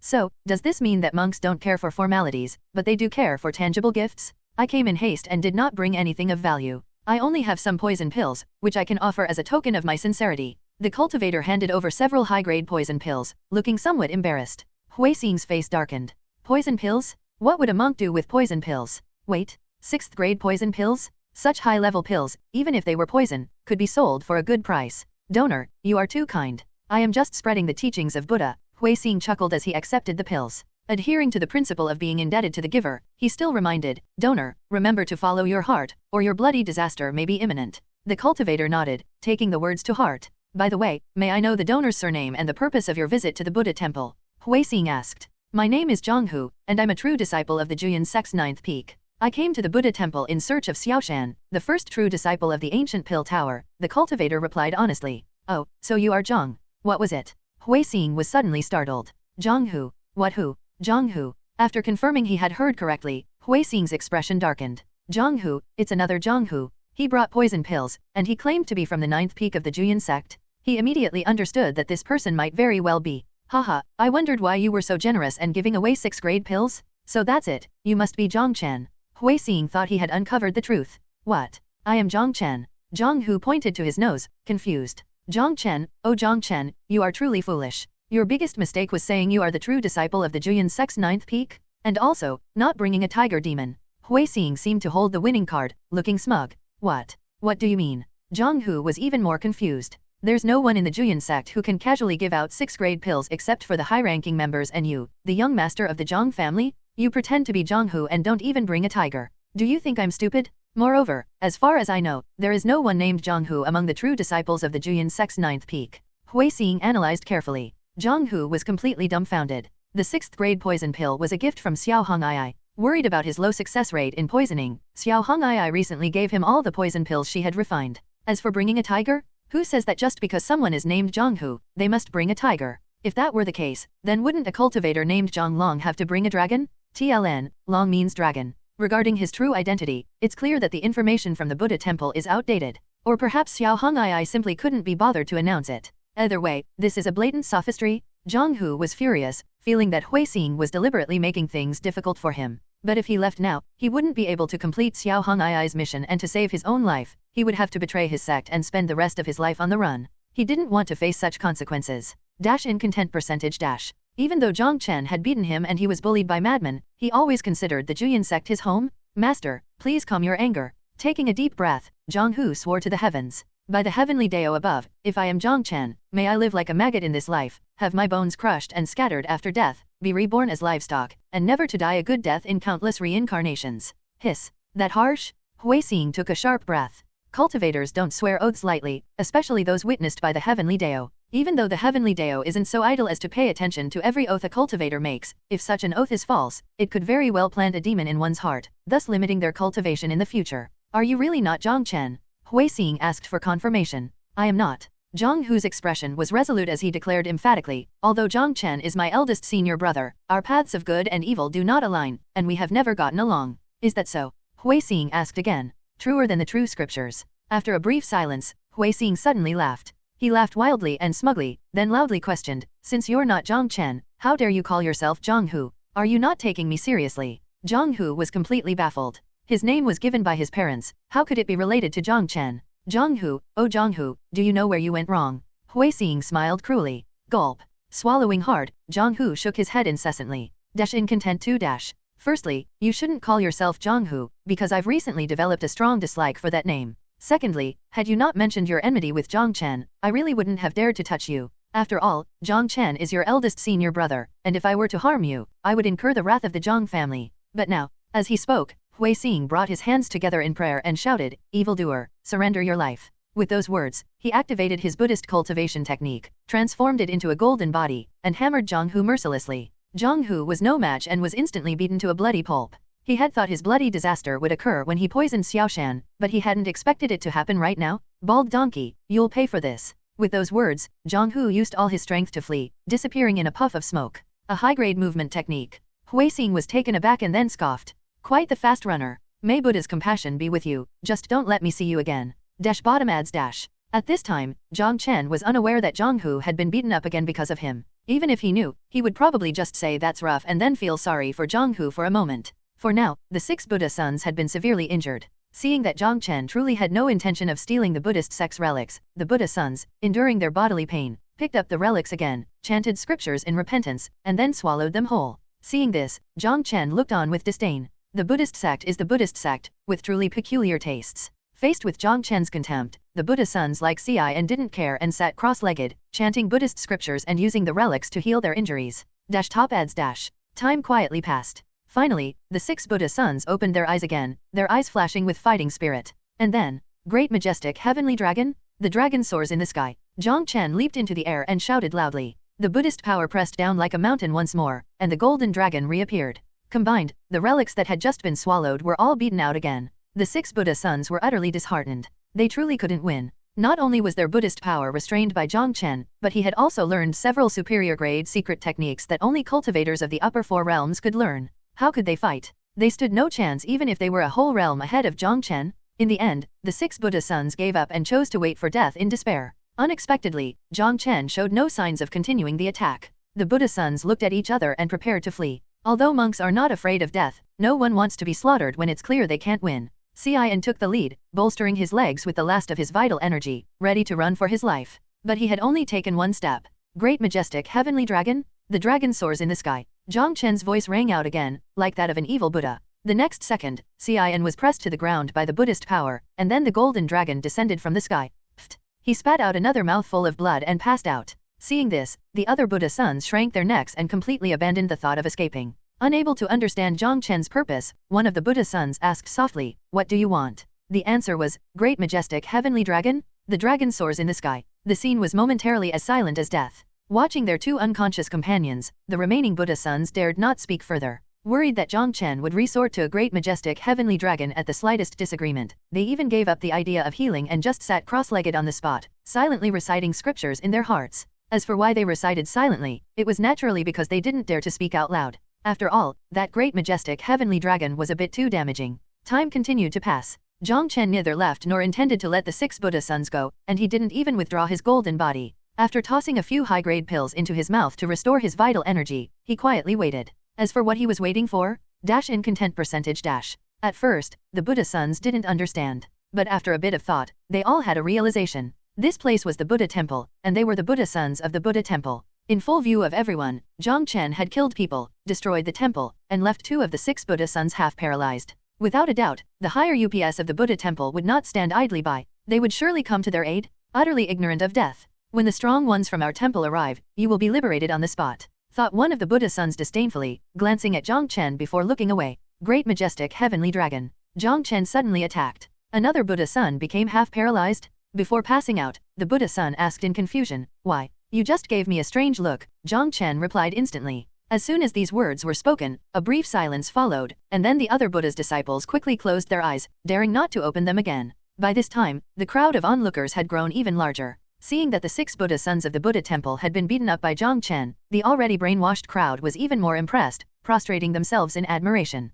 They gathered from all directions, continuously worshipping Jiang Chen's golden aura, their eyes filled with fervor. "Monk, you look somewhat familiar." Suddenly, a deep and resonant voice sounded. Jiang Chen looked towards the source of the voice and his eyelids twitched. The one who had spoken was none other than Mu Kuei. At that moment, Mu Kuei was holding a preacher monk who seemed to have gone mad, his gaze constantly sizing up the golden aura formed by Jiang Chen. Jiang Chen immediately understood. It must be that Mu Kuei had driven another preacher monk to madness, and while chasing after him, he had coincidentally arrived at this place. Quickly signaling with his eyes, Jiang Chen instructed his younger brothers Lu Wen, Lu Wu, and Xiaobai to hide. Only then did Jiang Chen say to Mu Kuei, "All beings have many faces, but Buddha has but one. Donor, you find me familiar because there is Buddha in your heart." So it is. After pondering for a moment, Mu Kuei had an epiphany. But he did not leave. Instead, he glanced at the mad preacher monk in his hand and then at Jiang Chen. This repeated for more than 10 times, his expression one of wanting to say something but hesitating. Jiang Chen's mouth twitched, and disguising his voice with a Buddhist chant, he said,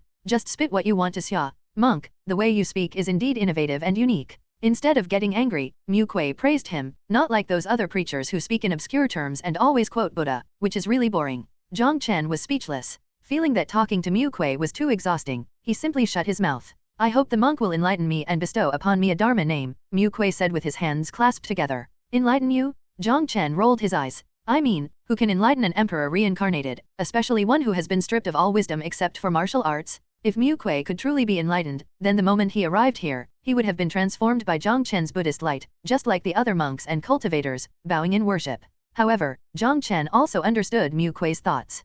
In content percentage dash. He probably wanted to recite scriptures and chant Buddha properly, then complete the sect mission to impress himself. Through 9 cycles of reincarnation, Mu Kuei had always been traveling and seldom returned to the sect. Before his own memories as a martial emperor awakened, he was influenced by Lin Feng's protagonist's halo, but unlike Jiang Lianyue and others, he did not criticize or show disgust towards Jiang Chen. After all, this was a martial emperor who had reincarnated to defy the heavens. His mind was fully focused on cultivation and he was deeply immersed in it, hardly influenced by the outside world. To be fair, Jiang Chen didn't dislike Mu Kuei either. Although their starting points were different, Mu Kuei was indeed another person in the 9 cycles of reincarnation who was always defying the heavens. "I see that you have 6 of the 7 orifices open. You are talented. You have no fear in your heart and no heaven in your eyes, so I will give you the Dharma name Wushan, no heaven, hoping that one day you can truly." At this point, Jiang Chen stopped speaking. He looked up at the sky and continued in his heart, "Truly defy the heavens." Upon hearing this, Mu Kuei felt that the monk in front of him was scolding him.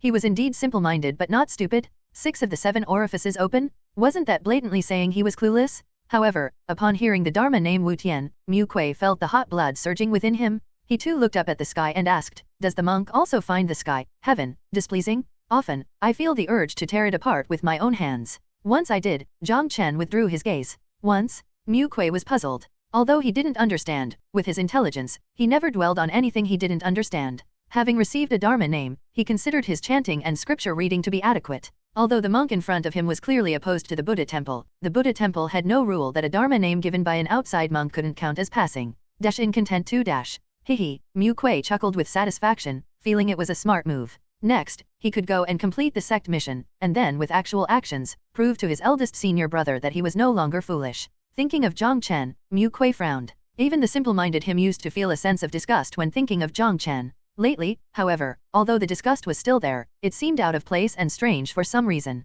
Could it be related to those forgotten dreams? Mu Kui pondered to himself. Unable to figure it out, he simply gave up and turned to leave. And just as he was leaving, the sky suddenly changed. The sound of Buddhist chants was deafening, and a rainbow of Buddhist light filled the clouds. A thin monk wearing a kaseya and holding prayer beads used the light as a bridge to walk through the air from afar, eventually standing above. What a strong aura of malice. The monk squinted his eyes and said to Jiang Chen, "Demonic monk? Where did you learn the precious sutras of our temple? If you confess honestly, you will be liberated on the spot. Otherwise, you will enter the 6 prisons of Buddha and never be reincarnated."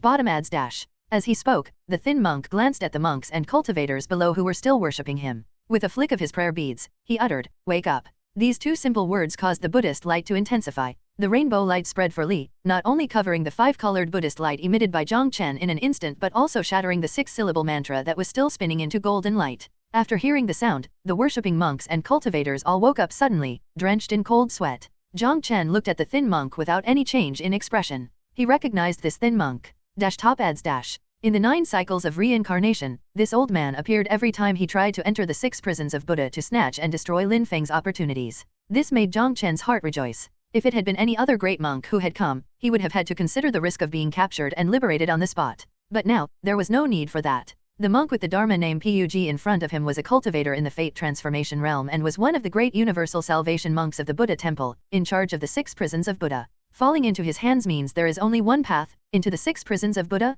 The key point was, he did not recognize Jiang Chen. Jiang Chen had considered whether, even if he could enter the Buddha Temple, his cultivation and techniques would be abolished if they were exposed. The conclusion he came to was that they would not be. The reason was simple. In the eyes of the people of the Buddha Temple, the 6 prisons of Buddha were meant to transform, torture, the cultivators with deep sins. The Buddha Temple did not abolish anyone's cultivation and techniques to gradually despair the wicked in their struggles. Furthermore, if Jiang Chen died in the 6 prisons of Buddha, then the Buddha Temple would never know why the temple's precious sutras were leaked. Therefore, the Buddha Temple would only throw him into the hells to be tortured. Demonic monk, would you like to take your own life or remove your golden body and follow me to the 6 prisons of Buddha, to taste all the sufferings of the world, where you can neither live nor die? Pug asked again. Is there even a choice? Jiang Chen immediately removed the golden aura, returned to his original appearance, and clasped his hands together. Amitba, naturally I will enter the 6 prisons of Buddha. After all, if I do not enter hell, who will? TLN, the prison in this context could also be interpreted as hell. Upon hearing this, Pug was taken aback.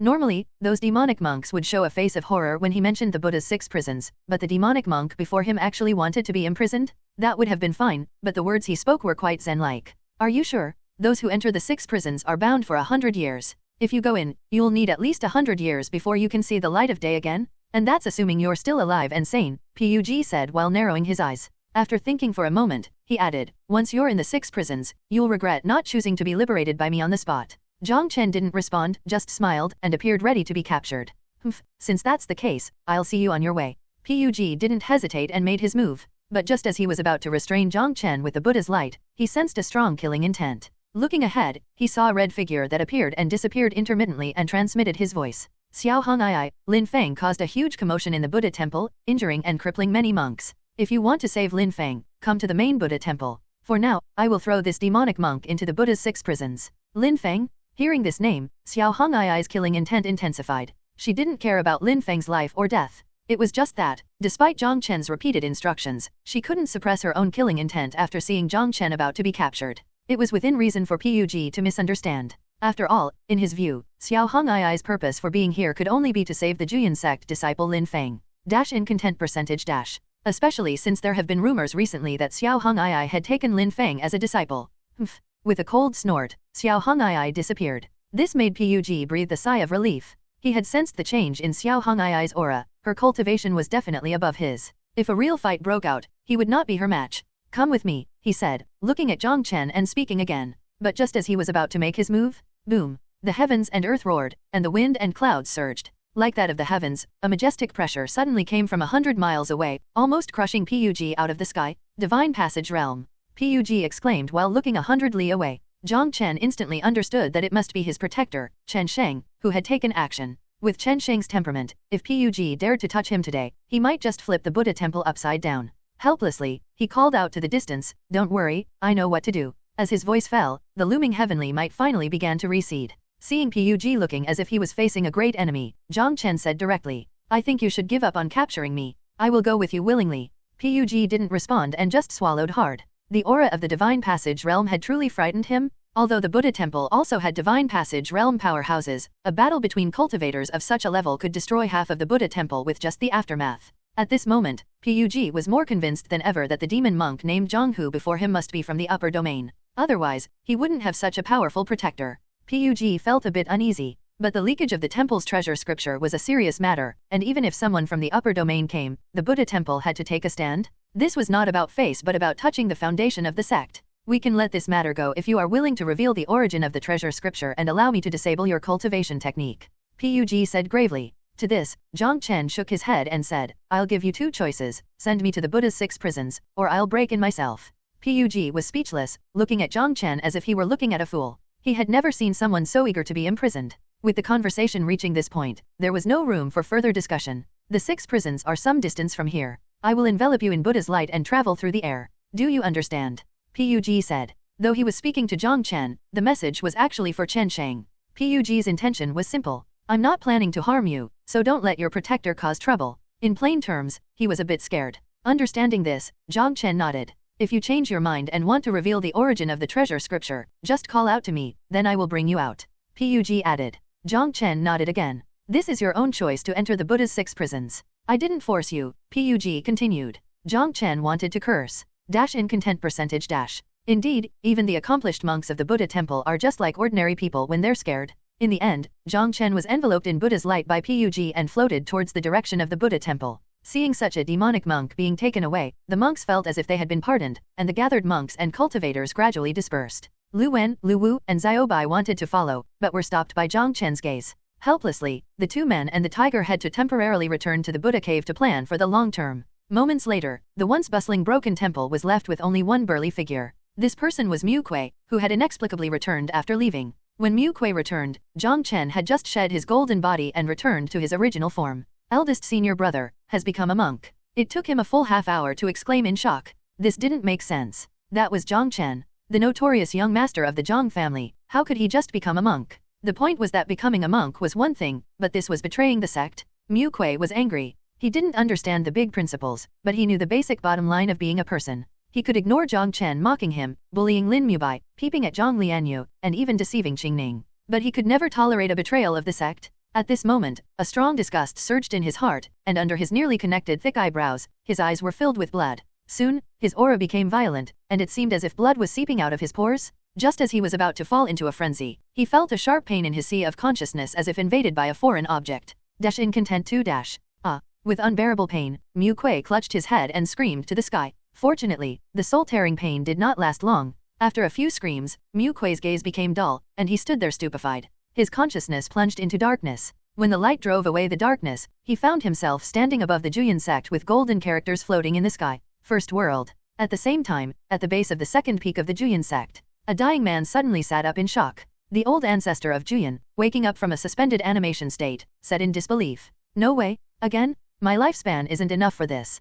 Bottom adds dash. Despite sensing that he was about to fall into the 9 cycles of reincarnation again, the old ancestor Juyan still refused to believe it. "This can't be possible, I must be dreaming. It makes no sense. I've been so cautious, how could I still be facing the 9 cycles of reincarnation? Moreover, that Mu Kui is the reincarnation of a martial emperor. If he falls into the 9 cycles of reincarnation, it would trigger the seal that the martial emperor had set against the heavenly Dao. That seal was meant to defy the heavens, its purpose was to prevent Mu Kui from being influenced by any external forces. If it detects interference, the memories of the martial emperor will unseal themselves, causing Mu Kuei to enter a state of madness without any regard for consequences. If this still can't stop the invasion of external forces, then Mu Kuei will simply explode. Top adds that martial emperor was a madman, unwilling to be controlled by anyone. He would rather die than compromise. This force from the unknown is trying to kill Mu Kuei, and it's trying to kill me too. He muttered incessantly, whispering to himself. As his last words fell, his vision began to distort, becoming illusory. At the same time, he could feel that his already limited lifespan was being completely depleted.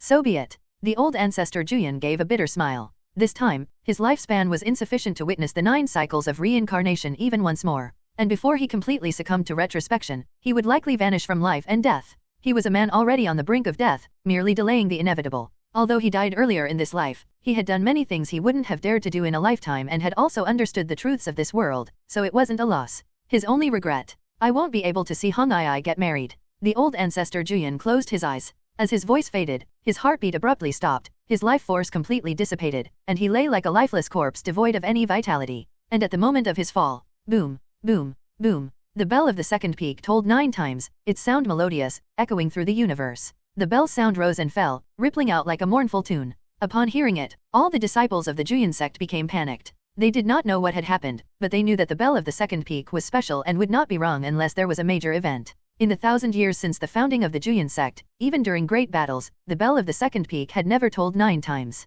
At this moment, a question arose in the minds of all the Juyan sect disciples. Could it be that the sky is falling? Indeed, the sky had fallen, but it was the sky of the Juyan sect that had collapsed. At the base of the second peak, 12 supreme elders and various peak masters gathered together. Supreme Great Elder Xiaoting, holding the jade coffin of the old ancestor Juyan, wept bitterly. Old ancestor, you can't leave us. The Juyan sect cannot be without the old ancestor, and my Xiao family even less so. The sound of crying was heart-wrenching. Sect Master Gu Chengqing stepped forward, supporting the nearly fainting Xiaoting, and said, Supreme Great Elder, let the old ancestor go. In life, we could not share his worries. At least in death. Ah, old ancestor, why did you have to go? As he spoke, Gu Chengqing himself began to cry. At least in death, we should let the old ancestor rest in peace, another supreme elder continued. In content percentage. Hearing this, everyone began to wipe their tears. If the old ancestor had not broken out of his coffin to save us and the Juyan sect, his lifespan would not have depleted so quickly. Xiaoting continued to cry. Upon these words, everyone burst into even louder wails. It was their incompetence. Their lack of filial piety? If they had been of any use, the old ancestor would not have fallen so quickly. Now the Juyan sect was invaded by the demonic path, infected with demonic seeds, and the old ancestor Juyan had fallen along with it. From now on, the days of the Juyan sect would be difficult. Everyone cried for a while with hoarse voices. Once their emotions had somewhat calmed down, Xiaoting said, the matter of the old ancestor's demise must not be leaked. Otherwise, our sect will face great disaster. All right, how about we close the sect for 100 years, a supreme elder asked. No. Xiaoting refused. We can't keep a low profile. The lower the profile, the more it will attract the attention of other sects. Not only that, but we must be even more high profile than usual to confuse them. Otherwise, disaster for the Juyan sect is not far off. How should we be high profile? Another supreme elder inquired. Indeed, how to be high profile was a problem. Being too high profile was not good, as it could lead to real trouble. Being high profile without reason was also not good, as it could make other sects suspicious. The best way was to be high profile with a reason and not excessively. That way, they could mislead the other sects in the short term, making those sects overthink and act hesitantly. Is there any news about Hong Ai and Jiang Chen? Xiaoting asked. There is. A supreme elder replied. I've been using the sex realm monitoring abilities to keep an eye on both of them. Just now, Jiang Chen was captured and taken to the Buddha's 6 prisons. Strangely, Hong Ai did not stop it. That's not strange at all. Hong Ai has gone mad, and her actions naturally cannot be deduced by common sense. Xiaoting shook his head. Jiang Chen must not come to harm. Otherwise, the Juyan sect would fall into the hands of the demonic sect without the need for external enemies. The matter of the old ancestor Juyan's demise must also be covered up. Thus, there was only one way to do it. After taking a deep breath, Xiaoting said solemnly, ring the bell 8 times. 8 times. Everyone was stunned. The meaning of the bell tolling 9 times was unknown to the disciples of the Juyan sect, but the significance of 8 tolls was very clear. Because ringing the bell 8 times signified the start of a great war for the sect? Isn't this too high profile? And who will be the target of this great war? A supreme elder hesitated. The target is naturally the Buddha temple. This is not to actually start a great war, but to use this as a reason to go and rescue Jiang Chen. To show the stance of our Juyan sect. With the old ancestor fallen and Jiang Chen captured, only by doing this can we cover up both matters at once, Xiaoting explained in detail. Seeing everyone's solemn expressions, he added, of course, we cannot act under the banner of rescuing Jiang Chen, as his notoriety is well known, and that banner would not stand. But don't forget, in the Buddha's 6 prisons, there is also Lin Feng. Lin Feng? This name struck a chord, and the eyes of all the supreme elders lit up. Recently, they had been focused on the demonic seeds and had forgotten about this son of destiny. Lin Feng's fate testing day, with 100 feet tall columns of golden light, could not be concealed and was already known by many sects. The fate of the son of destiny was tied to the sect. If they used rescuing Lin Feng as a reason to start a war against the Buddha temple, it would be completely justified. Supreme Great Elder is wise. We cannot wait any longer. Everyone saluted Xiaoting in unison. Xiaoting waved his hand, indicating that this was just basic strategy. The inspiration he had was thanks to the blessings of the 9th peak elders and disciples. After all, it was Great Elder Liu Yang who had originally used this method to directly instigate an internal struggle within the sect with the 9th peak disciples. We must act quickly, Xiaoting said again. All right. In content percentage dash. Gu Changqing agreed, then worriedly added, I just fear that the situation will become uncontrollable, and once it starts, it cannot be stopped. With the old ancestor fallen, we may not be a match for the Buddha temple. Don't worry, Xiaoting reassured. The old ancestor's reputation shook the central domain, and those bald monks of the Buddha temple aren't fools. They wouldn't dare to truly fight to the death with our Juyan sect at this time. This time, Gu Changqing was puzzled. 30 years from now, it will be the grand competition of the sects. All the sects are now accumulating their heritage, hoping to compete for that one and only spot to the upper domain. Another supreme elder explained. I see. Gu Changqing suddenly understood. After discussing the details for a while, everyone left in tears and sobs. No one noticed that onside the empty jade coffin, the body of Juyan old ancestor suddenly decayed rapidly and turned to dust and dispersed instantly. Where there should have been an empty jade coffin, the corpse was gone, but a solid soul remained. With the same appearance and stature as Juyan old ancestor, this soul lay with eyes slightly closed, as if in deep sleep. Bottom ads dash.